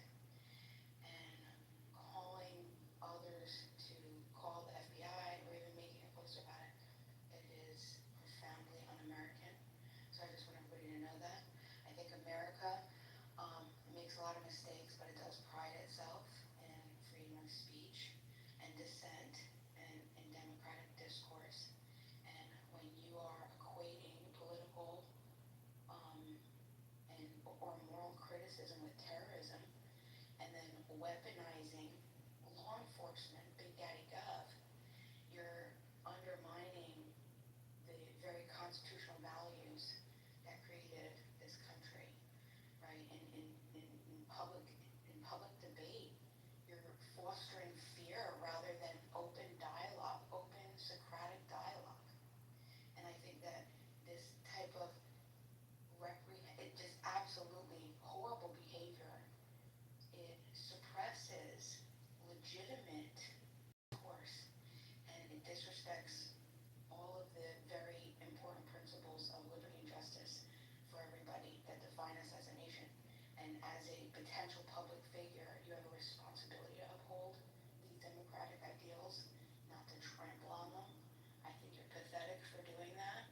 I think the threats of violence for people having open dialogue, I think that's disgusting. So I just wanted to let everybody know. Thank you. Oh, thank you. Yeah, it's John Kitover. He served in the military, and he just a bottom of the barrel piece of shit. He not only this room, he records every room. He's got about 30 to 40 phones. Even the people from his side, he was on his side, they hate his guts. I mean, if you run into Jeff's room, they probably hate his guts as well. Because this idiot records even the rooms that are like any rooms, he just records it, live streams it on YouTube without their consent. It's just a matter of time. He can save all these clips and shove it up his asshole. He was a son of a bitch before, he's still a son of a bitch. Right, John Kitover? Just an idiot.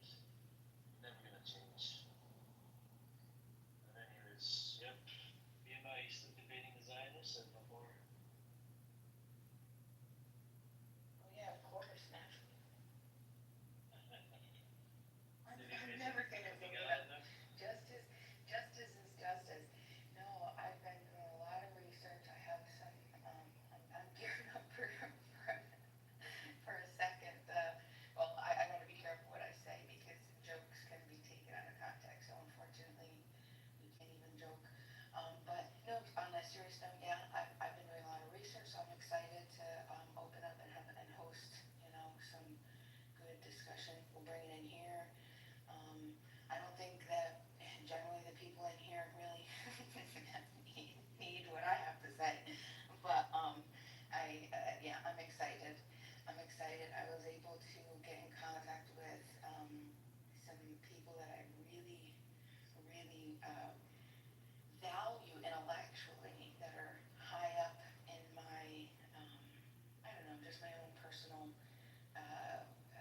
value. I don't know how you would want to say it, but I really respect their thoughts, their big philosophical minds on moral philosophy. And, we're going over right now, actually, we're reviewing morality of war. And you guys, if anyone's interested, you guys could take a look. It's like a 2-hour video. It's from Ayn Rand Institute. And, just war theory. And I'm going to have a lot to say on that. So, yeah, that should be coming up here in about a week. Nice. The best to you. Thank you. I'm a Randian objects of this. I have been so for the past 10 years. I'm pretty happy. You still awake, Marcus? I thought you fell asleep. Oh, I just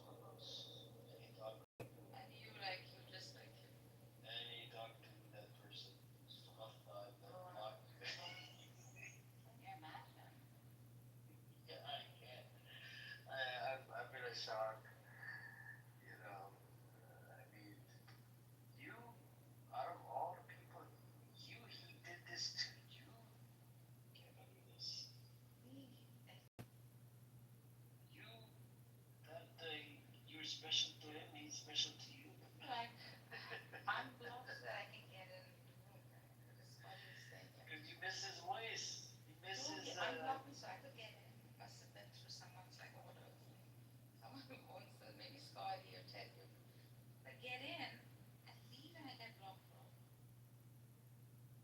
And you probably haven't said a word. I think he's got some old beef with yours. I think you ghosted him, that's why. One of the rules. You told him come here, you just left him there, then you left to a different group. Rejection is a mission field. You turned him down. Anyways. Why do you give stuff seeds? I can't understand why this is an explanation. Anyways, if anybody else wanna come out, they can Did just. someone ask me what like she's having or you wanted me to see the YouTube video? Oh, it's up to you if you wanna take a look at it. It was someone asked me to take a look at it and yeah, I'm excited to go over everything. But it probably will be having it in a couple days. So if you want I can definitely I would love to. Yeah. So I know another Simon on this app who's a random objective is. It's just a few of us. Like I even opened a room. I mean this is ages ago called We the Living. I don't know if you've read that book. It's mostly about like just like outlines of capitalism and you know dismorality within like the political system. So that's also one of my favorite works from her. And of course, the virtue of self-interest. Yeah. Oh, that's on my list. Yeah. And capitalism. Yeah. Capitalism. Yeah. Capitalism is also one of my favorite books. Actually, Simon. Simon is the one who. He's the one who presented the video. And he said, "Hey, take a look at this." So we're gonna take a look at that. And you know, I was a big Ant-Man fan for a really long time. I actually studied under. Well, we're being recorded, so I'm not gonna get too much information on dox myself. But there's an individual in that video. I was watching. I'm like, wait a second, hold on. That's why did you post this? Yeah, I can post it definitely. Oh, perfect. Yeah, I'll definitely watch that.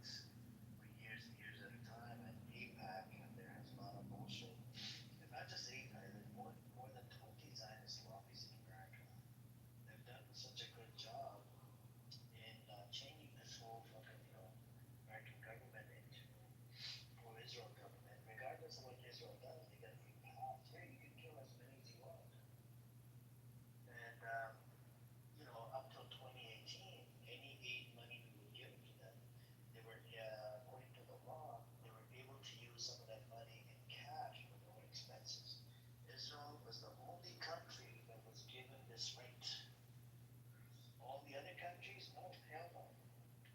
You know, and even in relate to since 7th of October until now, last time I checked, we funded them I think $66 billion or something. And we give them in credits or whatever, but it's still it's the tax dollars that's going over there, right? And a lot of people are not happy. And the recent surveys that came out there, a lot of them are anti-Israel. More than 50%, majority of the people are anti-Israel. And they don't agree with this bullshit war. It's not even a fucking war. It's literally genociding one group of people on the same piece of land. And that self-October narrative is just not working anymore. So they need a boogeyman. And even in relate to aid, for a year and a half, they kept on blaming Hamas. Hamas steals the aid. Hamas steals the aid. U.S. aid company came out and they said, nope, Hamas is not stealing the aid systematically. And apparently, not the Lieberman came out. It's one of the Knesset members. He said that I didn't know that we were transferring weapons to Abu Shabaab. And Abu Shabaab is identified with ISIS, and it was posted in Times of Israel. And then Netanyahu comes out, he doesn't even deny fucking fact. So first you funded Hamas, right, which was terrorist entities. Now you're giving weapons to fucking ISIS members that have been stealing aid from Palestinians and selling it in black market for 5 times the price. And they not only they gave the weapons, even the uniforms. And these ISIS members, they were locked up inside, Gaza prison under Hamas until they flattened fucking Gaza. They let them out, and they're giving them weapons and whatnot. Go steal the aid and sell it in the black market, and the money you make, you can keep it. And it all happens under the supervision of IDF. And these people that have been stealing the aid from people, they need to be, I don't know, they're basically spies. Spies, criminals, terrorists. They should be brought to justice. Disgusting human beings. Yeah, he's a criminal. Yeah, it's not just Netanyahu, Ben Gavir, Smotrich, Amichai Eliyahu, a whole bunch of other fucking ministers. The whole Zionist entity is fucking full of criminals. Nothing but criminals. IDF was formed out of 3 Jewish militia gangs. That's how IDF was created, right? And there were some leaders, even what was it, Menachem Begin or one of the prime ministers came out of the gangs as well. And the British looked at these gangs as terrorists. That's why British decided to not give these people a fucking state. But they forced their way in, and even in relate to the partition plan, UK wasn't, British wasn't part of it. After the Peel Commission and the White Papers in 1939, they decided not to give these people a stay, but what do? These people are just, don't get it, man. Sickening.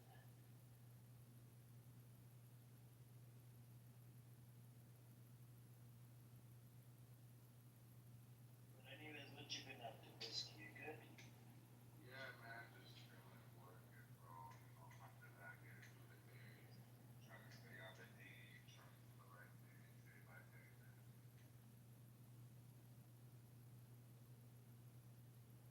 I just found out today, it's not related to the topic, but I found out that there's 9 billion people on Earth and 4 billion of them is Muslim. So Alhamdulillah, we're strong.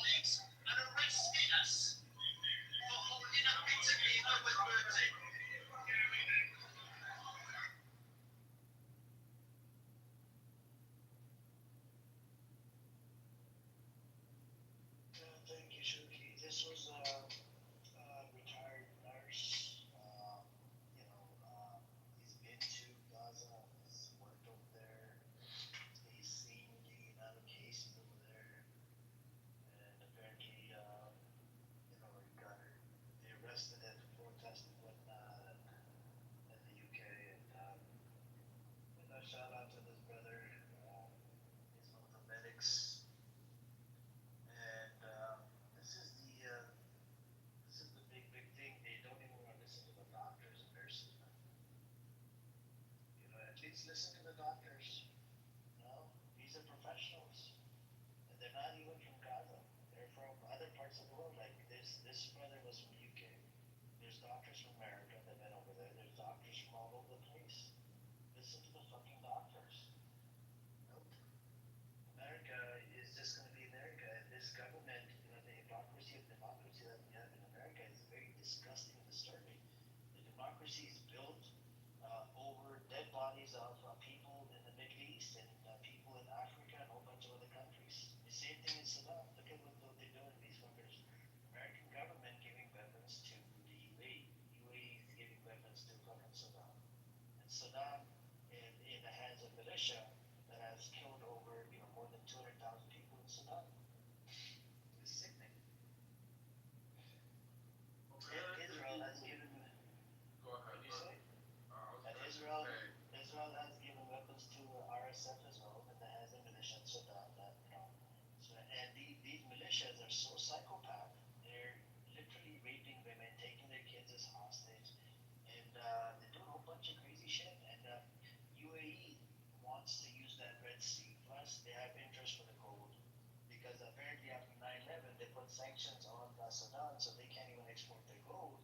So the UAE is like, come to Dubai. What they do, they take the gold and they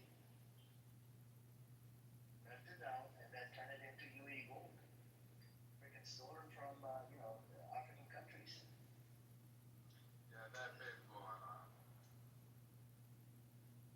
They've been extorting other countries' resources not at all. American people, the average American person, does not give a fuck about anything that's going on out there. They're not educated, they're not aware of it.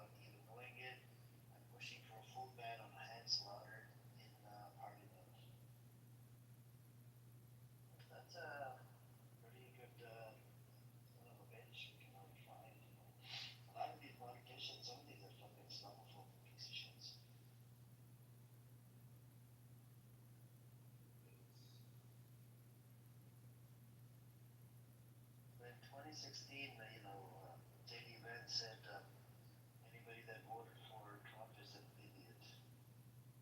And here he is, he's like a vice president.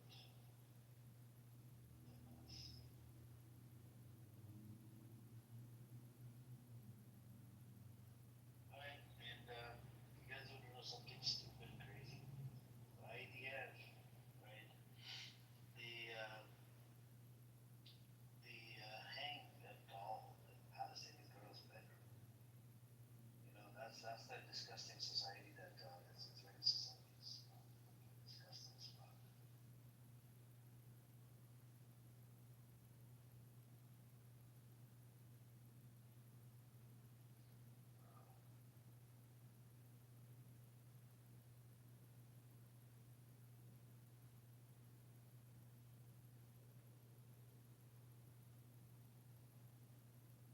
You guys heard about Emil Webster? He said free Palestine and NSL fired him. It's crazy. That is fucking crazy.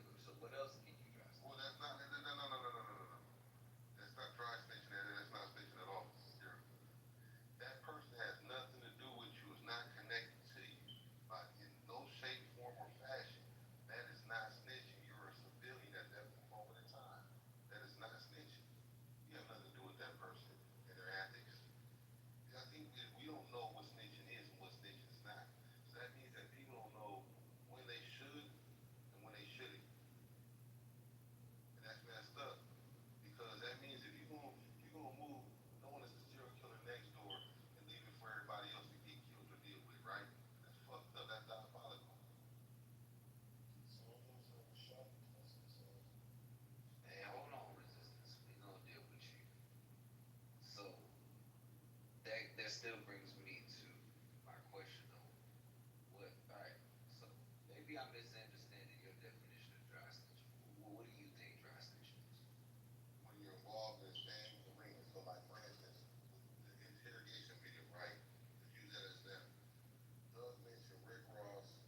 He mentioned everybody else that was in the entertainment game that had nothing to do with him at that time, but were connected, or he knew something about them because of the connection of the arena he was in, which was entertainment. That would be dry snitching.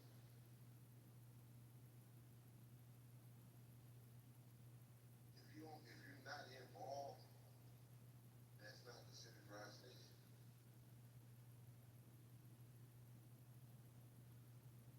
Okay.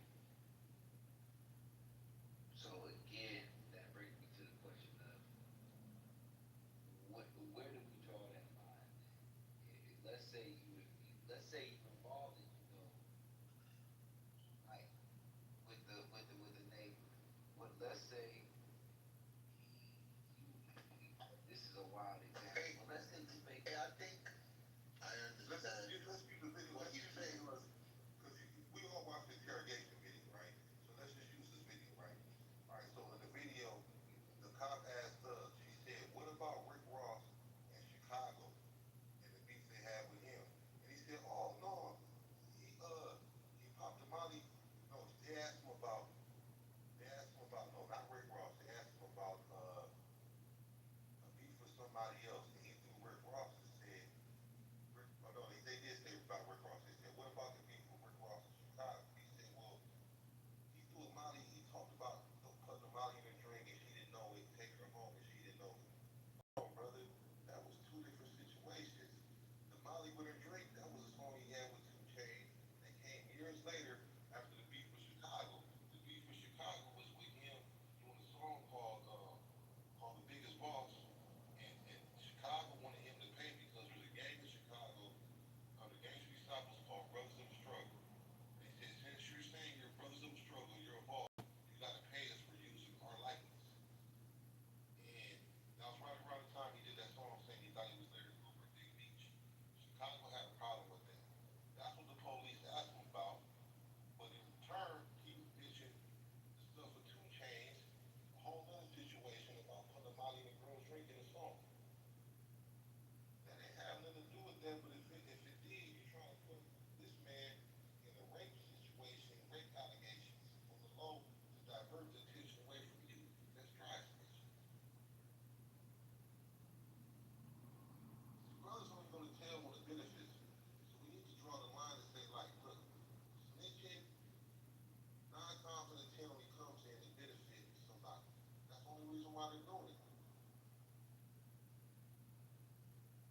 They're not doing it out of good faith.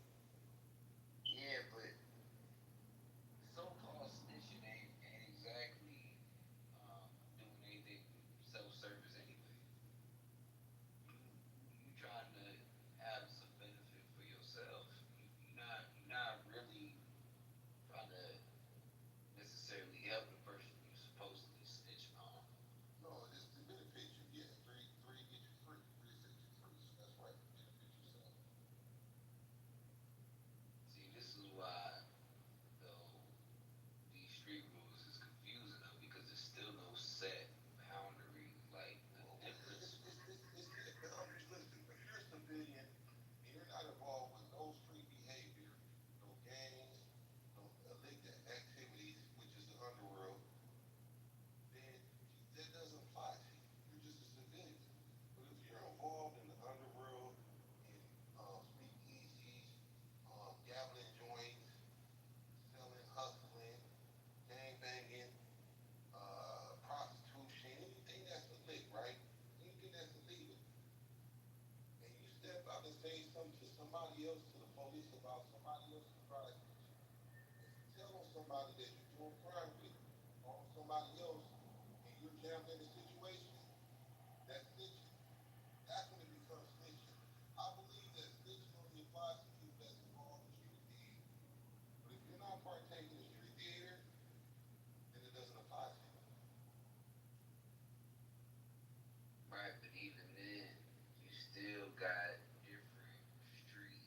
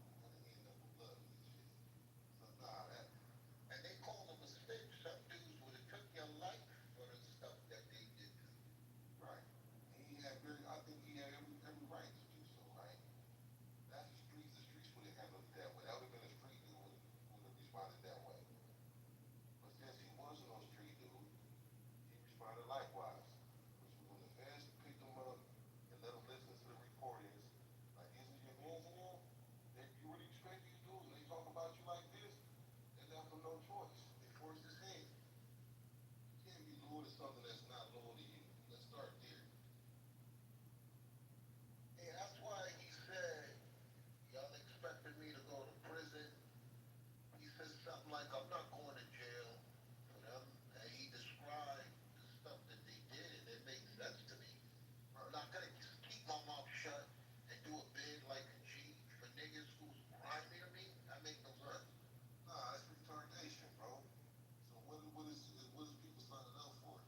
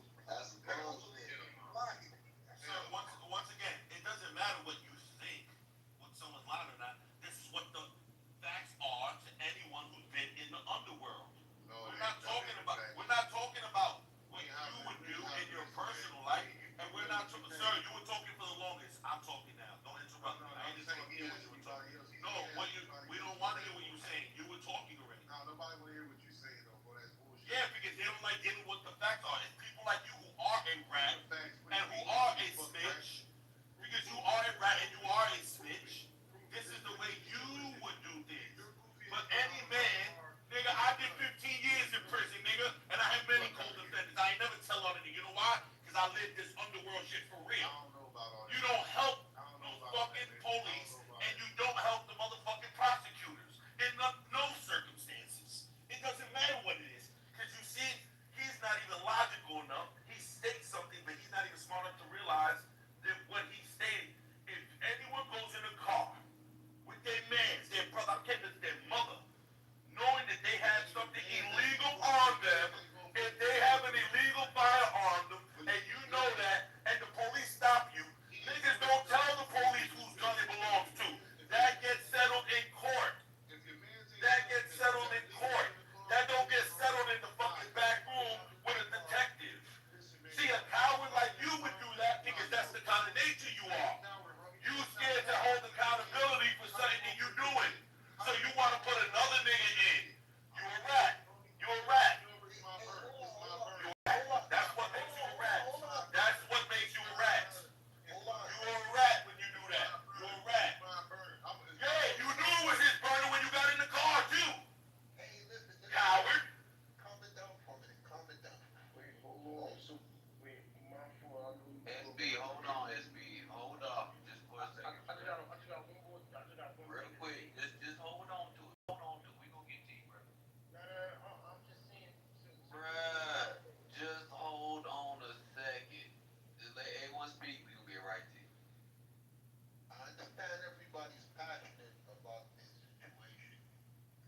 Everybody comes from different walks and different lives. So I don't want us to be arguing each other based on our experience and what we've been through. I want to argue each other based on what's right and what's wrong. And I just want to say to the situation, if it's my car and it's my burner, I'm taking the fall for it. I'm not putting it on my man. It's not even going to have to go to that. He's walking right now. I'm going to tell the police, yo, it's mine. I'm not going to sleep right knowing that my man is getting locked up for a gun. To me, that's what you call bitch ass in New York. You know it's your gun. The police, I do it in the backseat. Now the cops take it. It's just the fact that it comes because of me and it's my gun. I ain't going to feel right. So I just was saying, ethically, it's not going to go that far. But I've seen that happen when they arrest everybody in the car because the true owner don't want to own up to it. So that's the point that I was trying to make. So I don't want it to turn into a back and forth and we lose control of the room because people are arguing from a place of passion instead of a place of what's right and what's wrong. My radar, mute my mic. Yeah, but what you're doing right now is called bitch ass because you leaving out details because you know a prosecutor cannot even charge everyone in a car. Let's say it's 2 or 3 people. They can't charge everyone with one gun. They can't do that legally. Sir. So what you're doing is bitch ass because even if you don't help the police officer and state that that is your firearm, they cannot then go to the district attorney and charge everyone. Sir, I work in law enforcement and it has. And once again, I've done time and I know the state law for my state. I don't know what state you're in to say what the state law is, but I know in my state, if there are more than 2 people in a vehicle and there's only 1 illegal firearm, the state will not be able to charge all 3 people with that same firearm possession. I just told you, the police officer says, if someone knows. And I told you, you cannot help the police officer if you're a criminal. You're arguing again from a place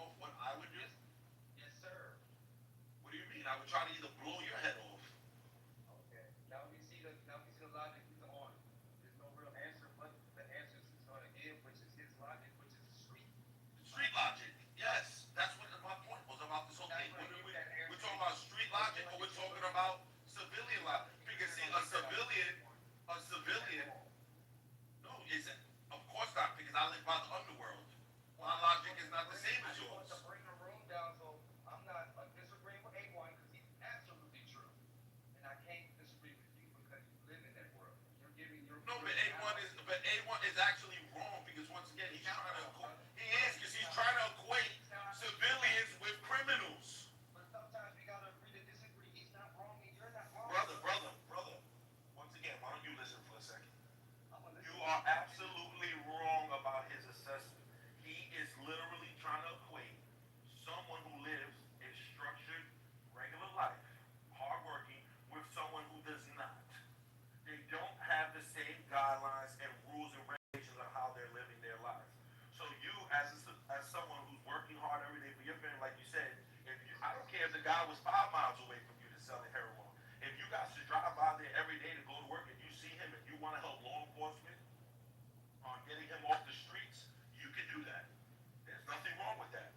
But me, once again, who lives 5 miles away, even another, let's just say another dealer who's in competition with him, I cannot go and fucking tell police on him. And even if I was his competition and I drove by and seen you, the civilian, blow his head off because you're tired of him selling drugs to young children, I cannot get police involved. Wait a minute. Let's get some order. Let's get some. Hold on. You gave us the doozy with that last one, so He's full of you shit. gave some grace. You gave some He's grace. full of shit. Anybody come in here self-snitch, Hold on, don't big. world. Hold on, big. Hold on. Like I said, people trying to get some order back over here. So my question to resistance is, do you believe in God? Of course. Okay. Now, does God believe in all this street justice BS? Of course not. Okay. And most people who live the street life are not godly people. Well, most of them at least believe in God. Yeah, they believe in God, but they disregard his laws. Okay, so that's the issue. That's the whole point about what we're talking about right now. Is that this street justice, street rules, BS, one is confusing. Because not all street men and women have the same set of rules. You can have a different set of rules based on what city you grew up in. Atlanta street rules got different street rules than New York, got different street rules than Chicago, got different street rules than LA. You not operate on the same structure or organization or understanding. If you running at the streets with these street rules, it just don't work the same. So that's why it's stupid, number one. Number two, why it's stupid is because you're justifying evil with more evil. You adding on to the confusion, the hurt, the the evil. You adding on to these things on a consistent basis instead of doing what we're already supposed to be doing, just keeping our laws. So that right there is not helpful to the situation either. So what are we supposed to be doing? Get that in Ecclesiastes 12 and 13. What you're supposed to be doing if you want to avoid these things is exactly what everyone knows they're supposed to do. Educate yourself, get trades, go to school, and become something in society if you want to avoid it. But if you don't, and you consciously choose to live this alternate lifestyle that is ruled by hatred and the devil, then you are part of the rules and regulations of it. And there are international street rules that govern all of those things you just said. They might have different versions or something they what you would call it implement, but universally the street code, especially when it comes to helping authority, is universal. Okay, all right. Go ahead. No, Jesse, we gonna read the Bible now. Thank you. The book of Ecclesiastes, chapter 12, verse 13. Let us hear the conclusion of the whole matter. Fear God and keep his commandments. So this is it. This is all we need to understand. I don't care if you young thug, little thug, fat thug, weird thug, gay thug. I don't care. The Bible says you got to keep God's commandments. That's whether you a street brother or not. The hell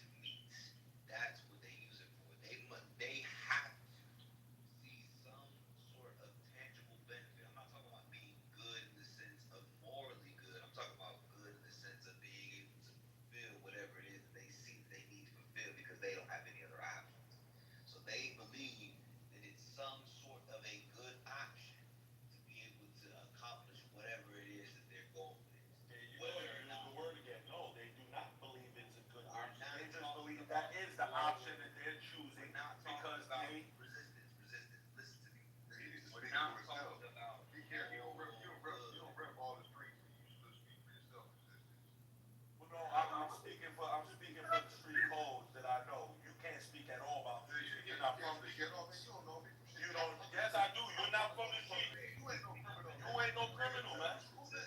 You're not part of the.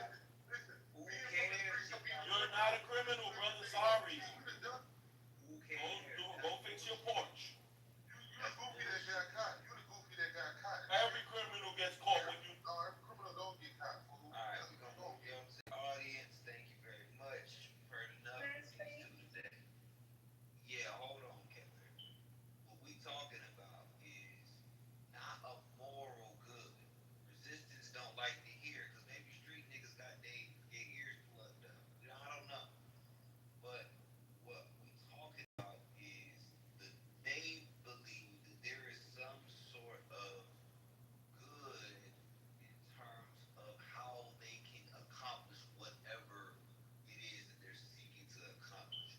It has to be that. Otherwise, they would never do it. If they thought it was not a good option, if they thought, look, this is horrible, I not want, I cannot, will not, and there's no way possible I'm going to be able to do what I need to do by doing this, they wouldn't do it.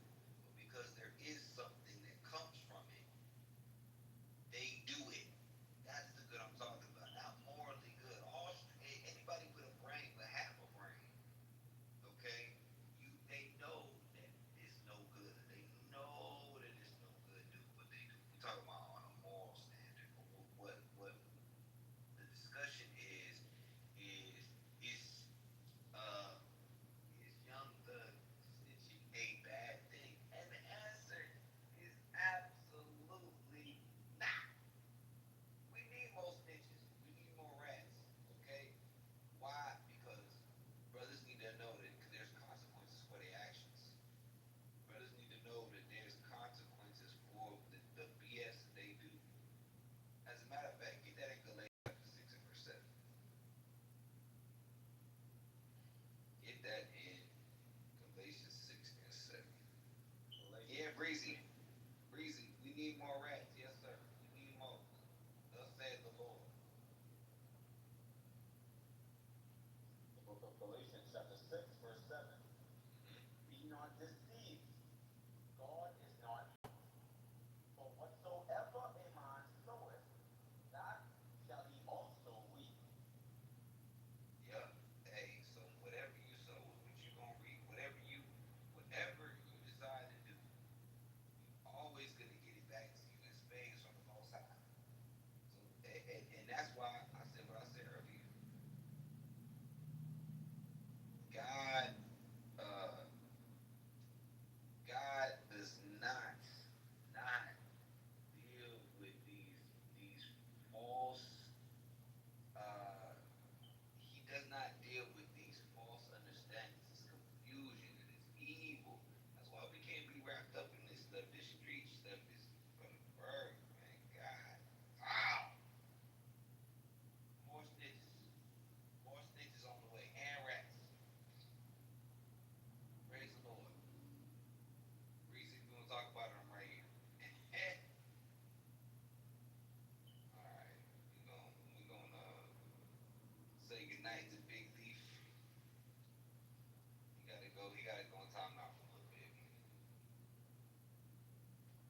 And we're gonna say goodnight to what's the name? We gotta say goodbye to Resistance as well.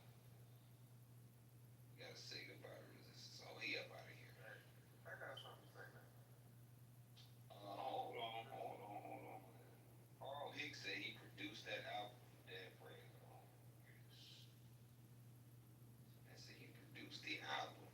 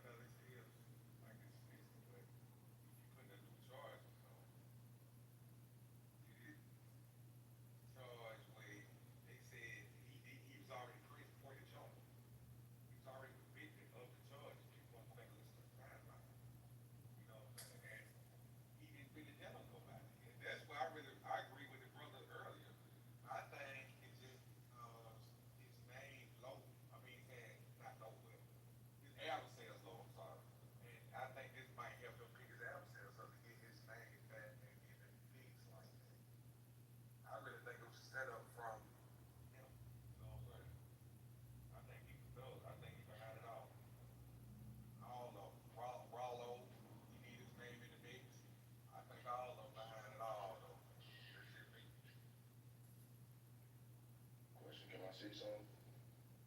Hey, real quick before you say something, Coy made an excellent point. Said the man wore a dress and everybody surprised he told. So Well, did. he got paid to wear that dress, bro. The average man in this world will put on the dress for $5-6 million. I ain't putting on The no dress average. for $5 or $6 million. No way. What's wrong? No way. I'm No way. with you, and I'm a real nigga. I will for 5 minutes. You ain't no real. Boss life. I'm gonna tell you straight up. You ain't no real nigga if you getting paid to put on a dress. I don't care how much you get paid. Hell nah. You put on a dress for whatever amount of money, you still get looked at sideways. Hell no.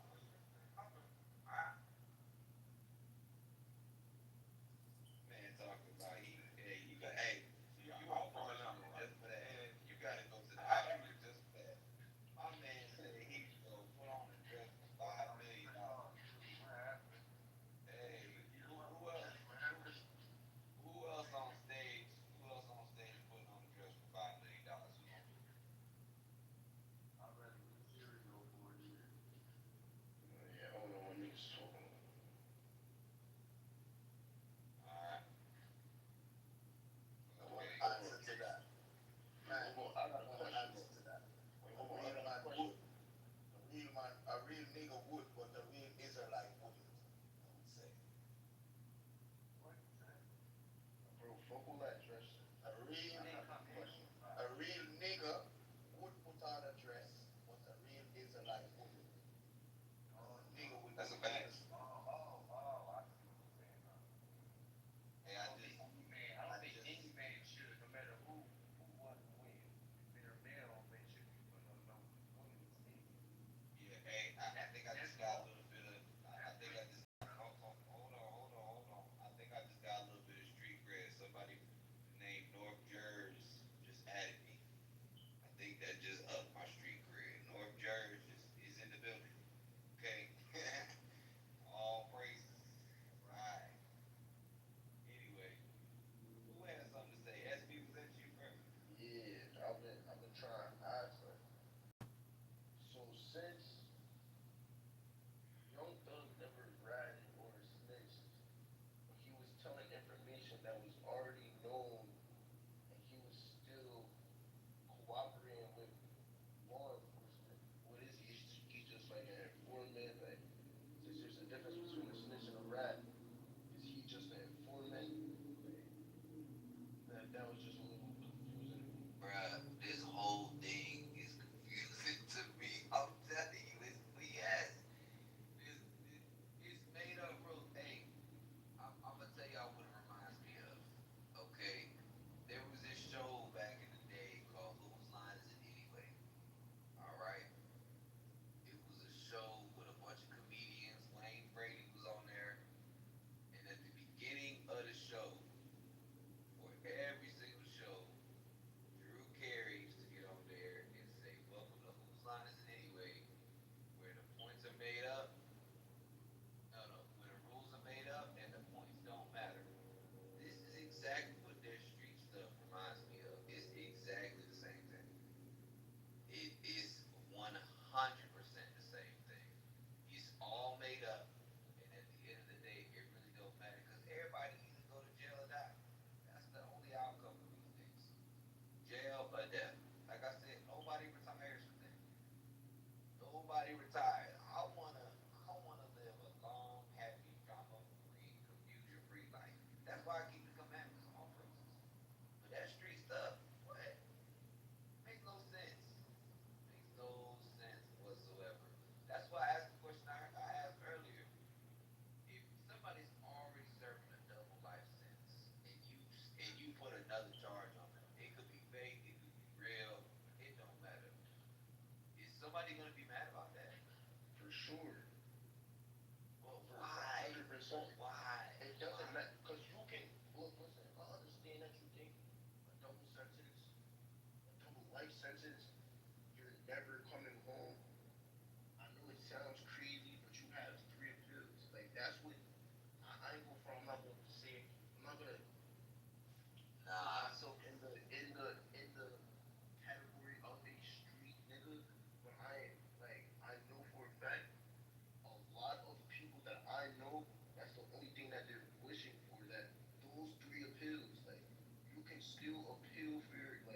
matter what they charge you for, nothing. It doesn't matter. You still have 3 appeals, and that's what they're sitting there wishing, like, yo, I'm gonna use these appeals, like that's what that, and then just adding another charge that's not helping the case at all. You're just sitting here telling more information on things that they already know, but you're just clearing it up so they can see it all the way through. Understand? No, I don't. And here's why. The appeals take a long time.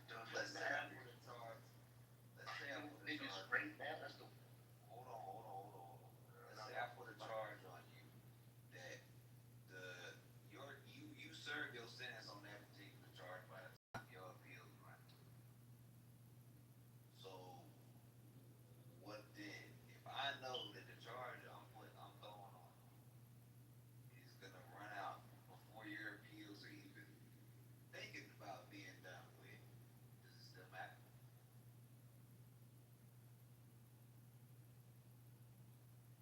it doesn't. Yes. It's alright. So now that's where the street knowledge comes in. That's where all the street shit comes in. Because now it's like you just added another charge, no matter if it was less time, doesn't matter. Then that's saying like, yo, you just put another charge on my shit. Like now it has to conductive violence. Like it don't sound right, but that's basically like how like street niggas think.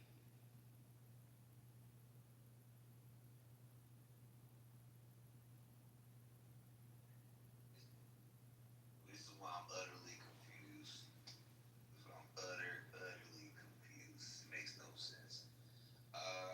North Jersey. What's going on, though? Yo, what's up, bro? What's going on? You just up my street cred. I appreciate you, big dog.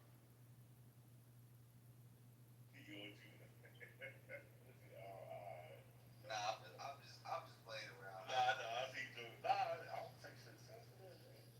What's going on? Nah, I want to know. Maybe you can help us out. We need a resident expert. 'Cause I'm, you know, I'm not gonna front. I never been no street cat. I never even thought about. Nah, I shouldn't say that. I have thought about joining the gang, but I would never, especially at this point in my life. I'm a father. I got kids. I got a family. I'm not doing no street stuff. So, hey, because I never was around it like that,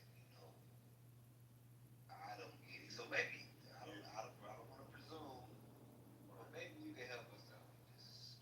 Well, look, I was just listening to the last. Oh, before you go, real quick, somebody asked a quick question. Somebody asked, "What's a street cat?" Like they're like alley cats.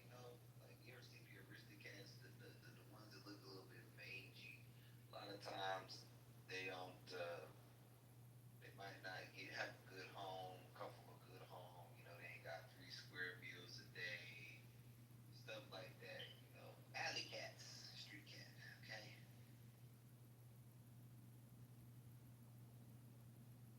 Right. So I was listening to the last dude that just spoke, right? So tying into what the title was and what he was saying, you know what the thing is now is making it real bad. Now dudes are giving other street dudes, that we're using that B word, permission to snitch. Because basically what from looking at everything what happened with Young, that looks like that dude gave them permission to go ahead and snitch on him. A snitch is a snitch. And it's way against the code regardless. I don't care if they give you authorization to snitch, I don't know, whatever. But what it is now they're giving each other permission to do it, which really that changes the game even more. Because it gets rid of the code. Now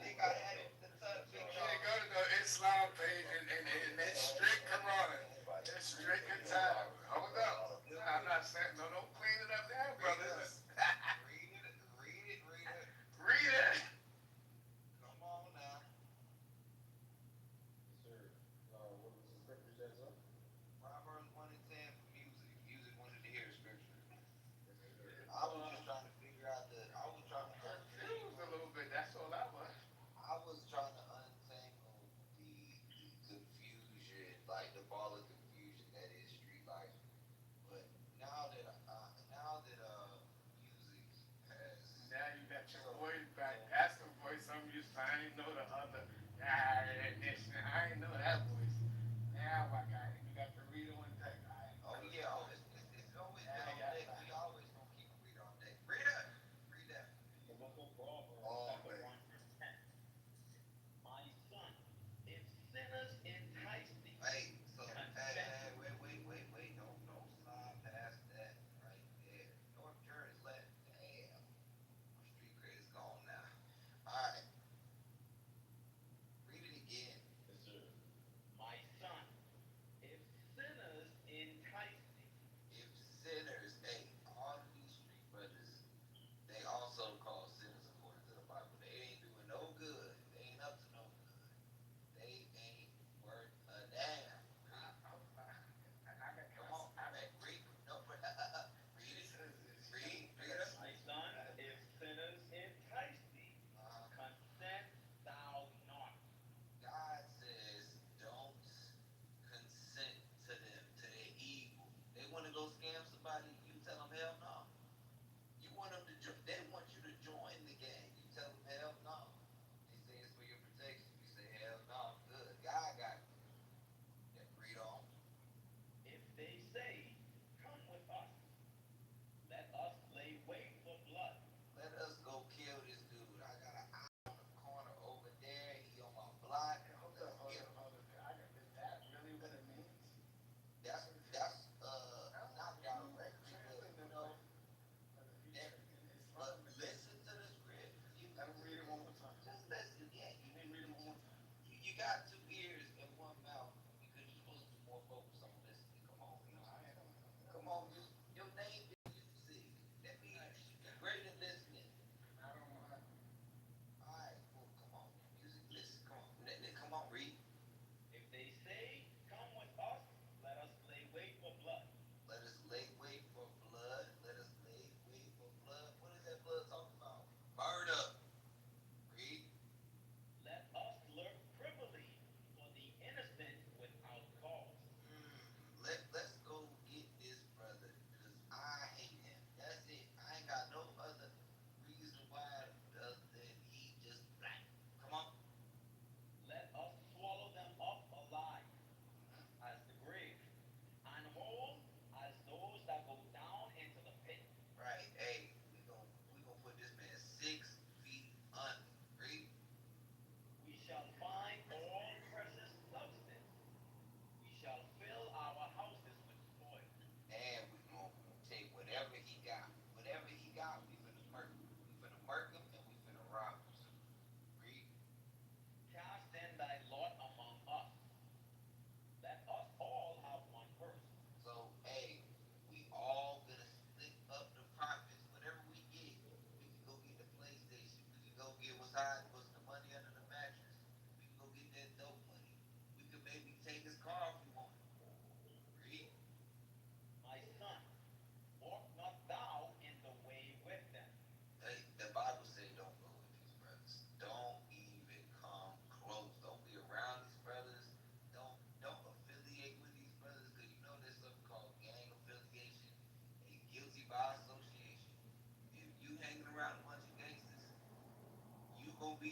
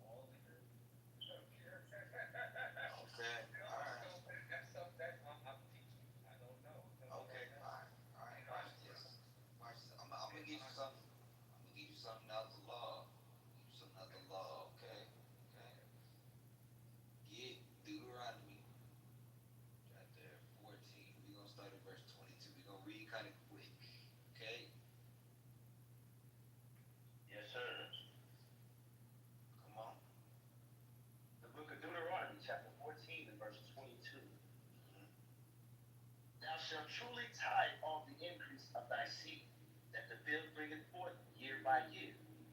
And thou shalt eat before the Lord thy God, in the place which he shall choose to place his name there. The tithe of thy corn, of thy wine, and of thy oil, and the firstlings of thy herds and of thy flocks. All right. That thou So mayest. this is the law of tithing. You might ask, why are we going here? I'm going to show you. The law on tithing states that we had to bring these things to Jerusalem. Okay? Read. That thou mayest learn to fear the Lord thy God always. Uh-huh. And if the way be too long for thee, so that thou art Now, with these tithes, if the way was too long and you lived far, far away and you couldn't carry all this stuff with you, read. so that thou art not able to carry it, or if the place be too far from thee, which the Lord thy God shall choose to set his name there, when the Lord thy God hath blessed thee, then shalt thou turn it into money, and bind up the money in thine hand. All right, so you're going to exchange your goods that you got, wherever you from, and turn it into money. Now you're traveling light. Instead of traveling with all that stuff, you're traveling to Jerusalem light. Okay, come on. And shall go unto the place which the Lord thy God shall choose. And thou shalt bestow that money for whatsoever thy soul lusteth after. So when you get to Jerusalem, it said that you would then go and buy back whatever you wanted to. So you could, they ain't had this stuff back in the day. But if you wanted some wheat thins, you want some Pop Tarts, you wanted some, pizza rolls, whatever, I don't care. Whatever you want. Come on. Or oxen, or for sheep, or for wine, or for strong drink. Ooh. What's that strong drink? Yes, it. Yes, sir. Well, help me out. Said, what's that strong drink? Yeah, man. I heard it. What you heard? Come on, what you need with that one? Beer. So you said beer. No, I said beer. Not beer. I said Beer. where they had the cup. Okay. All right. So what's that strong drink then? The strongest that they had, that what they got out here now. Right. Nowadays we would call that what? Liquor. Liquor. Yeah, well, I don't drink, so I'm just thinking. Okay. Thinking of a brand, like, thinking of a certain. That's all right, man. Hey, you done heard a few rap songs. You heard about some rock. I know you was singing Pastor Cavassier back in the day. I know you was. Oh yeah, that was catchy. Yeah. Everybody singing that. That's right. But Okay, I just like we said before, well, hours ago, most teachers wasn't taught properly. Well, not you, they weren't. Most teachers wasn't taught properly. So I guess he's going to go out of the Christians did, teach. They did teach properly. And that was one thing I didn't hear all of was what was we able to do.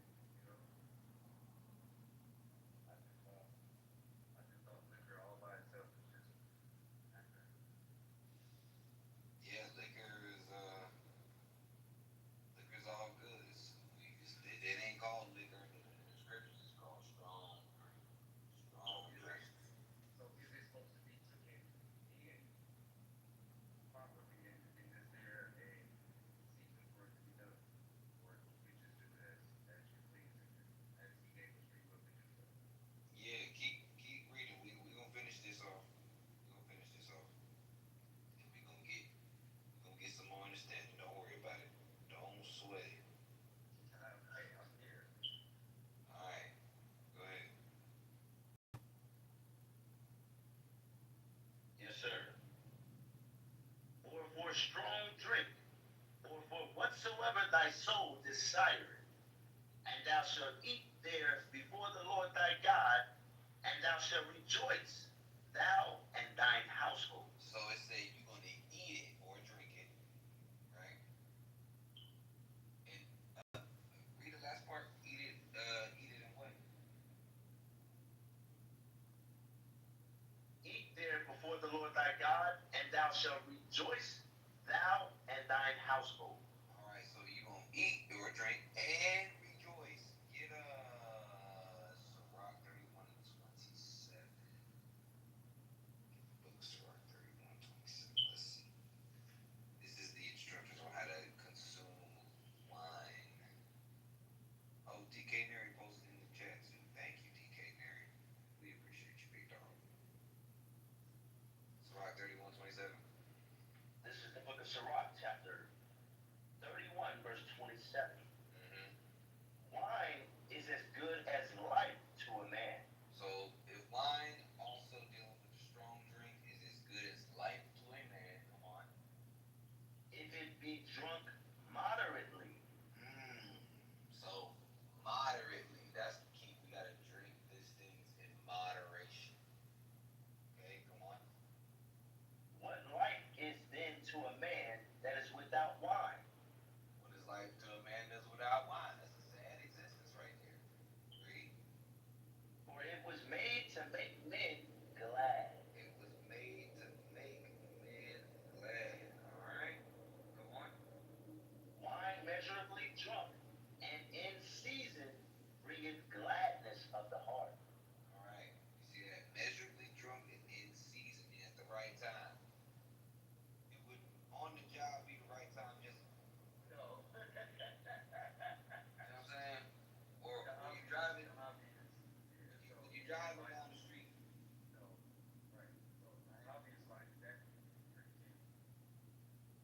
Yeah. Makes sense.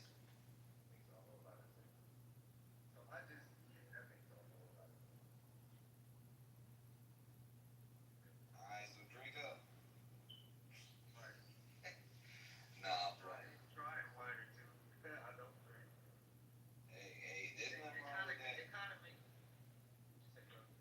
No, I'm saying there's nothing wrong with that.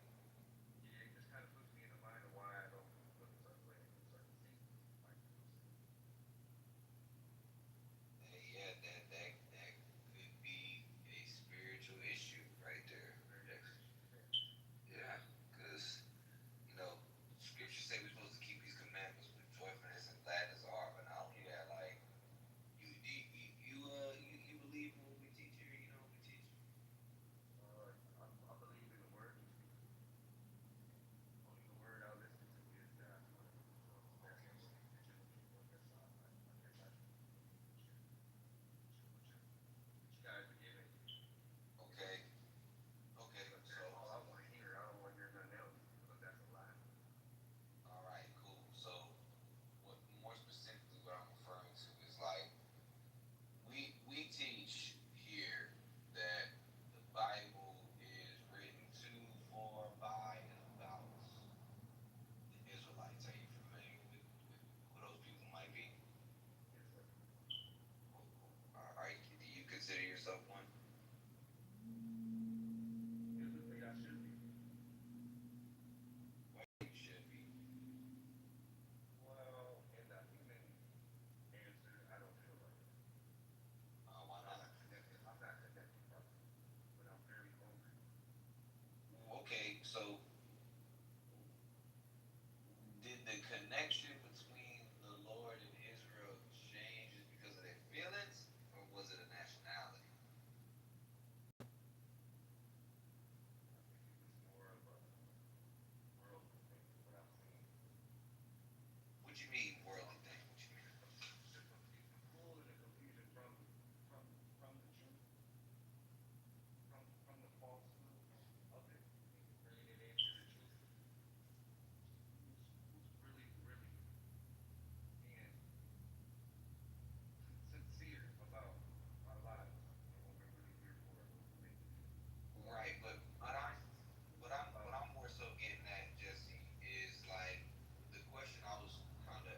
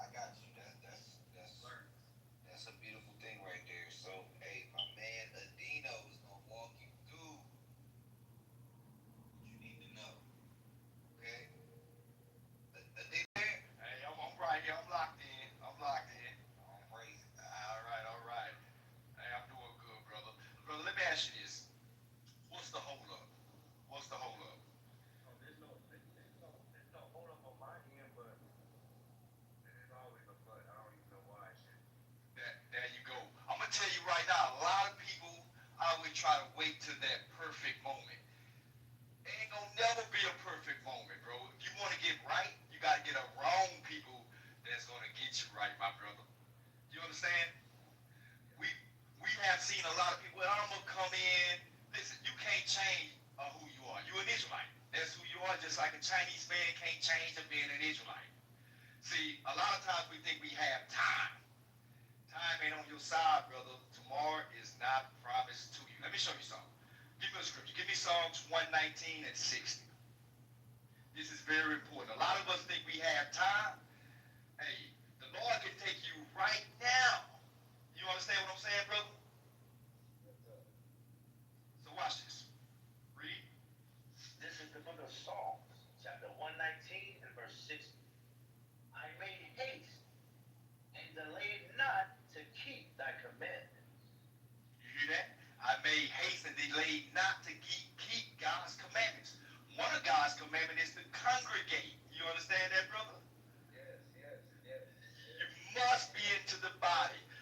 We hear people say all the time, hey man, I'm going to come to the school and they wait.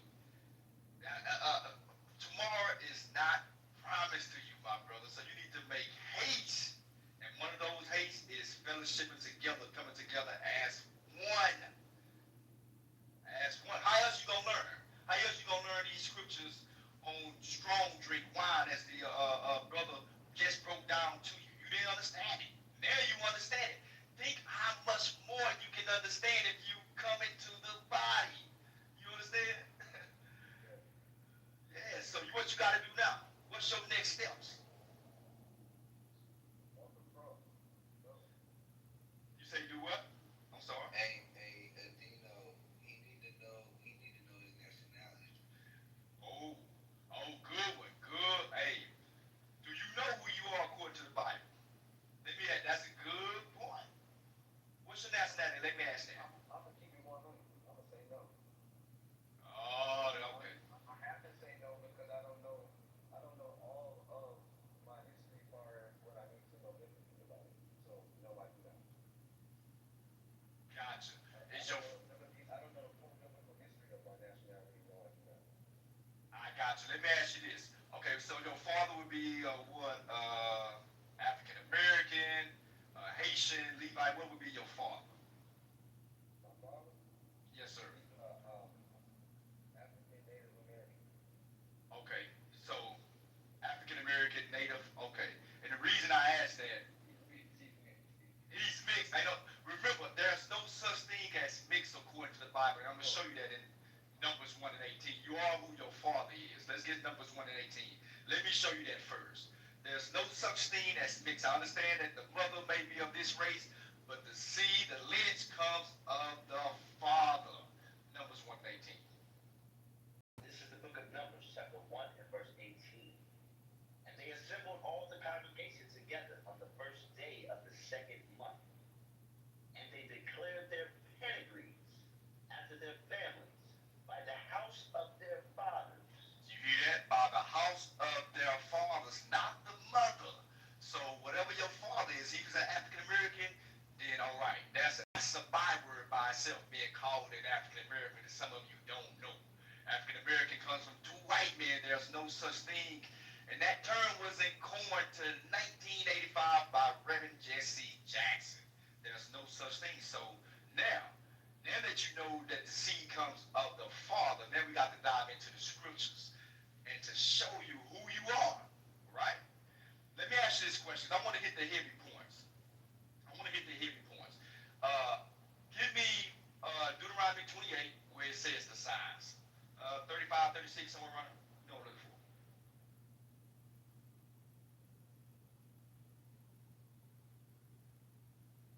Yes, sir.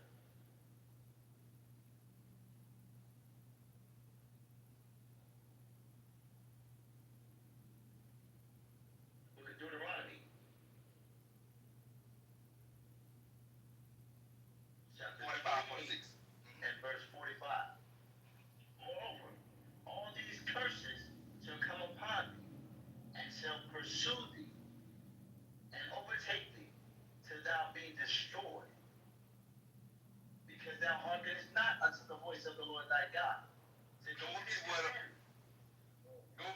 it says they shall be upon thee for a sign and for a wonder. Yes, sir. Deuteronomy 28 and verse 46. And they shall be upon thee for a sign and for a wonder, and upon thy seed forever. All right, so my brother, let me ask you this question. What is a sign? What is the importance of a sign? Let me ask that. A sign like S-I-G-N.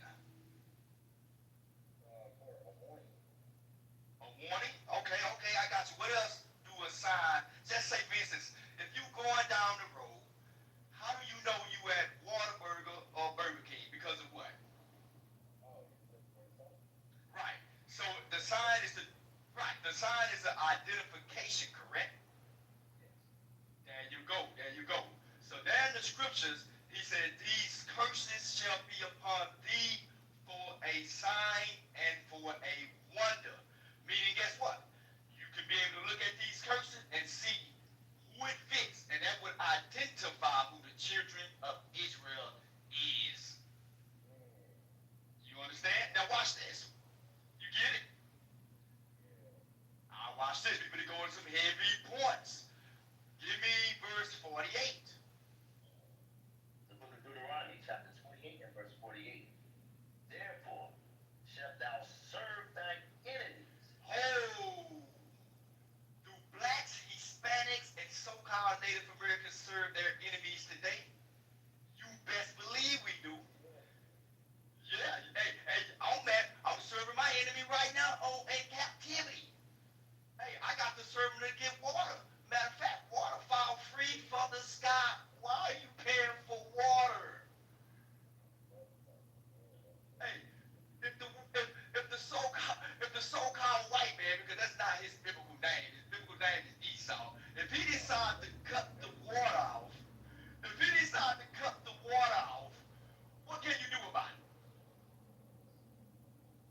But beg him to cut it back on.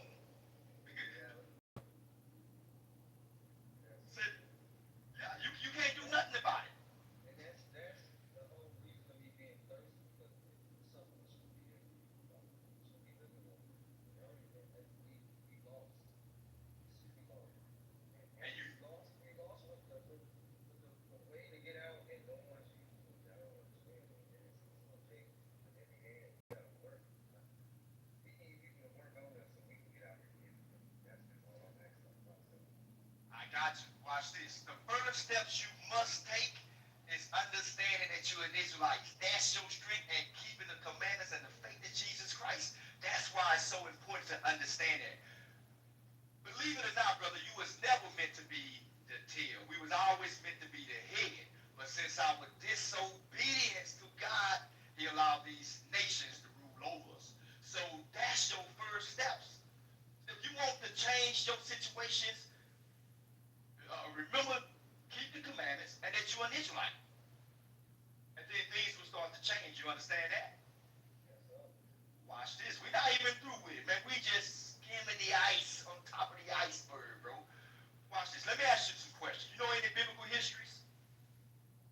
Any biblical history, you know? I'm gonna just run it again. Okay. So that I know I have collected a long life. All right. It's cool. That's cool. Something strikes a nerve with me, I'll bring it up. And it may All right. sound like Right.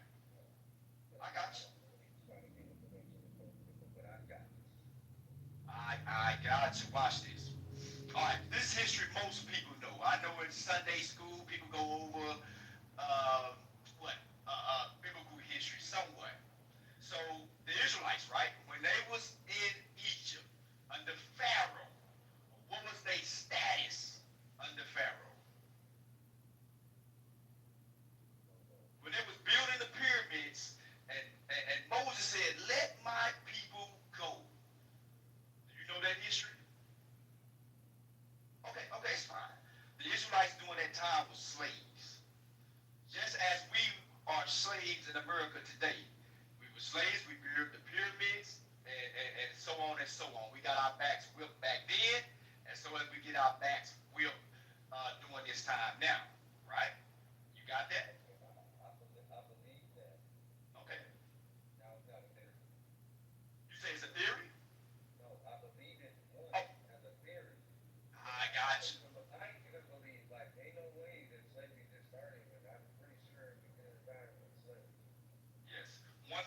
certain that one thing, right? I got you. Go ahead, my brother. No, I'm just saying you just made that, true. Right. Watch this. I'm gonna show you out of the scriptures. We're gonna show you out of the scriptures in Deuteronomy 28:68. Remember what we're talking about right now. How did the so-called African Americans get over here on this side of the world? By what? What was our transportation? Right, I believe it was already here. Yeah, some of us was. Some of our brothers was already here. Our brothers, so-called Native Americans, they are from the tribe of Gad. They was here. But how did most of us get over here? By what transportation? Say shit. That's true. That's history. Ships, you're absolutely right. Now, hold on. We're going to get to a point. Let's read this verse. 28:68. The book of Deuteronomy, chapter 28 and verse 68. And the Lord shall bring thee into Egypt again. Hold.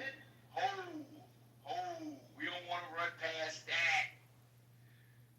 Remember, the Israelites was in Egypt before they was, what was their status in Egypt?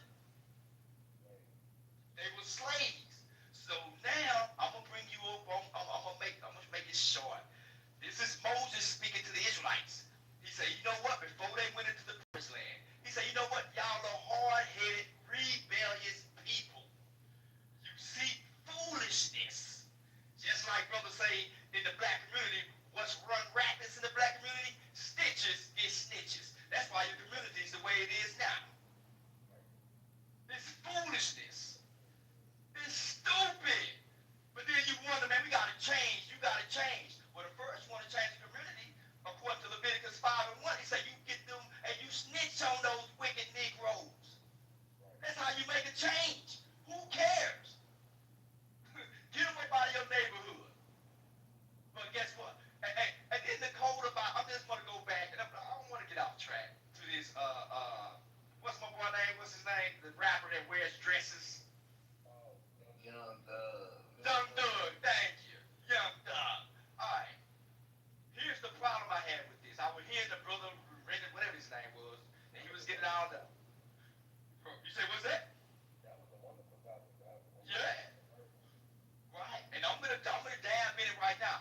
What's the consequences? Because he's saying, okay, what's the accountability for the brother that won't stand up? He got his partners in the car. It's his gun. He keep his mouth shut. So now everybody gets charged with the gun case. What's the consequences for that, brother? All that, Right. But here's the thing. That's the question. Daddy gonna have to answer that. But that's what I'm saying is foolishness. What's the consequences for the brother that kept his mouth shut and everybody that's in this darn car getting 20 to 30 years? What are they gonna do to that brother? Right. Well, all what it took was accountability. Exactly. Hey man, it's my gun. That's why we say the streets, being in the streets is trash. If you in the streets, get your behinds out of those streets. Because those the partners you running with, and they gonna get you locked up. It's stupid. Hey. Listen, I came up in the streets. I've seen it too many times. We lost a lot of good brothers. And a lot of good brothers is serving time for stuff they didn't do because of ignorant Negroes that don't want to take accountability. Okay, let us get back on top.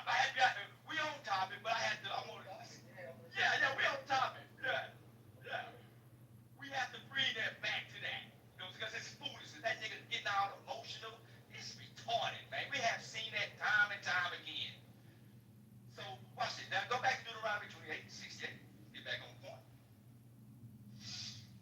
Yes, sir. The book of Deuteronomy, chapter 28, verse 68. And the Lord shall bring thee into Egypt again with ships. With what? With ships. One more time. With what? With ships. You remember what you said before we even went to this scripture, right? You said the Israelites, we discussed, the Israelites was in slavery in Egypt. But the Moses, the Lord is saying, I'm going to bring them blacks, Hispanics, and Native Americans back into slavery, just like Egypt. But this time, their transportation is going to be ships. That should be sinking in heavy. Hey, let me ask you this question before we put a fork in it and she'll be done. Put a fork in it and it's done. When we got off those slave ships, what did they do to us? Now, before they enslaved us. Before, let me ask this, if you don't mind me asking. What's your last name? Have you had your name changed? Exactly. So for you to get that white man name, how did you get it? Colonized, yeah. But what happened? That slave name that you have, your last name isn't a receipt of who owned your forefathers and foremothers, right? It comes from the slave plantation. So you want to go and find out your history, go all the way back to you say Hatfield, or what was it again? You say what's that? Nah, it should make you angry. But that's what the scriptures will bring upon you. But I'm going to show you something with that anger, how you control it. Because, you know what I'm saying, the Bible said, be ye angry and sin not. You know, so we want to make sure we stay in the spirit at all costs. But that should make you angry. Because the receipt that you have on you is from your oppressors, the one that used to own your forefathers. So watch this. Watch this. But watch this out. Watch this, my brother. $500 here going for the nigga right here. 525.50 sold to Mr. Johnson's plantation. To this plantation. You understand? So what am I saying here? You was what? Your ancestors was what? You would say that again? So, watch this. Now we're going to go into the scriptures and we're going to show that. 68, finish it off. Deuteronomy 28, verse 68. And the Lord shall bring thee into Egypt again with ships. Hey, my brother, we're going to go back slow. When he say Egypt, I want you to say slavery. All right? All right? So, when you get to the part Egypt, he's going to say slavery, and then you're going to continue on. Let's go. Yes, sir. The book of Deuteronomy, chapter 28 and verse 68. And the Lord shall bring thee into again with ships. Read. By the way whereof I spake unto thee, thou shalt see it no more again. And there ye shall be sold unto your enemy. And when we got off those slave ships, what did they do to us, brother? They sold us. Read. For bondmen and bondwomen. They didn't separate us. We came on them ships together, the women, the men, the kids. We were stacked on those ships like sardines. That's our history. That's biblical history. Moses was prophesied to the children of Israel and saying, this is what's going to happen to you in the last days. Do this fit the so-called Jewish man in Israel today? No, it do not. Remember what we read in the beginning. These shall be upon thee for signs. What's going to be upon thee for signs? Curses. The curses, my brother. That's how come we know that we are Israel. And you are Israel also. Now that you know. You understand now, brother? How that make you feel?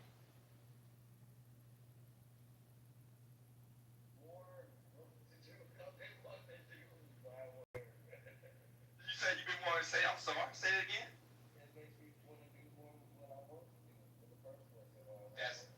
That's why you should make haste. It's more than just knowing that you are Israel, my brother. Yeah, Israel is good because keep in mind the scriptures prophesy that Israel will get put to death too. Because a lot of people, yes sir, please go ahead.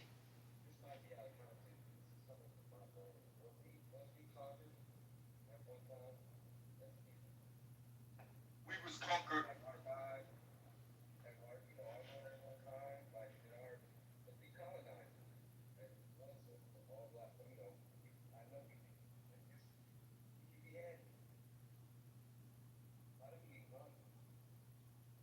Say that one more time.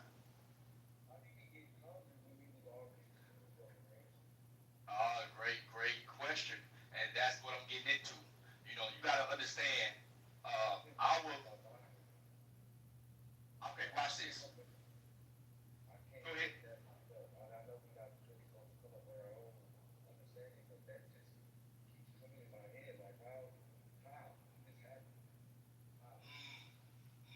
All right, watch this.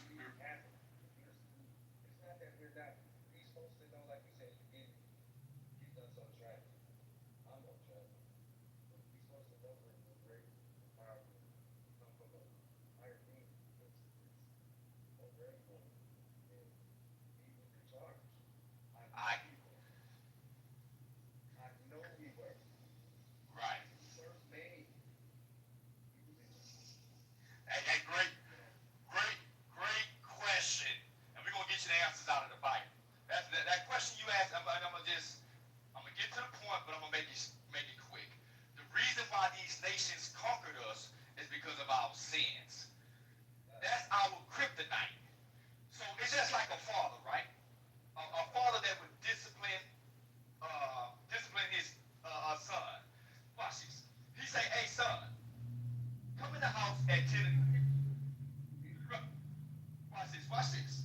The Lord, watch this. Just like a father that would discipline his son. I'm telling you, come in the house at 10 o'clock.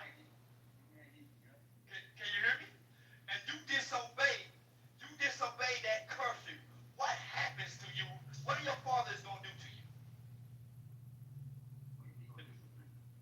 There you go. He's gonna discipline you because you didn't come in the house at 10 o'clock. So guess what? I'm gonna put the belt on your behind, or I'm gonna do some type of punishment, whatever I feel fit, right? Watch this. Watch this. I'm gonna show you that in the scriptures. Give me Amos 3:1. Remember, I said because of our sins, our Lord said, you know what? Since you want to be like the other nations, I'm gonna jack your narrow behind up. And we got our behinds jacked up. Just keep in mind. When you really look at us as a nation of people, and you go back to the plantation, right? On the plantation, you had 200 big black men, strong buck, strong than an ox. And then on this plantation, you may have one or two snagger-tooth Edomites that runs the whole plantation. You think the Lord had nothing to do with that? Why did they overpower them? These are questions y'all gotta ask yourself, because the Lord put the spirit of fear upon us. The Lord had his hand in it. Yeah. Right. The Lord had his hand in it, but watch this. Let's read Amos 3:1. The book of Amos, chapter 3 and verse 1. Uh-huh. Hear this word that the Lord hath spoken against you, O children of Israel. Oh, against children of who? Of Israel. All right, so we know that the Lord is speaking to the Israelites, the blacks, Hispanics, and Native Americans, so-called. Read. Against the whole family which I brought up from the land of Egypt, saying, you only have I known of all the families of the earth. Stop right there. My apologies. Stop right there. He said, read that last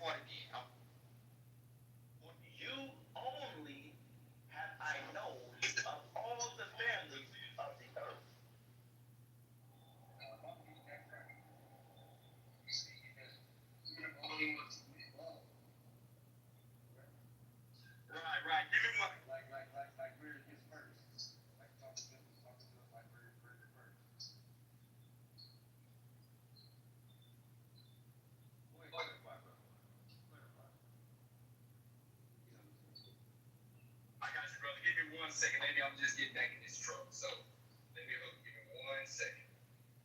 And I'm gonna clarify for you. Can you hear me? Yes. Okay. 1 second. Watch this. Now repeat what you just said. I think he will have to repeat the last verse. You only have I known of all the families of the earth. Okay. My understanding is he's speaking, saying that these are the only ones who, like the Turks, like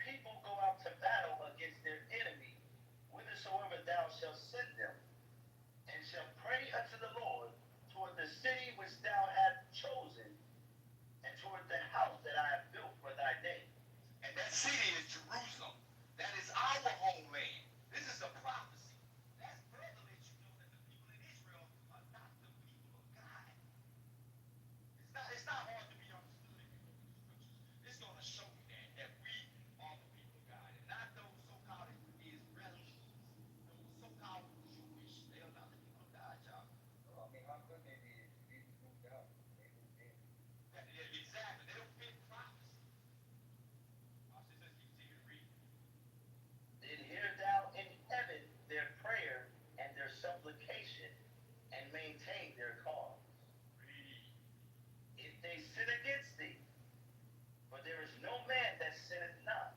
See, that's the issue. That was the issue. We sinned against the Most High God, so He allowed these nations to comfort us. Remember, we was at war. That's how we got conquered by the Hamites, that's the word. Nations. We was at war. We lost the battle. Keep going. Let's go. And thou be angry with them, and deliver them to the enemy. And the Lord say, deliver them to who?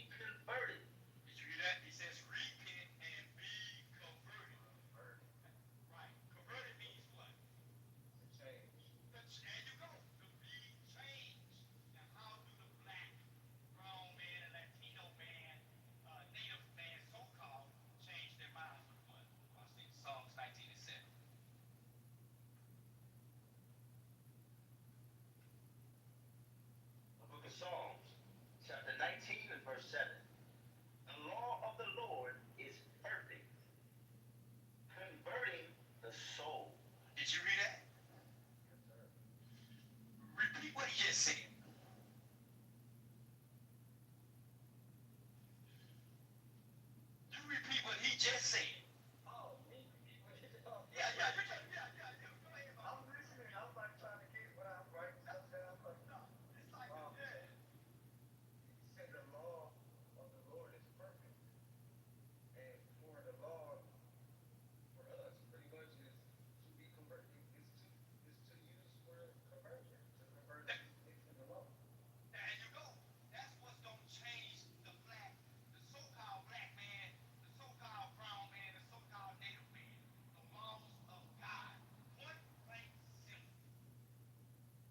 Because guess what? Going back to the topic, if we apply Leviticus 5 and 1, right? We apply Leviticus 5 and 1. Watch this. Let's get Leviticus 5 and 1 real quick for the brother. And this going back to the topic. And I want anybody that disagree to raise their hand. If you disagree with what we about to bring out, just let me know. But this is going to change our communities if we apply it. Leviticus 5 and 1. The book of Leviticus, chapter 5 and verse 1. And if a soul sin and hear the voice of swearing, and is a witness, whether he hath seen or known of it, if he do not utter it, then he shall bear his iniquity. Here the Lord say you should snitch. The Lord ordained snitching. That's right. The Lord is a snitch. He say, the Lord say if you know of a Negro that's in your community that's doing a crime, got something illegal, he said you should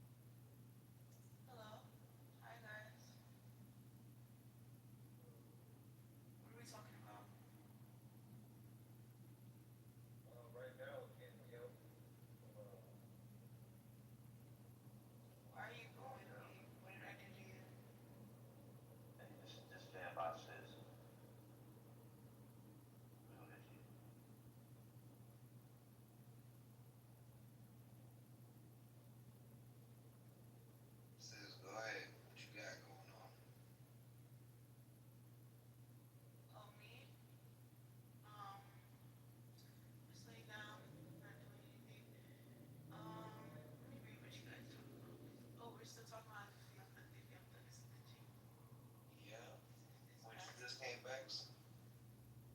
Huh? Did you just come back or something?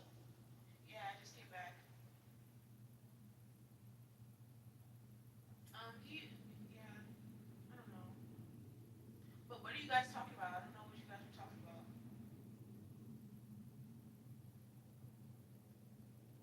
Talking about the Bible, sis. The Bible is real.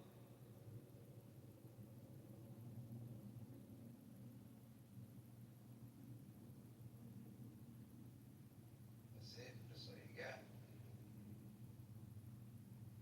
Okay, I can tell you definitely that in time, when you look at the time, look at scripture by scripture, whenever you see time, whenever you see 222 or if you see 717, it's in the Bible. What the hell? I'm not joking. If you look it up, if you look up the angel numbers, if you look at time, Can I chime in on the it will topic? tell you. It will tell you. Why are you putting thumbs down? It's got to be true. Why would you think I'm trolling? If you look it up, look up time right now. Look up 717. That's that. Just hold tight. All right, don't be upset. Okay, okay. Joe, what you got? Just want to chime in on the topic right quick. This whole talk of snitching, like that whole realm, that whole lifestyle. Just the history of it is nonsense. Like the mob snitched on each other. You got the guy, Whitey Bulger, out of Boston. This dude was an informant for the FBI against the Italian mob in Boston. Just tell it, he was snitching on everybody, and left and right. He was an informant for the FBI. Like, and the FBI was allowing him to move throughout the city and do what he was doing in the city, and at the same time giving him and feeding him information about the Italian mob in Boston. You know what I'm saying? Like the whole essence behind it is nonsense. It's hypocritical. You know what I'm saying? Like it is only for whatever suits the individual at the time. Simple as that. And if they get whatever they get is because the Most High sees it fit for them to get it. There is no code. There is no code because there is no honor amongst thieves. When you have a code, that means there is an honor behind the code. But you don't have a code because there is no honor within what you're doing. You're taking advantage of the community either way you put it. There's no honor in that. So what code do you have? You just not caring about your fellow man. You're not loving your brother. Simple as that. And it's gotten even worse today with this non-snitching. Now it's turned into not even caring about people. Because a person could be getting beat down in the streets today, this very day. What people want to do? People want to turn their phones on themselves. Ain't nobody going to help nobody. Ain't nobody going to say, hey, stop doing that. Don't do that. Don't do this. Don't do that. They're going to turn on their camera and film it. And then post it on social media. And then we're going to sit back and laugh at it as a society. That's what we're going to do. So if anything, I think if you want to snitch or if you want to call it snitching, if it makes the community better, yeah, get him out the way. Tell him to get him out the way. You're making the community better. That's all I got on that.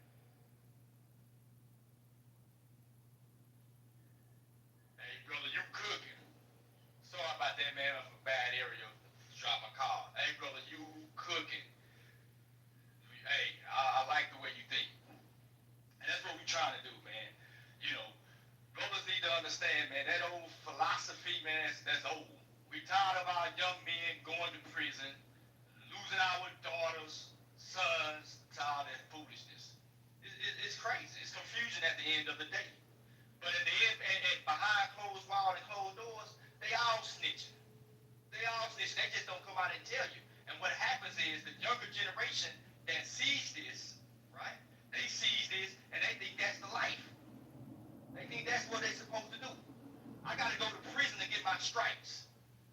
Brother, that don't make you tough. That don't make you going behind the walls tough. Come on. Come on. We got to change that mindset. I like the way you think. Great point, my brother. Anybody else? Who we got on here? Check this thing out. You can talk to Bass Dez and Mars. I think she wanted something. Okay, yeah, go ahead. Since you got something, go ahead. Oh, sorry, no, I was cleaning my bathroom. But can you tell me what you guys are talking about? Oh, the Bible, of course. Talk about the Bible. Jerusalem. About Jerusalem. Now, what we talking about, since the topic is young dogs snitching a bad thing? Is young dogs snitching a bad thing? What do you feel about that? I feel like it is a bad thing because nobody believes him. I'm telling you, he's like the boy who cried wolf right now. He was told not to snitch from young because he's seen things that were most likely traumatizing. So, kids are sponges. They're gonna listen to you. You know what I'm saying?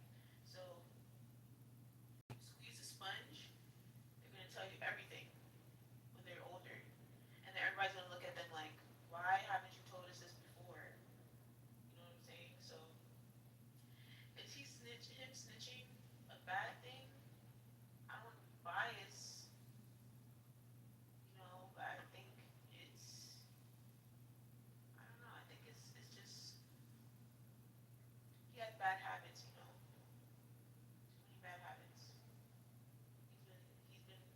I don't know. But So, so, so let me ask you this. So you don't know by him if it's a good thing or bad, for the most part. It sounds like what it sounds like what I'm hearing from you. yeah, I don't know if it's a good thing or a bad thing. All right. So let me give you this scenario. All right. A young kid in school, come to school. He brings a pistol in his backpack. He tells one kid, "Hey, you know what? I'm gonna shoot this individual or that individual." He has the gun in his backpack. What should a kid do? Should he snitch and go tell the teacher? Could he keep his mouth shut? He should snitch. Okay. See, that's what we're talking about amongst the black people. It should be cut and dry. Is it okay or not? Yes, they should snitch because now we change the roles, right? We change the roles. A kid going to school, and he's got a gun and he's talking about going in here and shooting up the school. Yes, you should say something because guess what? You're gonna save some kids' life. Everybody is okay with that. Now, let's switch the roles. Let's switch the roles, because some say, well, what about a street dude? What if a street dude, two street dudes, let me not use that. Let me not use that. But you understand what I'm saying, sis? Yeah, I understand. Right, right. Because at the end of the day, as we just brought out not too long ago, how do the Lord feel about it? What do the Lord feel about snitching? What do you say? Because this is biblical smoke. Yeah, the law says tell the truth. If somebody do something to you, tell the truth and tell them right there and then. Call them as soon as possible. That's what 911 is made for.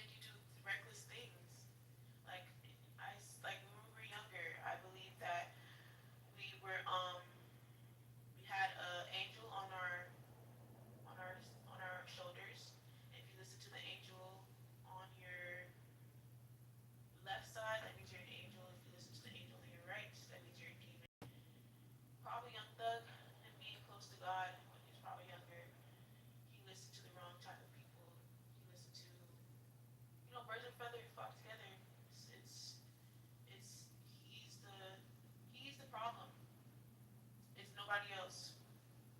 So, but him snitching is just him snitching too late. Um, so where people are judging him for what he's doing.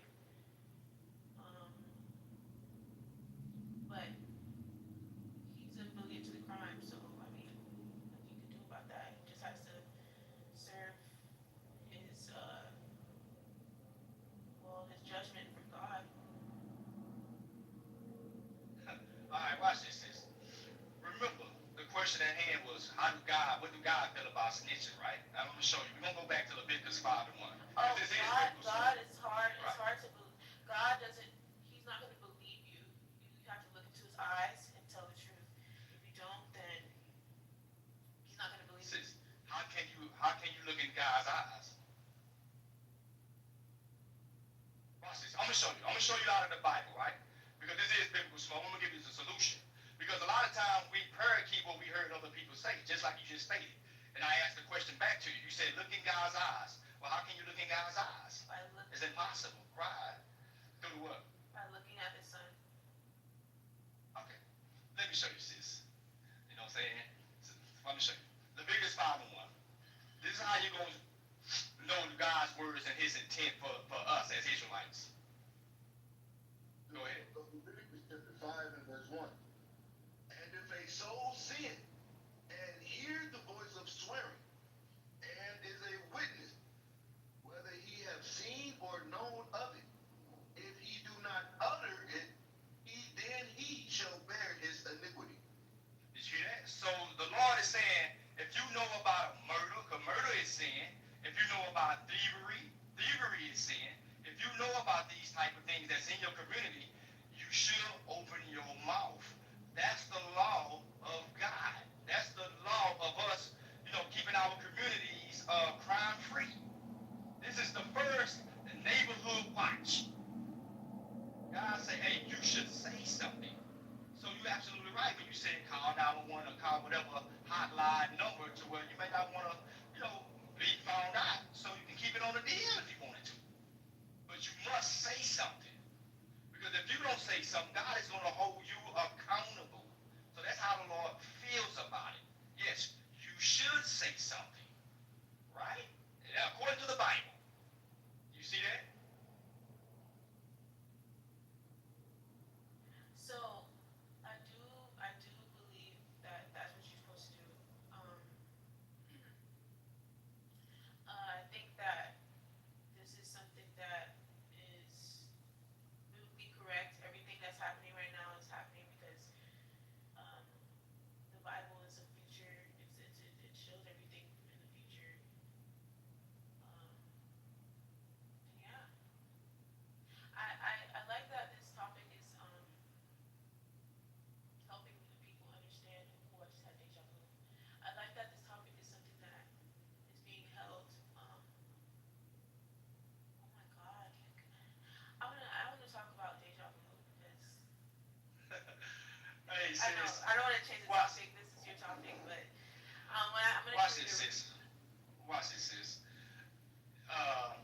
A lot of people don't understand, like, the Bible got all the answers. The answers in the let me show you Isaiah 5 and 20, y'all. This is what we got going on in the world today, especially in our communities. In our community, and I say our community, I mean the black, brown, and Native American so-called, which are the Israelites according to the Bible. So watch this, Isaiah 5 and 20. This is what the black community has done. The book of Isaiah chapter 5 and verse 20. Woe unto them that call evil good, and good evil. That's what we have done. Go ahead. And good evil, that put darkness for light, and light for darkness. Is that not the black community? That's us. We had changed good to evil. And evil to good. That's what we have done. We got to change that. God said, woe be unto you. Woe means destruction. Is it destruction in our community? You best believe it's destruction in our community. You should say something.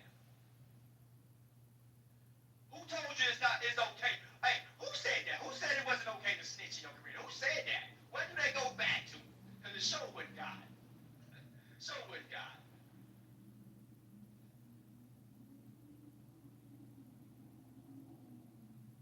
Brother say it's showing a verse showing what brother just said that. Who is that brother? Come back up. Well, raise your hand up. He said it's a verse showing that you should snitch or you shouldn't snitch. But he said you shouldn't snitch. That's what he said. He talking trash. Oh, he talking trash. Oh, he talking trash. Paulito Brigante, come on Yeah. up. Instead of talking like a woman in the comments, come on up. Come on up to the floor, my brother.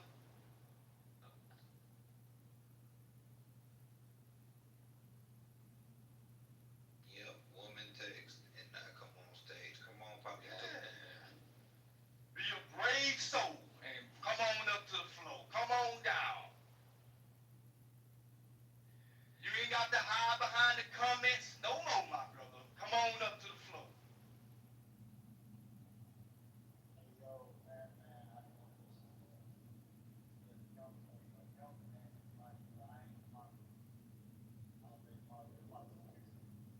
I know you are Ben Joseph.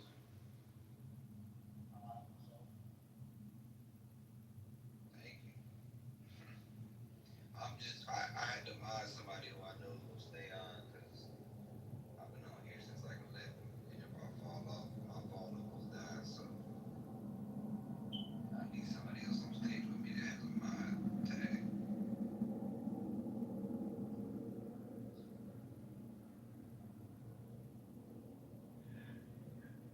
Hey, my brother, like that, young thug.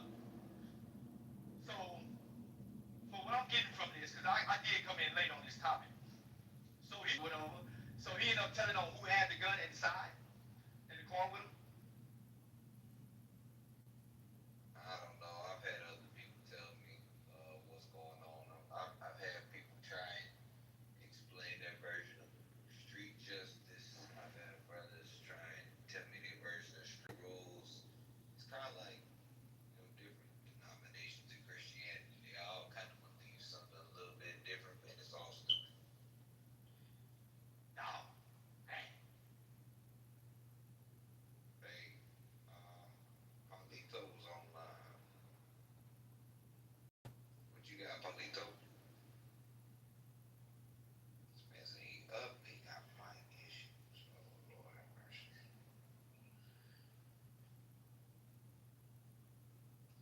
Paulito not only talking trash, but he got an Android. Help him.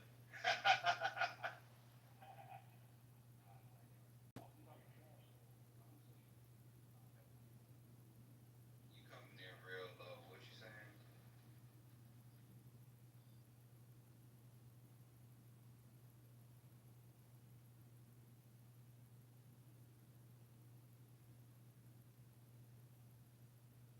Come on back, my brother. We couldn't hear you. Come on up. Can you hear me now? Oh, yeah, we hear you loud and clear. Come on in. Hear me perfect? It's good?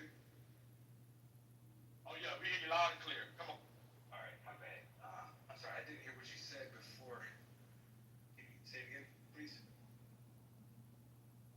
Oh, I said I wasn't talking trash. I wasn't talking trash. I don't know if I thought that. Oh, it sounded a little bit like trash talk. Maybe I misinterpreted. So how do you feel about the topic? How you feel? Yeah, I was like half listening and half not. The snitch thing, I half agree, half disagree. Overall, I wouldn't be out here advocating for snitching on our people. That feels wrong to me. I get your point though. You gotta snitch if you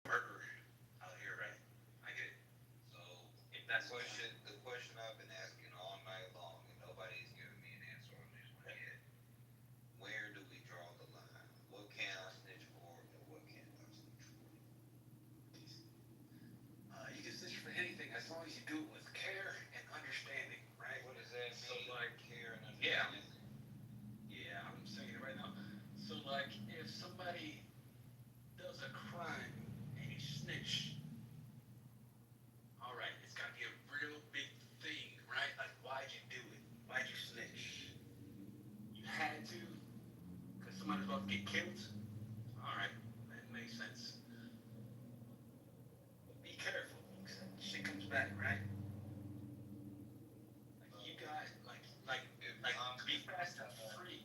If I'm trying to save somebody's life, and I snitch on somebody, now that's gonna come back on me. That's what you're saying. No, I apologize. I communicated that wrong. You're trying to say something. Nah, no, I'm saying. Cause that's what you said. You said watch out, cause that stuff come back around. So I'm trying to figure out what that means. I'm saying dealing with the police comes back around. So don't do it unless you absolutely have to. That's in my opinion. That's my experience. But if you is that what you disagree with? That's my question to you. Do you disagree with what I just said? Well, dealing with police is problematic. My perspective is a biblical one, and my Bible tells me to cooperate with the police. Get that? Romans 13:1. So Sorry, before you say that, can you answer that question though? I did answer the question. I said my Bible tells me to cooperate with the police. Yes or no? Yes, I'm going to call the cops. If I see nigger activity, hard ER, not nigga. If I see nigger activity, I'm going to call the police. It's happening. Alright, I got you, bro. Okay? You got it. And for nigga activity too. I'm calling them. Yeah, I can't be involved in this, man. You got it. Dang, so hold on, let me get this straight. You don't want to get people off the street that's negatively affecting our community. What do you mean? That's what I'm referring to right now. I'm saying that if No, I don't want to be involved in the conversation that castigates our people for no necessary reason. That's rude and it's unnecessary. wait a minute. Lord, yeah. Hold on, we got an infiltrator. Hold on, give me 1 second. Alrighty. Okay, so now you're saying that if I want to call the police on the dope dealer next door because he's selling drugs to our people, I can't do that. That's not a good thing. No, I wasn't commenting on that at all. I was commenting on your dismissive attitude for this conversation, for you and me talking. I wasn't talking about that. What you mean? How am I being dismissive? I'm having a direct conversation with you. Yeah, it's just the way that you use that word leads me to feel offended. You know, and I'm like, it's cool, but I don't really want to be a part of that type of conversation. What you mean? I mean, I felt offended the way that you use that vocabulary. That's what You talking about the N-word? Yes, sir. Come on, man. You listen to rap music? Yeah. Then you ain't offended by that word. Stop capping, bro.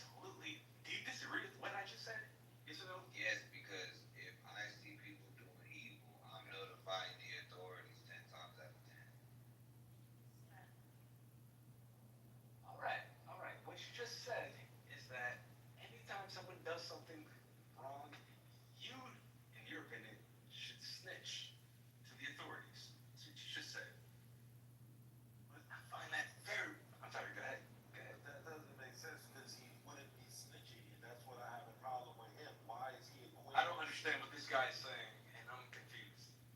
What I'm saying is, man, Resistance. why is he equating a man, and once again, is not a criminal, to snitching? That's not snitching. Resistance. You're the street scholar, Shalom King. Yes, sir.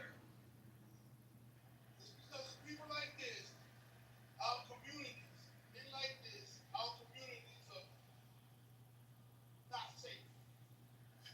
The communities are not safe because of the government and because of the people elect. They're not doing anything about crime. Scary. Scary as hell. Y'all too damn scary. If you stand up, say something, stuff will stop, but you cannot keep y'all just too damn scary. No, it's because of people like you that are lying on people for the shit. Because we're not saying don't tell, don't work with law enforcement if you're a part of the community. If you are part of the community and you are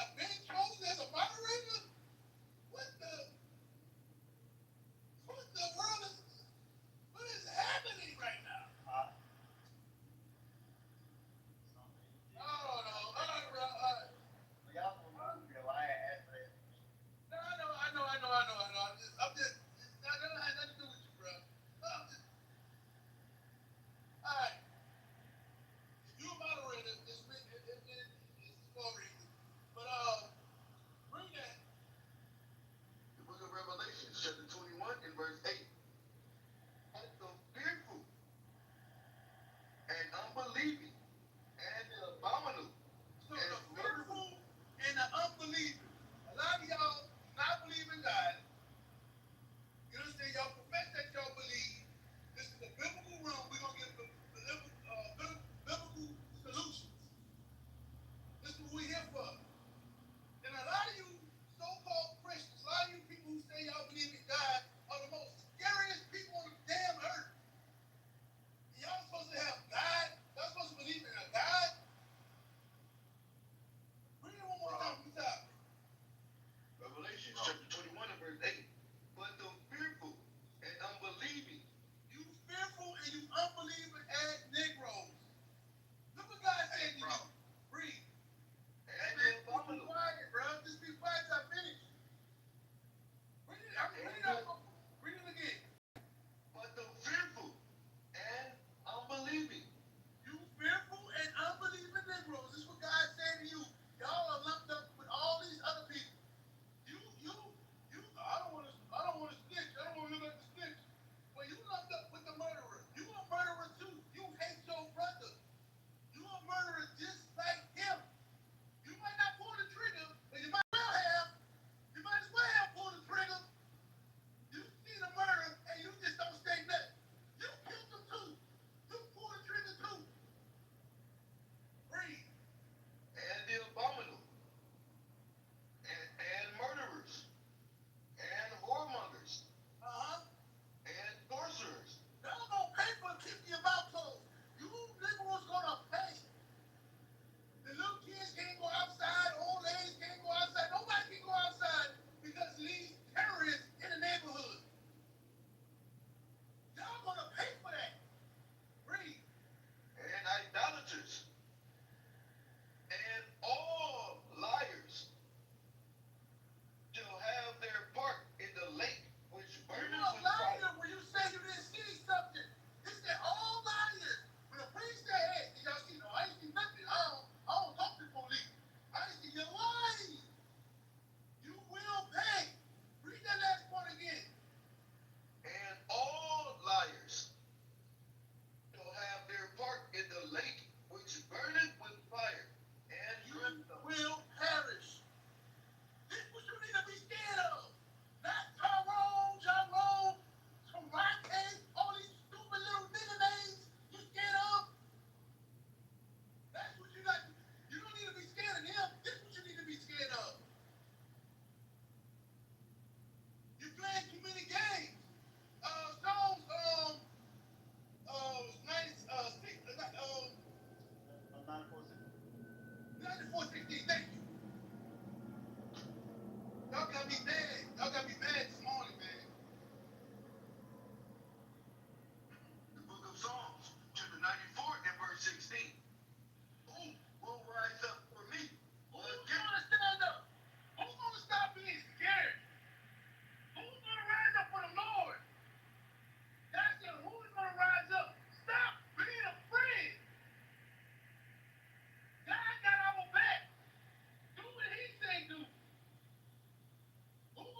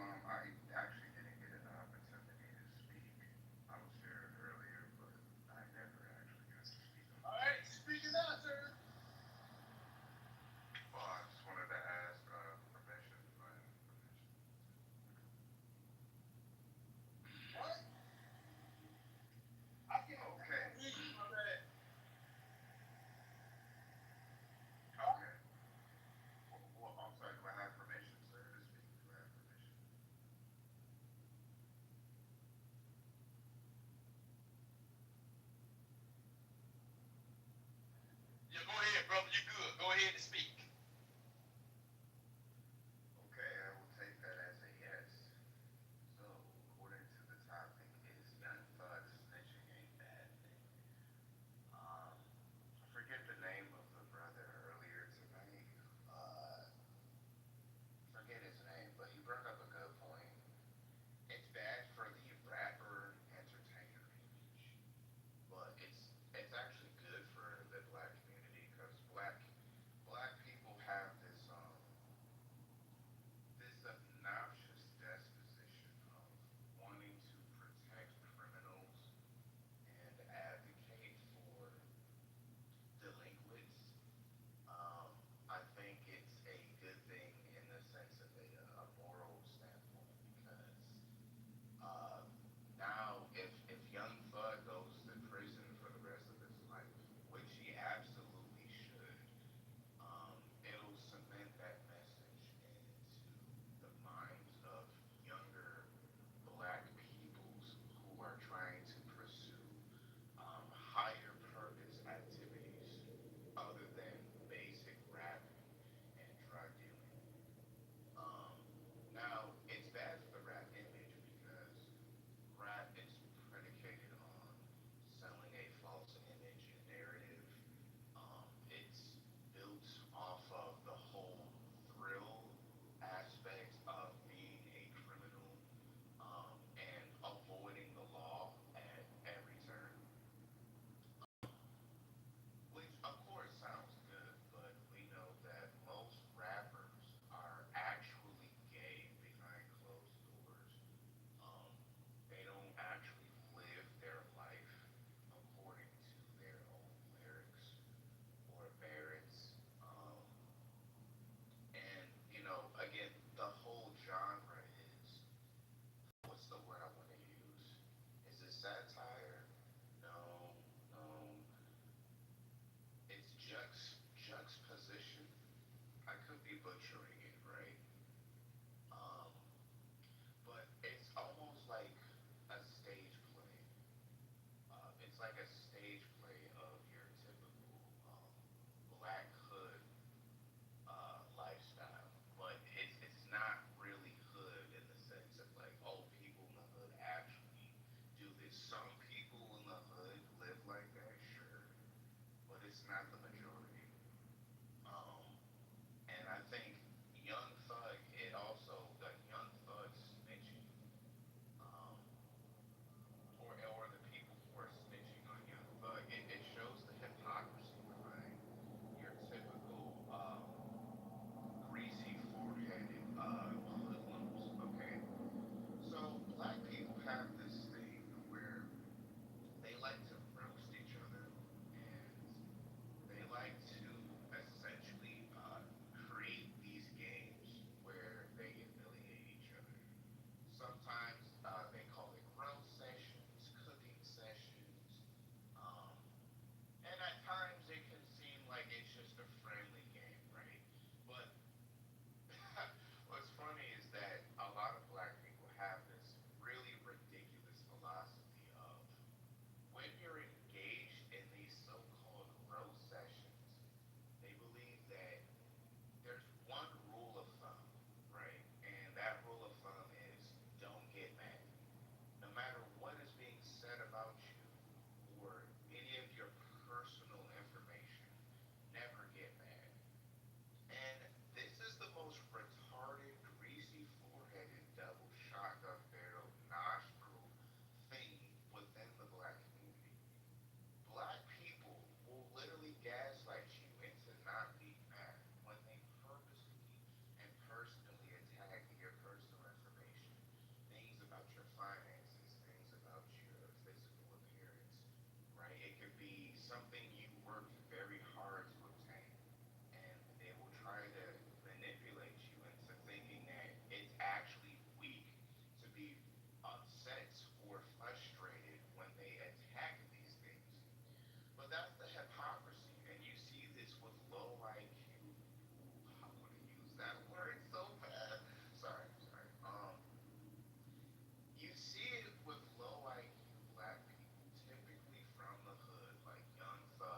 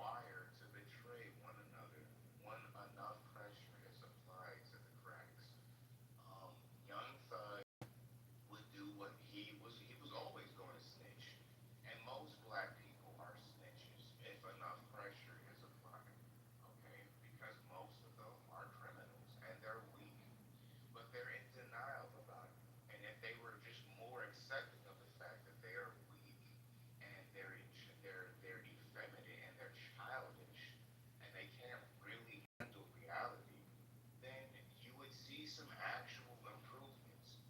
But because of rap culture, Let me ask you this, brother, because I hear you keep, you know, you keep down in the black community. You've been running rapping for a while. how about you mute your mic? I got you. Yes, sir. I got you. Maybe I'll entertain your low IQ black rhetoric. How about that? Okay. Now, thank you so much, moderators, for giving me time. So, like I was saying before I was rudely interrupted, yes, black people are weak and frail, and they are wired to betray each other. Okay, it's just common sense. Um, I think rap, and a big part of it is because of rap culture, where in rap culture it's always portrayed as this big, muscular, burly black person in the hood wearing a white, musty wife beater, cooking up drugs in his kitchen, and he's got maybe like a gun inside of his waistband or something like that, right? So it puts off this All right. image that black people are these strong alpha males.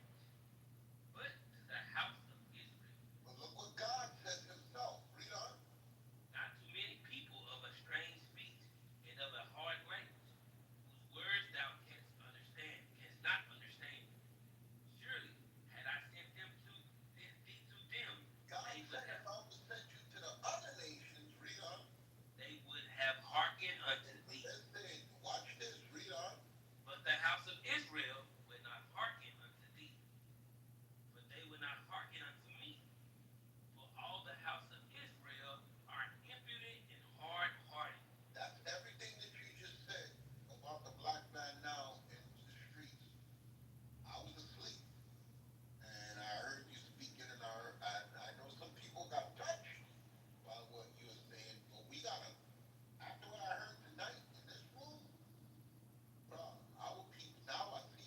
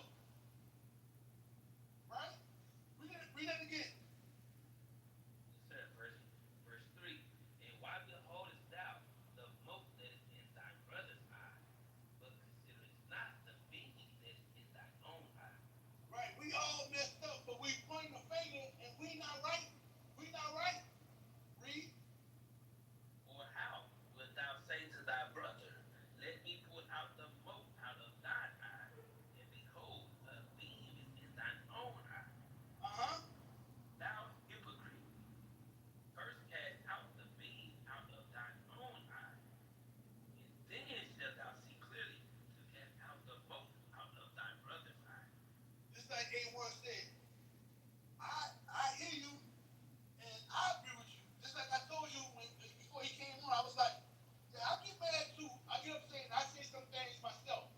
You know, and people get mad at the things I say. So I understand that. But when it comes from a brother or a sister, and they're not doing what God said do, I have a problem with that. I have a problem with that. At least try your best to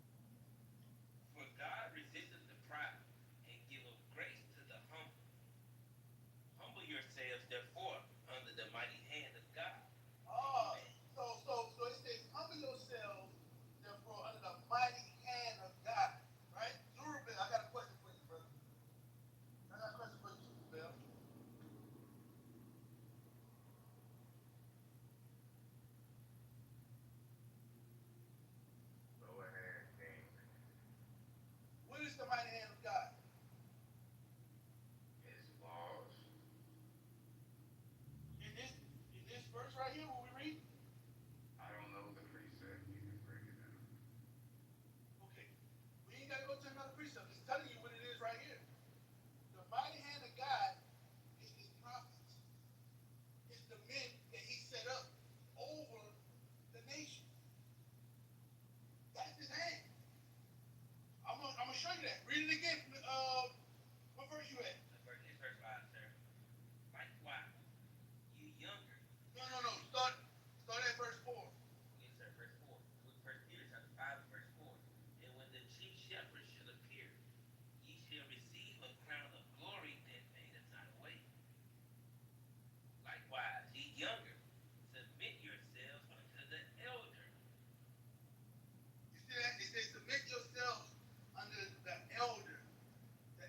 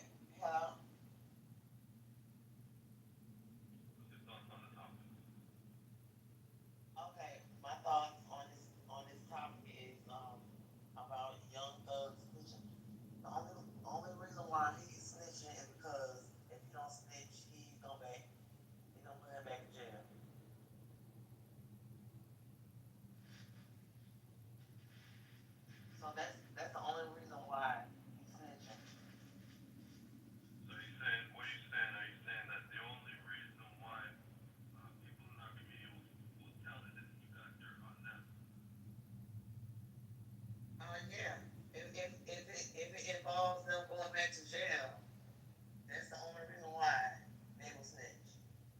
Only reason why he's snitching is because he's on probation and he's going back to jail.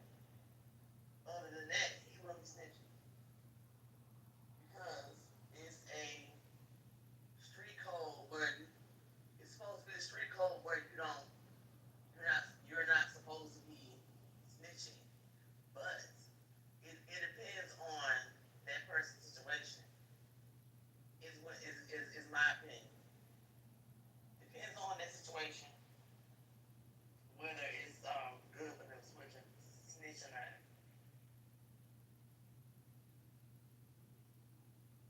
So let me ask this question to you in the room.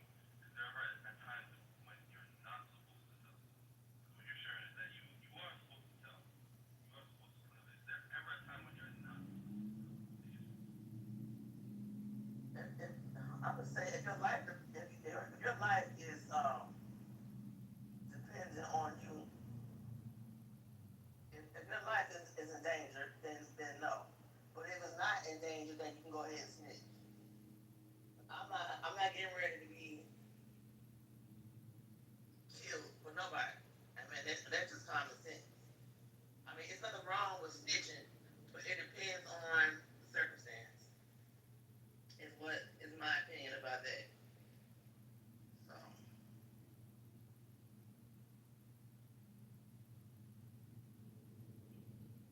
Well, I mean, what you're saying is basically like what we've been hearing all through the night is fear-based.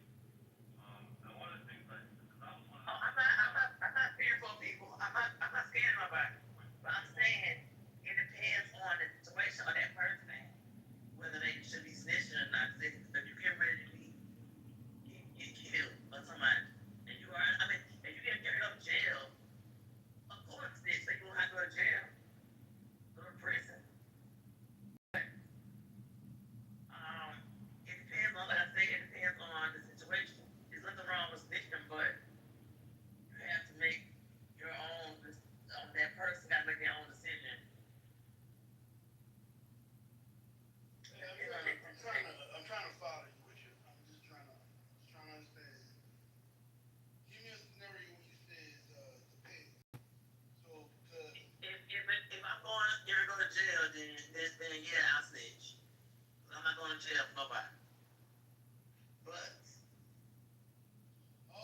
now I see. Yeah. I see now what you're saying. So you say that. If I'm ready to go to jail and they ready to put me in jail, then yeah, I'm a snitch. I'm not going to jail. Okay, I get it. So you put your life in danger if you're going to jail. That's what you say. Okay, that's when you put your life in danger. Yeah. If you, I don't care if they come kill me, because I'm gonna go to jail. I ain't going to jail. But if you see a crime and somebody getting killed, and you don't have to face jail, then that's when you ain't gonna say nothing, because they might come get me. That's what you say. Yeah. But I'm not scared of nobody come and get me. I'm just saying, if you are being threatened to go to jail, then yeah, snitching is all right. But I mean, you should a person should want to let the truth be known. But it depends on the situation. If you get ready, if you know who is threatening, it's like threatening your life, then no, because those situations are real out here in the world. In the world, in this world we live in, people threatening your life is a real thing. So I'm just saying, on my opinion, I think it depends on that person's situation. If their life is not being threatened, then yeah, go ahead and snitch all you want. But if somebody's getting ready to threaten to put me in jail or easily do harm or kill me, then no, I'm not snitching. Okay. And this police is not gonna protect you. And I know the Lord will protect, but you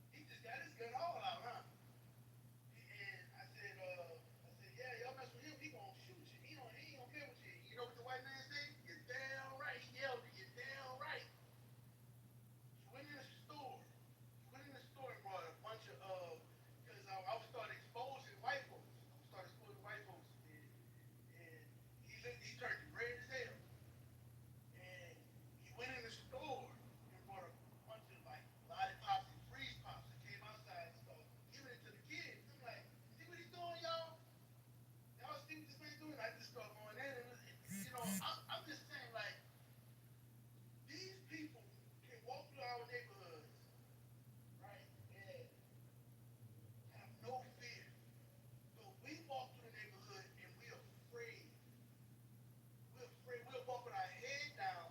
Y'all remember back in the day, the old movies where the black boys would be walking and the white woman or the old white man walking and they had to put their head down or they had to cross the street or whatever, or they had to get off the sidewalk. That's how we are now. The new KKK is the little niggas in the street now. We got to bow our heads. We got to walk across the street. Man, you crazy as hell. Listen to yourself. Listen to yourselves. I ain't gonna tell, if it ain't me, if I go to jail, then I say something. But that little 5-year-old got killed, I seen him, but if I ain't got nothing to do with it, I ain't facing with jail time. My mama gonna be alright, she didn't have another child, she'll be alright. That's what we saying. That's what we're saying. Hell with her life and hell with the next one life. No, it's not saying that. I mean, that's what you're saying. You're not saying that you're not doing it on purpose, but that's what you're saying. It just saying use common sense when dealing with that. Just saying using common sense. I mean, of course, people are concerned about other people. Of course, I'm concerned about other people, but that's the decision they chose to make. I mean, I'm not gonna put my life in danger. Nobody else.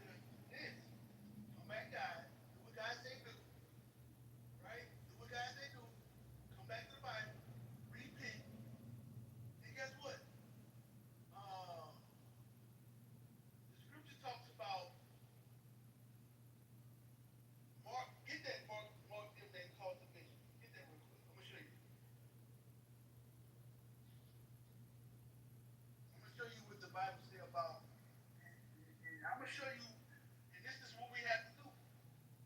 This is how we are smarter than them. They're not smart. Watch this. Romans 16, verse 17. Now I beseech you, brethren, mark them which cause divisions and offenses contrary to the doctrine which ye have learned. So the doctrine is you should not murder one another, right? You should not kill each other, self-trust one another, hate one another, right? Keeping God's commandments. We ought to mark that person, right? Mark them that cause division. So this is how you mark them.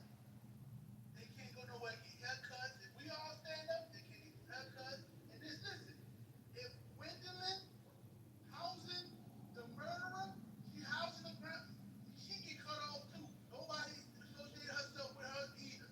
Nobody, we don't associate with people who harbor criminals. When we start doing that,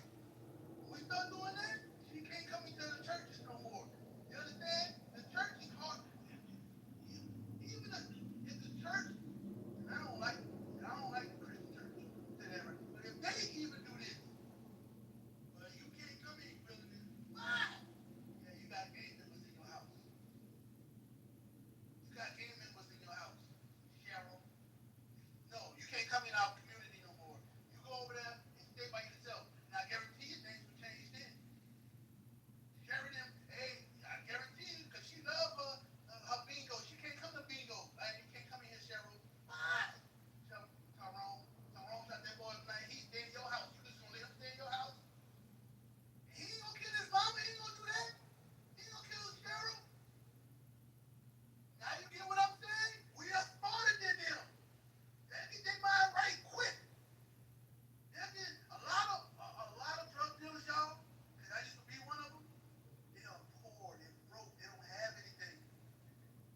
You know what check to check is? That's what they do, rock to rock.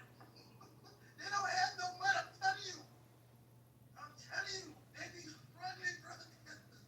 They don't have nothing, y'all. They got their grandma. And when their grandma stand up and stop being a damn demon herself, right? And start marking those who cause division in the community, that's why God's laws is, I love them. We can turn this whole thing around, y'all. We can turn it all the way around. Y'all remember, I know it's a movie. You can laugh all you want, but it's so true. Y'all remember the movie? A movie called OG Gangsters? Oh, man. They had the dude, damn. God, I can't remember his, OG Gangsters, something like that. Somebody help me out. They had that rapper Forte in there. They had the rapper Forte. Y'all might not know who I'm talking about. It's called OGs or something like that. But anyway, it was just the movie where when the community came together, right? They, I guess, they whooped the original gangsters. Original gangsters, that's what it was. Now, when the community came together, they beat the drugs. It's not a movie, I get it. But that be real life. You apply God's commandments. If you apply God's commandments, and we can take over our neighborhoods, the back of our neighborhoods, city by city. They can't go nowhere, y'all. If Gwendolyn, tell old Quavon, you can't come in here no more, Quavon. You ain't got them stupid names. But alright, I'll be my mic.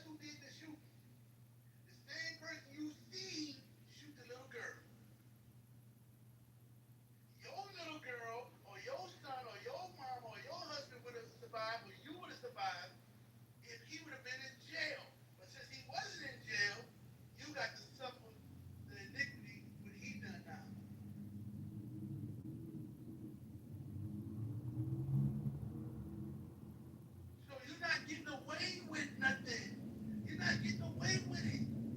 You still have to live in that fear. You still, look, you either stand up or you just die. I'm not gonna lay down and die. I'd rather stand up and die. I'm not gonna, man, listen, forget you little Negroes, and listen, I'm not just on the app saying this. I teach on the street. And if they do what they got, let them do what they got to do to me. I don't care.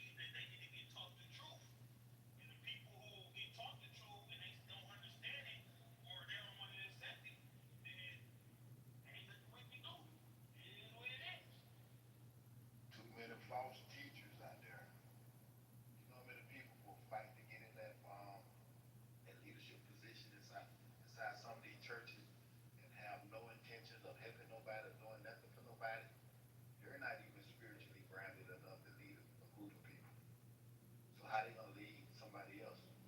And that's the scary part about everything. You got the blind leading the blind and stuff. And they benefit by keeping people blind. They keep people benefited by they benefit by keeping people, like you said, not aware that you gotta look in the mirror first to fix the problem. We as a people gotta look in the mirror and say, damn, shit, we don't like each other or like what we're doing. How the hell can we force somebody else to like us? So why are we wasting time trying to force somebody else to like us when we should be making sure that we like each other? And ain't none of that going on. I mean, it's sad, man. And when you go to the church, they so caught up in whatever they want to caught up in that they don't even want to come in the community and help. And it kind of pissed me off on this. I'm over here stroking my dick. I got lotion on my dick. I'm just stroking my shit. I'm horny as fuck, man. I'm freaking everybody out. See how the devil worked out. That's the devil, y'all. That's the devil right there. But look, no. The problem that I think that really just threw me off is you don't see the church people. But we saw them this election time. They showed up for the election, telling us to vote, vote. And it's like, who are paying y'all? Why is y'all using y'all voice to talk about voting, but y'all ain't talking about us killing each other in the community? Y'all ain't talking about the self-destruction. Y'all ain't talking about the vibration of the music and the frequency of what's going on. Y'all ain't addressing none of that issue. But yet you out here trying to tell us to vote for Biden or vote for Democrat. You ain't this and that. Now you judging. You're a church leader, you judging. You're not judging with the intention of making somebody better. And it just sad. Yeah, that's all I wanted to say, chime in on it. Yeah, bro. I agree. I agree. It's sad, man. And listen, we know we fighting the uphill battle. But I'm saying it's like so far from like it's just impossible. What I'm saying.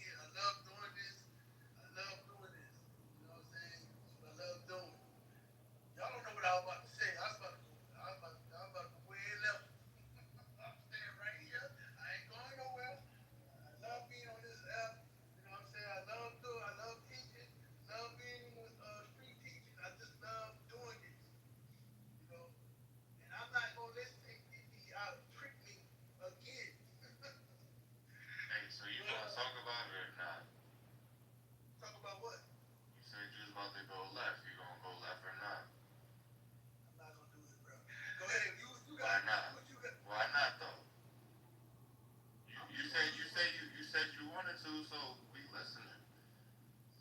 Tell us what's on your mind. You tell me what's on your. You tell me what's on your. See, that be the problem. See, you saying one thing, but you doing another, bro. We giving you the opportunity. Go ahead. Go left. Go left. We listening. Go left, bro. You scared? You scared to go left? Yep, I am. I am scared. Why you scared to go left, bro? Why you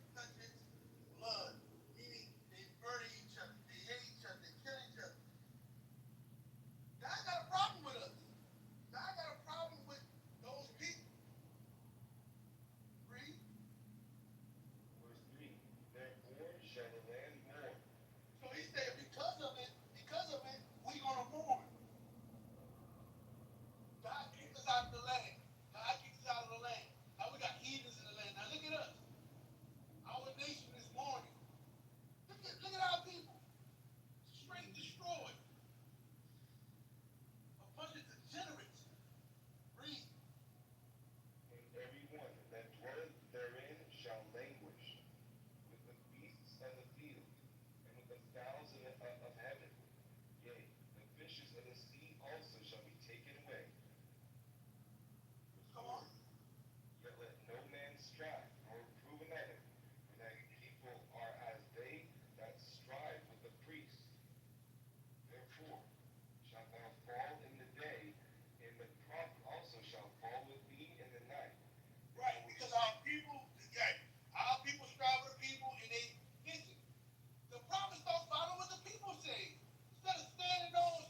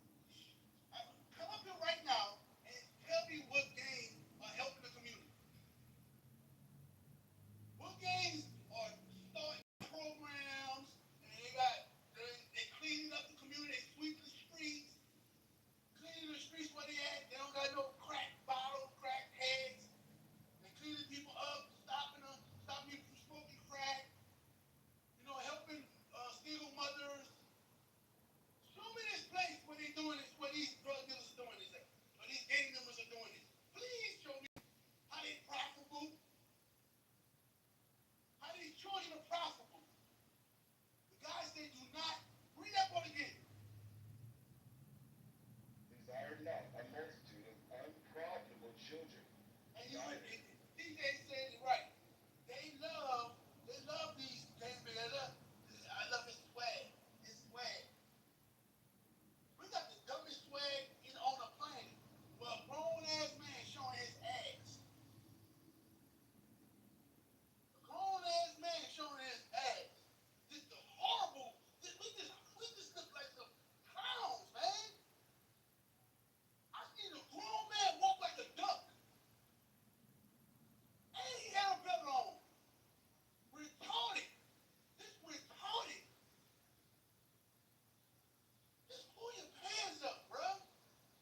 Come on, man. You know it's uncomfortable, but you want the look. You want to look like you want that swag. You want that. You gotta have the girls. And see, that's y'all problem too.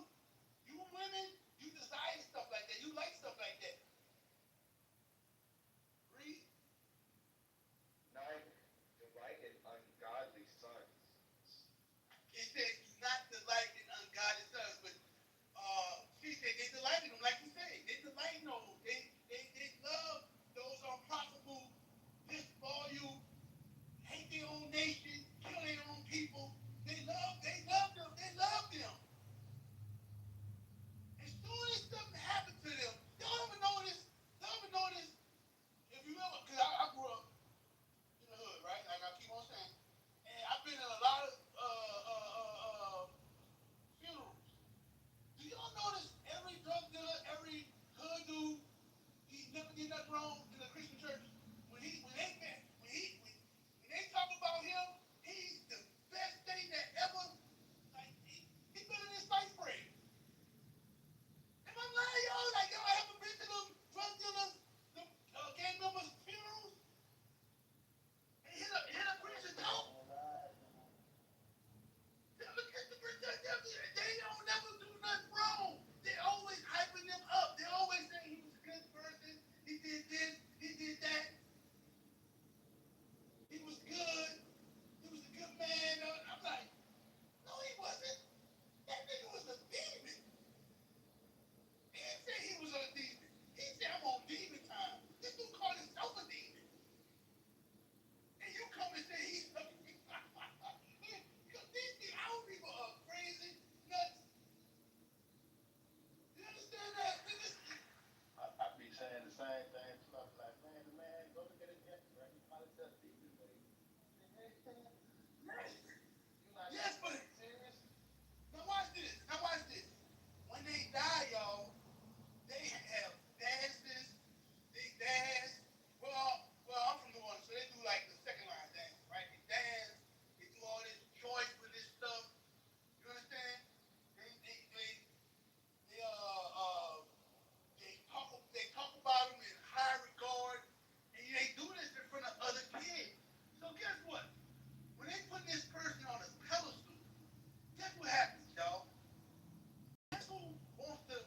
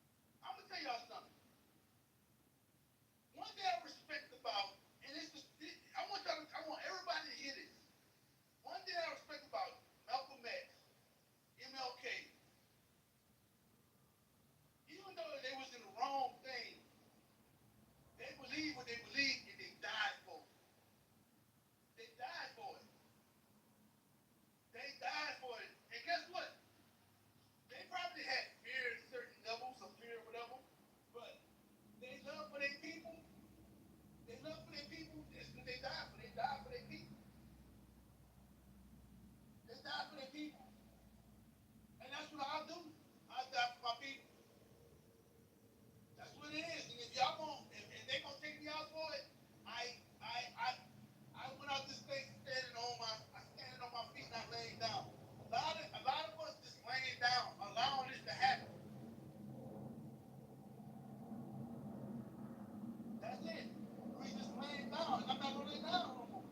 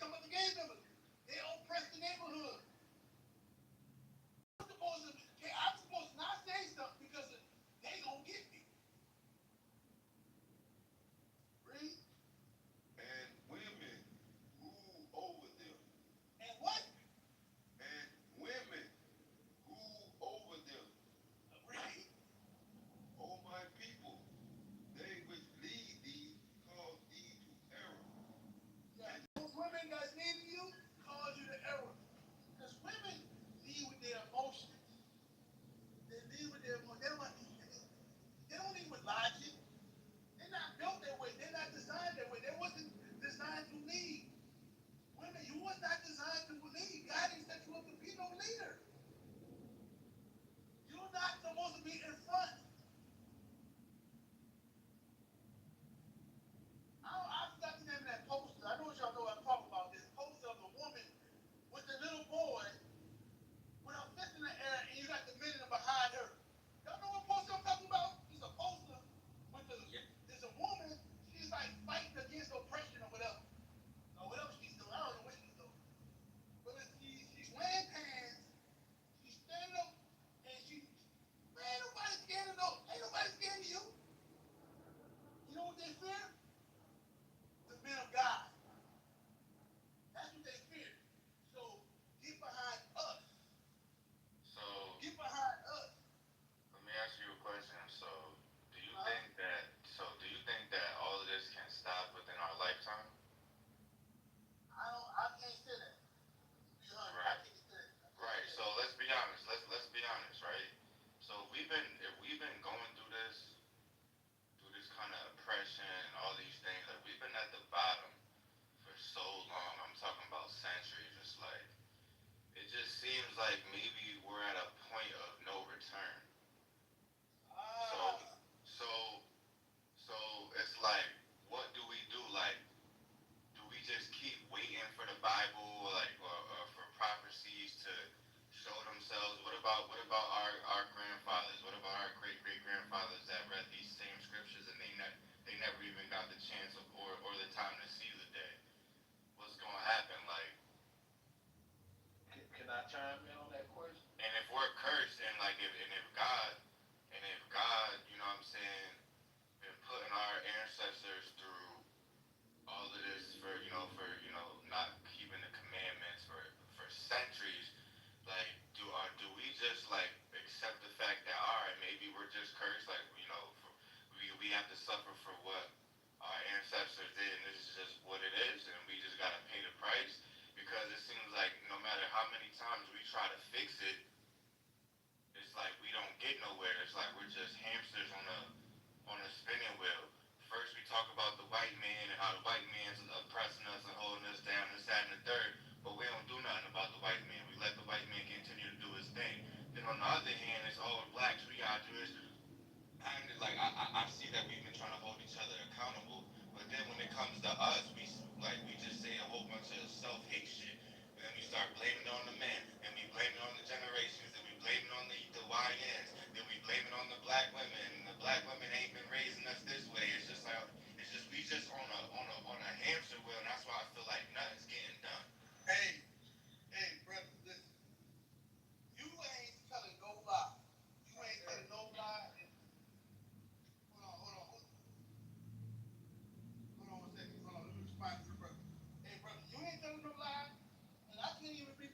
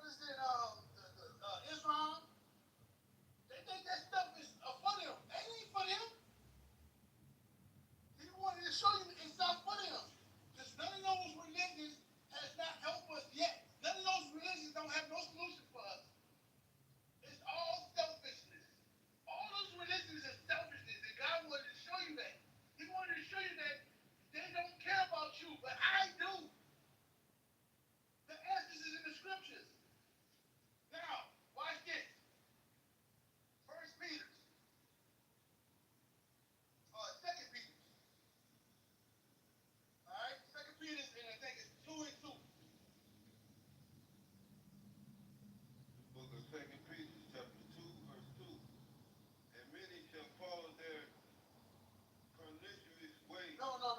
3 and 2. Second Peter chapter 3, verse 2. That ye may be mindful of the words which were spoken before by the holy prophets. And Go ahead, verse 1. Verse 1. This second epistle, beloved, I now write unto you,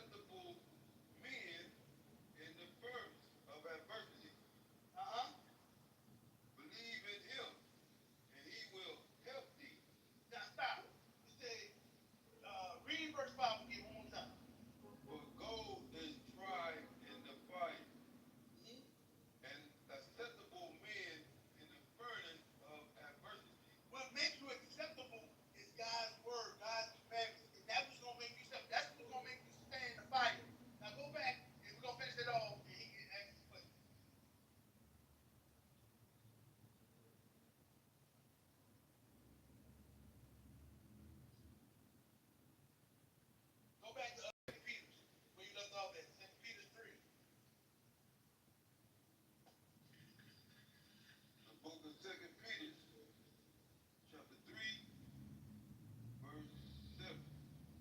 That's what you want to say, 7? Yes, sir. All right. But the heavens and the earth, which are now by the same word, are kept in store, serve unto fire against the day of judgment and perdition of ungodly men. See that? It's going to happen to where God will destroy ungodly men. It's going to happen.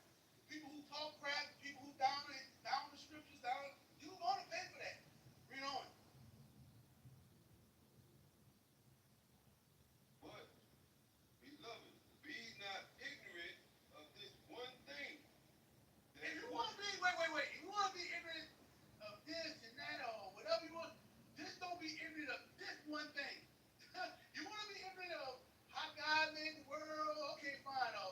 He did this. Okay, fine. We don't know when he's coming back. Fine. You can be ignorant about all that, but don't be ignorant about this. Read.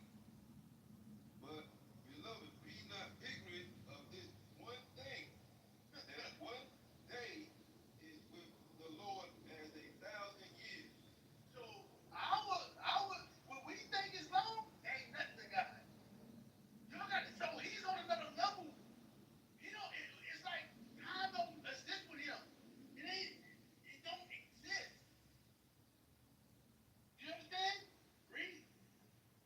And 1,000 years as one day. The Lord is not slack concerning his promise. You think he's taking all day. You think, but he ain't slack concerning his problems. And when I say you, I'm talking about the majority who think that way, right? I'm not just talking about you personally. You're not the first person who said this. Read. But I'm saying though, right after that scripture that you just read, and based off of what I just asked, it's basically like what I took from it was basically like when you said how gold has to be refined or whatever through the fire, Yes. and we're gold. Yes. That's basically like saying like we gotta wait for World War III to come, wait for Iran or whoever to drop these bombs over here on America, and that's when we'll be able to have our salvation. So what about the heaven on earth? So how are we supposed to have heaven on earth? If we already annihilated, no nation's gonna be able to withstand what's coming. That's correct. That's correct. You're right. And he's ending the world. He's ending the world with fire. That's correct. Correct. Exactly. So if he's doing that, that's what I'm saying. If he's ending the world like with nuclear war, and nobody's gonna be able to withstand it, how are we getting the promise? How are we ever gonna be able to see our people thrive without being oppressed? And how are we gonna see like all this the violence and all the drugs and all the stuff that we don't want to see? How are we gonna ever be able to live in harmony? It's basically saying like we ain't getting it in this lifetime. Are we supposed to be waiting for it? Yes and no, because you said a lot, right? Yeah. So you said a lot. So let me deal with it, because it's a lot to unpack, right? Because you said, yes, because Christ said, wait upon him. God said, wait upon him. Can we find that real quick? Where is that? Let me see if I can. After you find that one, Second Peter 1 and 10, I'll probably help him out a little bit. Give me a second. Looking.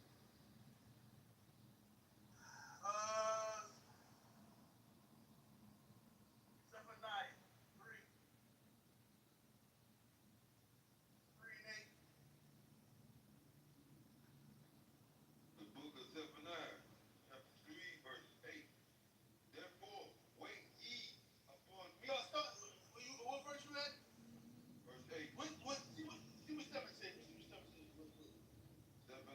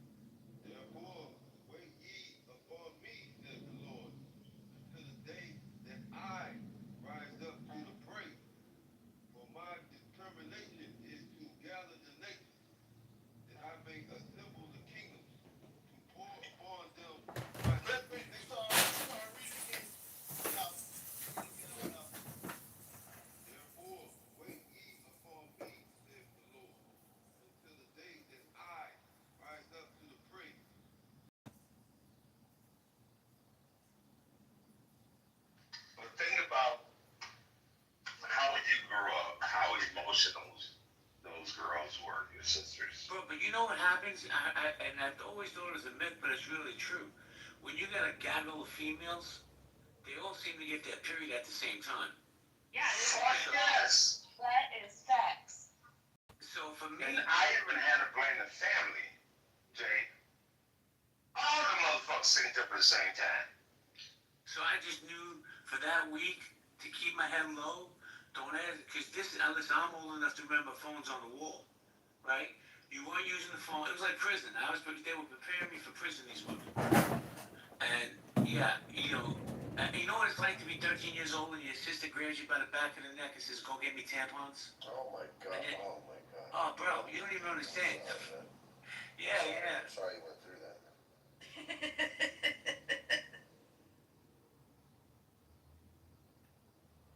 JB, this is an inner issue. This is too big a room to talk about in public. If you need a one-on-one, just hit me up, man. I'm sure he's healed from that one. And I know JB knows about that motherfucking, you thought it was Kool-Aid bottle hanging up on the goddamn shower handle. You know about that. Man, don't even get me started about getting shower time in my house. I'm telling you, it was fucking prison. You had to sign in for the bathroom. It was only one bathroom in my house, guys. Wow. I mean, were there like loofahs everywhere? Everywhere, bro. Everywhere. No, well, no loafers back in my day. Now, they don't know. Hold on a second. Let me say hello to Nims. Good morning, Nims. How you doing? Nims, are you there? Good morning, JB. Sorry, I must have hit the button by accident. You invited me up. I was just listening. Okay. Well, how do you feel about lesbians? I don't like them. Is it a religious thing? Wow. Wait. Before you crush my dreams, Nims, is it a religious thing or is it just a personal thing? Both. It's definitely religious. I grew up, in a strict Muslim home, but also just personally, I don't like them. I don't think I've met a lesbian that I like, and I've met a lot of them. But also, Well, let me ask you this question. What happens in your community? Because I don't know, right? I'm asking seriously. Maybe you or Fadi can answer this. What happens in your community if somebody comes out as gay? and they don't come out. They got 100 lashes. Yeah, you would want to come out unless you want to be divorced from your family. Like your family will disown you, pretty much. The state would disown you too. I have a different answer then. What's your answer? They don't come out, they go out a window. I'm not Muslim and I'm not saying this is toss up a roof. I'm not Muslim and I'm not saying this is a key point. But I have somebody gay in my family and none of that happened. Everybody still loves the guy. It's normal. Definitely not normal from where I'm from, but that's great that your family can do that for them. But like in our community, no.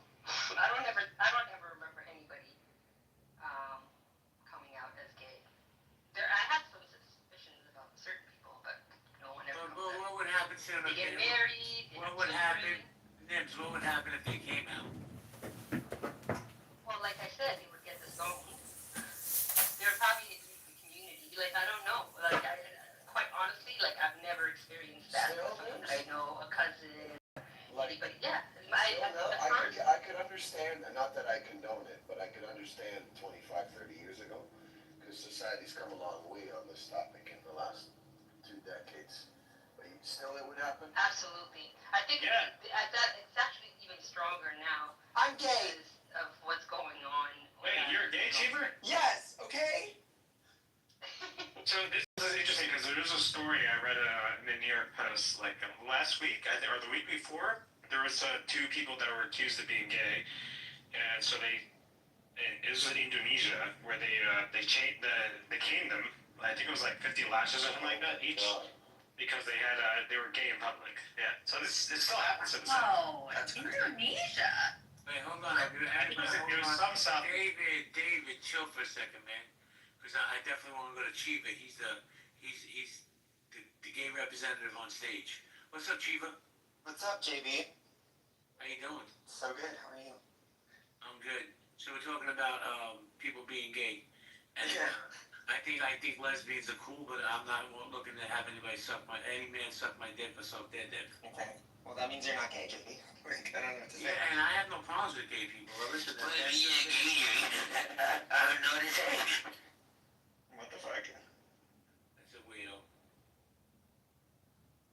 Yeah, then I don't know. You know, I wouldn't say that, like, I'm, like, gay men aren't particularly probably, like, lining up to sleep with anybody who's not gay. I mean, there probably are some, but, you know. Oh, come on. What? I mean, It's literally a sport to try to see if you can. I wouldn't say that. In my experience, I would go with the gay guy's perspective on this topic. Just say, in my experience, honestly, what it is like this fetishization from quote unquote straight men that are seeking out like secret like experiences outside of their marriage, their straight marriage. It's less about the gays going to the straights and more about the straight men like actually having gay things. really? Absolutely, 100%. Okay, hold on. We were discussing this. I'll bring you up to speed. Me and JV both think the male body is the most disgusting thing ever invented. Now, from your lived experience, are you saying that there are? Because we deny the fact that there are bi-curious straight men. We deny this fact. But are you saying you have evidence to the contrary? I have a whole grinder log of yes, and I'm not somebody that sleeps with married men, whether they're married to a man or a female. But yeah, no, there's evidence. Like they're not closet. Do you You're know saying that means that they're on the down low. Yeah. It means they're using that woman as a beard. That's not a straight. They're called man. DL. You have Yeah. something on the that's a DL. Oh, If there's you a have term. something on the side, that's a DL. Oh, down low, yeah. Yeah, Oh, that's the man, I worst got a thing lot in the of world. catching up. They're Yeah, called DL trade. Yeah, if a man is married to a woman, but has a grinder profile, then that man is not straight.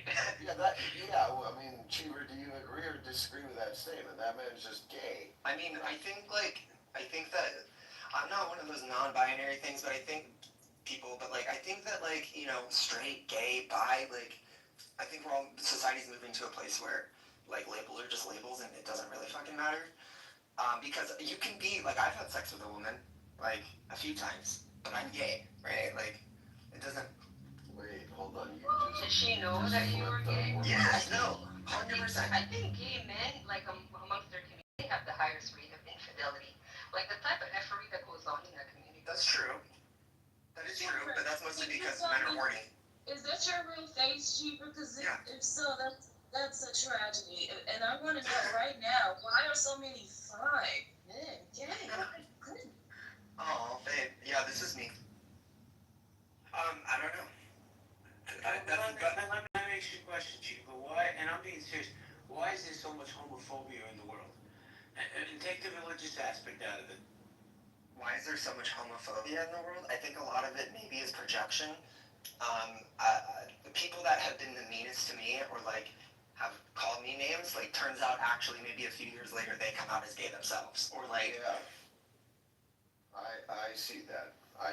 When I think back at high school, I see that. Listen, but let's not act like that community is also not mean. Like I had a lot of gay friends and just ended up like cutting them all out. They're very toxic, very toxic. I was friends with like a couple that was married, and they would never come on vacation with us together. Like either one or the other would come, and like they would borderline like flirt and touch on other men and do all these things, and I'm like, ain't you married? Like I don't know. And when you're out with them, like I know a lot of women have like gay best friends. No, they are. Especially if you're like a young woman trying to date like a straight man and you have a gay best friend, I don't know, that gets toxic because those gay men most of the time don't help you with your relationships. Like they'll actually like throw in a lot of like doubt and toxicity into your relationship. Sorry, you have that experience, babe. What I find from all of my girlfriends is like they actually enjoy having a man around. Like me me around, right? Because I'm gay. But they know that it's nice for them to be able to be with a man and hang out with him and know that she's safe. Not like this man isn't going to pass any advances on to her. He's not going to, you know, he's not going to care if she like shows her boobs or when she's changing. So they don't have to hang out with it in the back of their mind. Like, is this guy going to try to sleep with me? But why do you need that?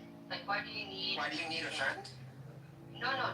Why do you need to be like around? Because a lot of women, they say, well, I can get the male perspective from them and all of that, which is what I thought, but you really don't get that. They're a lot more like feminized, you know, like it's almost like they add on to the emotional aspect of you. Like they'll bring that out of you more, you know, like as a woman, you want to like be composed and, you know, like poised and show up in a relationship like without all your baggage, but like they almost bring it out of you. They're like, oh, he did that to you. Oh, what did you do? They really like heighten all the little things, like all the little like issues. Where a man is not as emotional, like a straight man is not as emotional, and like they have a little bit more logic. They'll tell you what you're doing wrong as opposed to like hyping you up. Hold on a second. Have you seen some of the straight men on this app and how fucking emotional they get?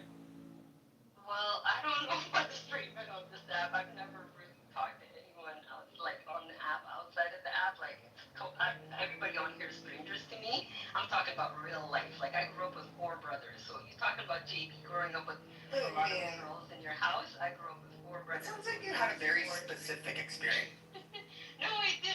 But I'm just saying, like, as far as like growing up a young woman in the Western world, you know, like, and having to assimilate with the community and going out, especially in university. That's the first time I actually met a gay guy was in university. So, you know, it was all very foreign to me, but at the same time, they're fun.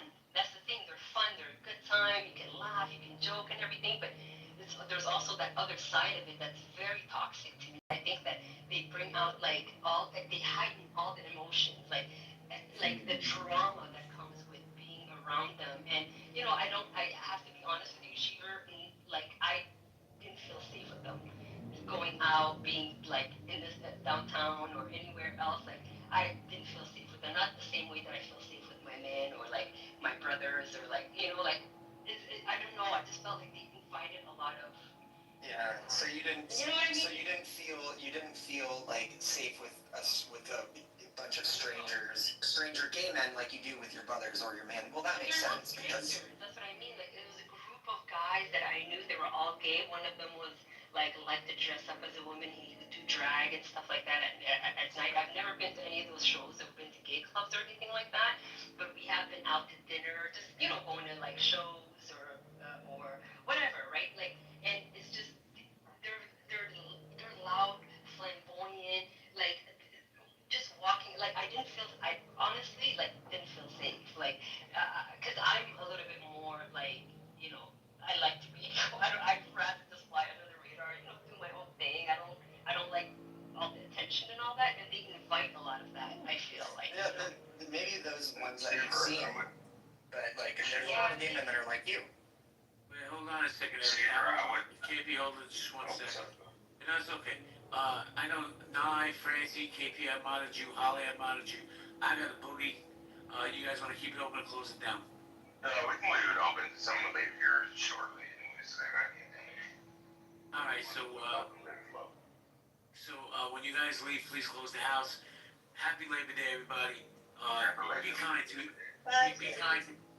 Be kind to each other. It's free to be nice. Yes, sir. Okay, were you gonna ask me a question? Yes, you said, and I had a laugh because you said grinder.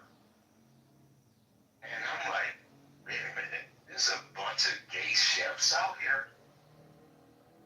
I don't get it. You mean like a cooking grinder? Right, that's what I'm thinking. I'm like, what? That's funny.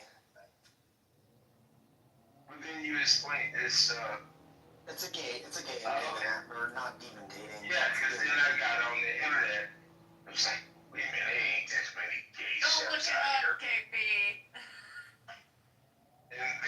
I saw a story that popped up of someone getting messed up and mutilated. Wait, what? Holy shit. Yeah. What, he was like lured to his death No, from the Grinder app? That's scary. Mm-hmm. That's unfortunate. Yeah, there's Yeah, it was just a news story that popped up. That's unfortunate. yeah, there's And also I'm reading through this real quick. I'm sorry, Timber, to cut you off. I apologize.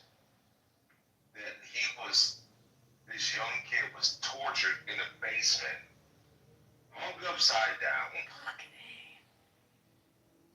and got his genitalia cut off, and the guy ate it. Good God. Say, what the fuck? That's not what's happening in the gay community, by the way. Well, I'm pretty sure it's not, but that story came up. I was like, what the hell? That's Trump's next platform. In case of eating genitalia. And then I'm looking at the area. It happened in Michigan. Was it in Pennsylvania? No, it was in Michigan. No. Don't tell me it was a Haitian gay. No, it's two white guys. Fucking A. And then you click on it, then it gives the interrogation of the killer. When they interrogated him, I'm just scrolling through all these stories like, oh, this shit is real. This not fake. I never heard about it. So they call him the Christmas Eve cannibal killer from Grindr. Wow, I'd never heard that story. There's also like honestly that's obviously like a very extreme case that's going to make headlines. But what's more tragic, I think, is all the examples of situations that have happened where homophobic people or straight men will use Grindr to lure victims to essentially you're a gay man, okay, I'm a gay man, let's meet up, and then they meet up and then they beat him up. And that's stupid. Wow. It's crazy. By the way, I thought it was interesting. I put it in the chat, but I'll mention it. The story David brought up earlier about the gay boys who were beaten 50 times with the cane in Indonesia.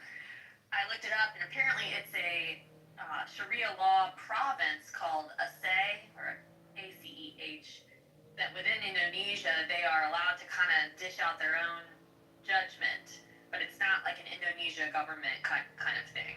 Damn, JB thought he was untouchable. Now he's on the healthy debates. That's amazing. I don't know anything about that. Now you got kicked out of healthy debates. Well, He was untouchable, JB. hey, he's not here talking about it, so. Roger's gone. Pepe, keep it. Okay. We're having a discussion. That's it, personal, whatever they have going on. I'm just saying he felt it out, that's all. And I'm saying you about to fuck around and JP, I'm gonna call Massa on your ass, but chill the fuck out. You can call whoever you want to call. The man's not here, we're not gonna do that. Hold on, not that Massa. By the way, on the hierarchy of not big deals, being kicked out of a club on Clubhouse is... Oh, it was his everything, and it had 46,000 people. It's Kelly probably kicked him out. the number one not big deal. She didn't want to deal with the drama that I brought It's on the same level as almost stubbing your toe. Yeah, but it was his everything. There's the faggot. Hey, Jason. And I find it funny that you come in here and want to say something about JB Sones fucking leave the room. Why wouldn't you say something to him when he was in the fucking room? Well, I appreciate that, KP, but Oh shit, I didn't know you were there. I just came back in because I got a couple text messages. That shit is real, people. It's like legit. The dude has 50 accounts, him, Pepe, all of them. I mean, I don't care what they say. But you're right. It's funny that as soon as he's been in the room for a while, I didn't know it was him. As soon as I leave, he likes to come up. Now, when I say this, he's a pussy. Real men don't move like that. But I gotta go, guys. Be kind, be nice to each other. Bye, JP. I gotta run too, you guys. It was good talking. See you. Nice talking to you, bro. Come back and see us sometime. Hey, Marshall. Hey, Molly, how you doing?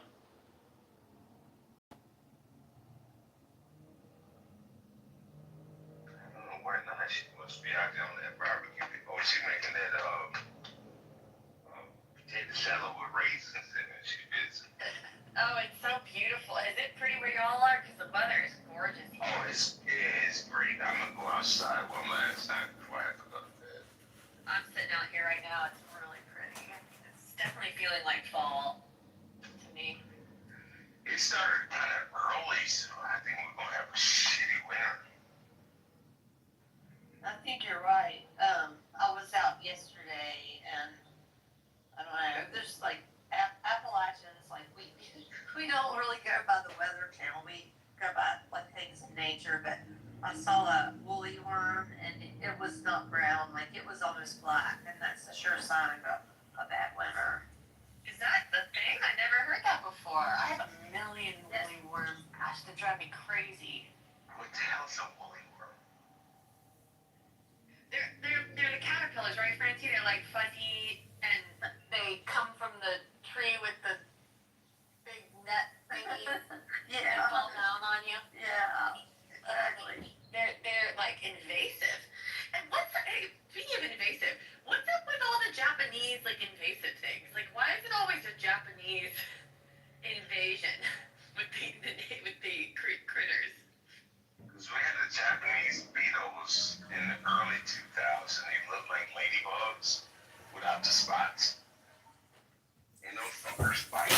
They are so annoying, KP. I actually have they're really annoying. I have an Airbnb in Arkansas, and they're really bad there. And there's nothing you can really do about them. And the guests like freak out. Like fuck, I don't know. Like all I can do is One thing I will say is that there is some very weird dishes in the South. You have to live I would say, yeah, they could get weird. I'm down there quite often. I don't even like it. Like, It's hot springs. Yeah, there's it's a dude. I said, oh, nigga, Joe, You can have a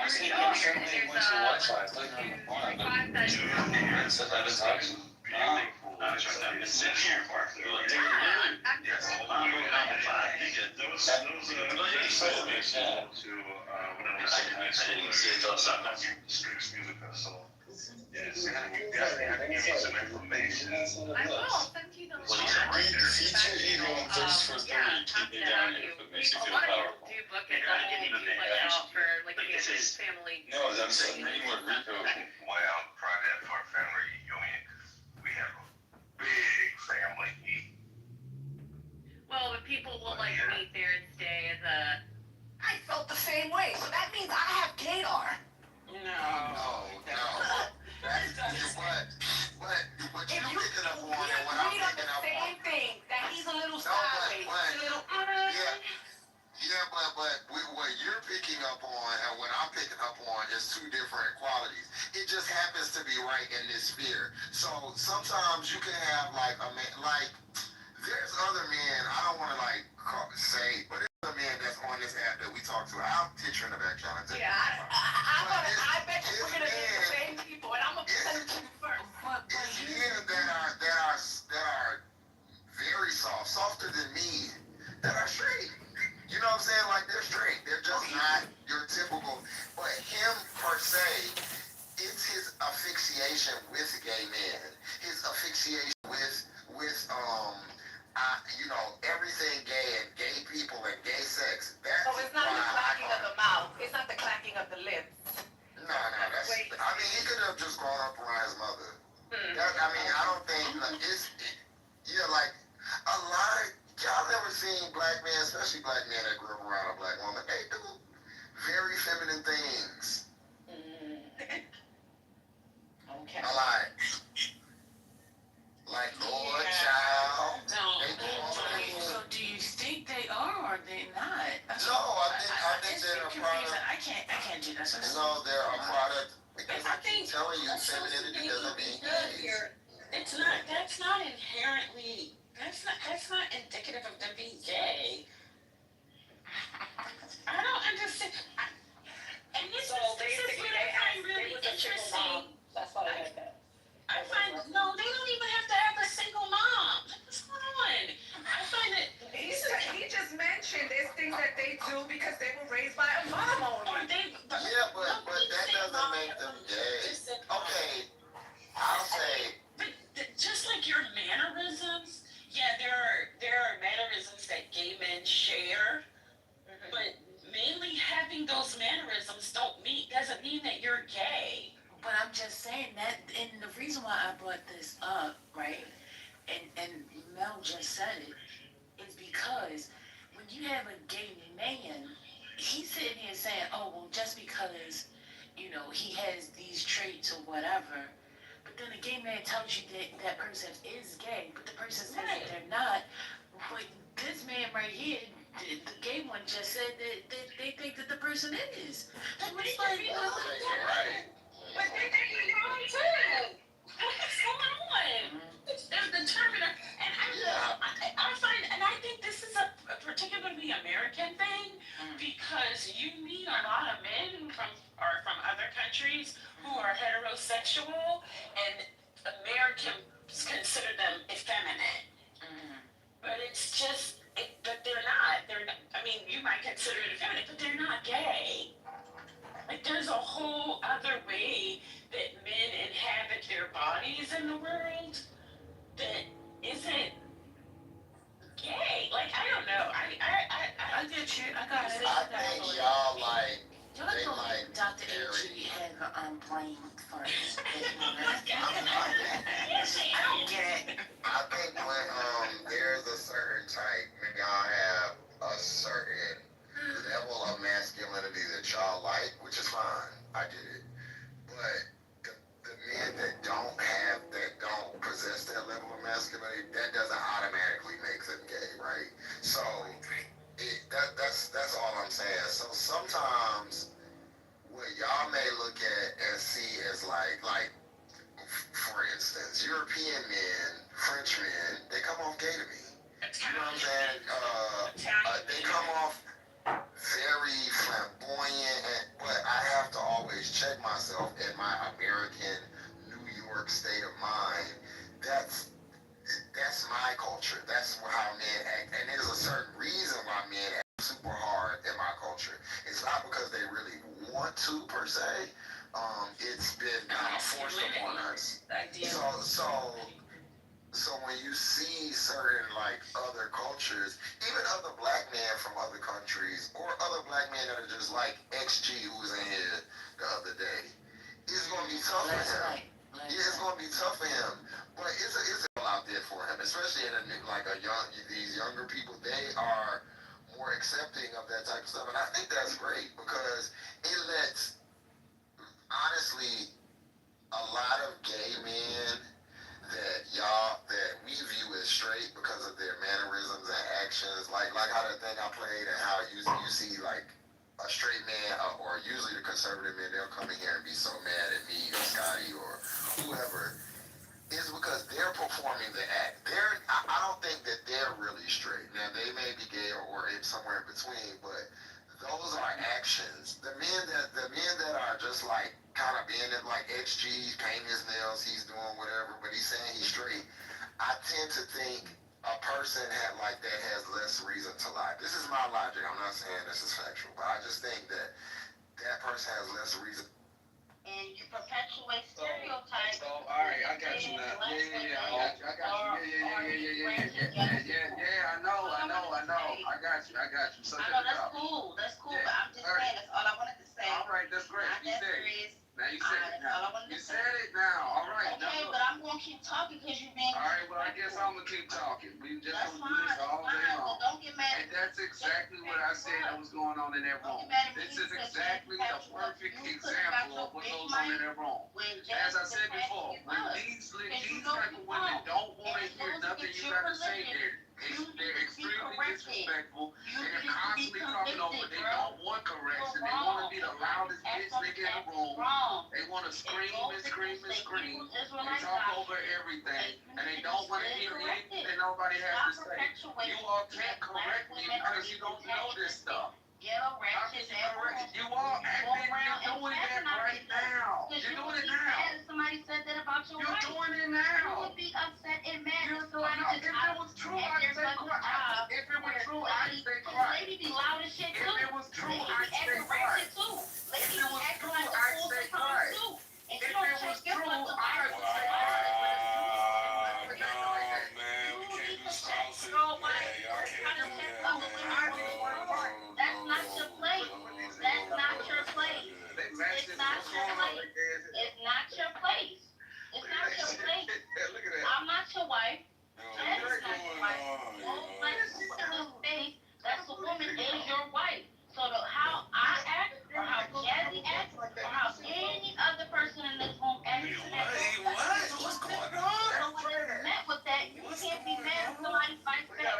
gotta wait until this other one get done so I can finally say the point. They think that if they drown you out and talk over you, that they won the argument without actually making a sound point. Why should we claim there's no daylight between these women? Like, I don't see a difference. We see the difference. They been sitting here this whole time being disrespectful. They scream disrespect. They bleed disrespect. They're sweating disrespect all the time. It's crazy. I saw AK trying to defend Jazzy. I'm like, what's going on? Yeah, like, come on, man. Stop it. He not said nothing to Carolyn. Like, what's going on? I'm gonna call it out. You're calling hypocrisy on yourself. I don't care if it was violent. You're I don't care calling if it was hypocrisy nasty. out on I yourself. don't care. Y'all niggas in here, Y'all niggas, you hear this? Y'all niggas. Hey, Kingdom, she's disrespecting you too. And or niggas y'all sleep with. Hey, all the dudes in here, you're being disrespected right now by the woman who claims that I'm being hypocritical by disrespecting all of them in that room. You even admitted. Listen to the nonsense that comes out of your mouth. That's why no one takes you seriously. You admitted to it. Your level of reasoning is so far crazy. And you lead with emotion. And that's why I have fun with this. I have a great time doing this to you people. Because you don't see how absurd you sound. Science project. You don't notice how absurd you sound. You should have just minded. No, it's absurd that you asserted yourself. You should have just minded your fucking business. Where's the girl that? No, I wasn't gonna sit here and allow this. I wasn't gonna sit here and allow this person to lie and say that you all have a room full of intellectuals and you all are respectful and you respect men. You don't respect men at all. You hate men. said we had a room for the intellectuals. I heard we You talk about said that you respect men. That is not true. That's a lie. You don't respect I respect men. You don't respect men. I respect respectable men. You don't respect yourself, bro. Not letting the dust settle like that. I think there was an attack. So what's the problem? It didn't really settle, and Did you see how he got so I think he probably just got really discouraged and just decided, you know what, I'm just gonna throw out. So I think that's why he ultimately came to the house. And I mean, it was his house too, right? Like, it's just a placeholder. But, all that to say, we have a house, so.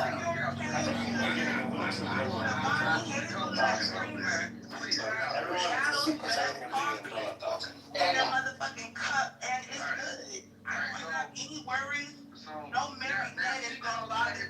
No old miserable married man is gonna bother me today or the day of labor.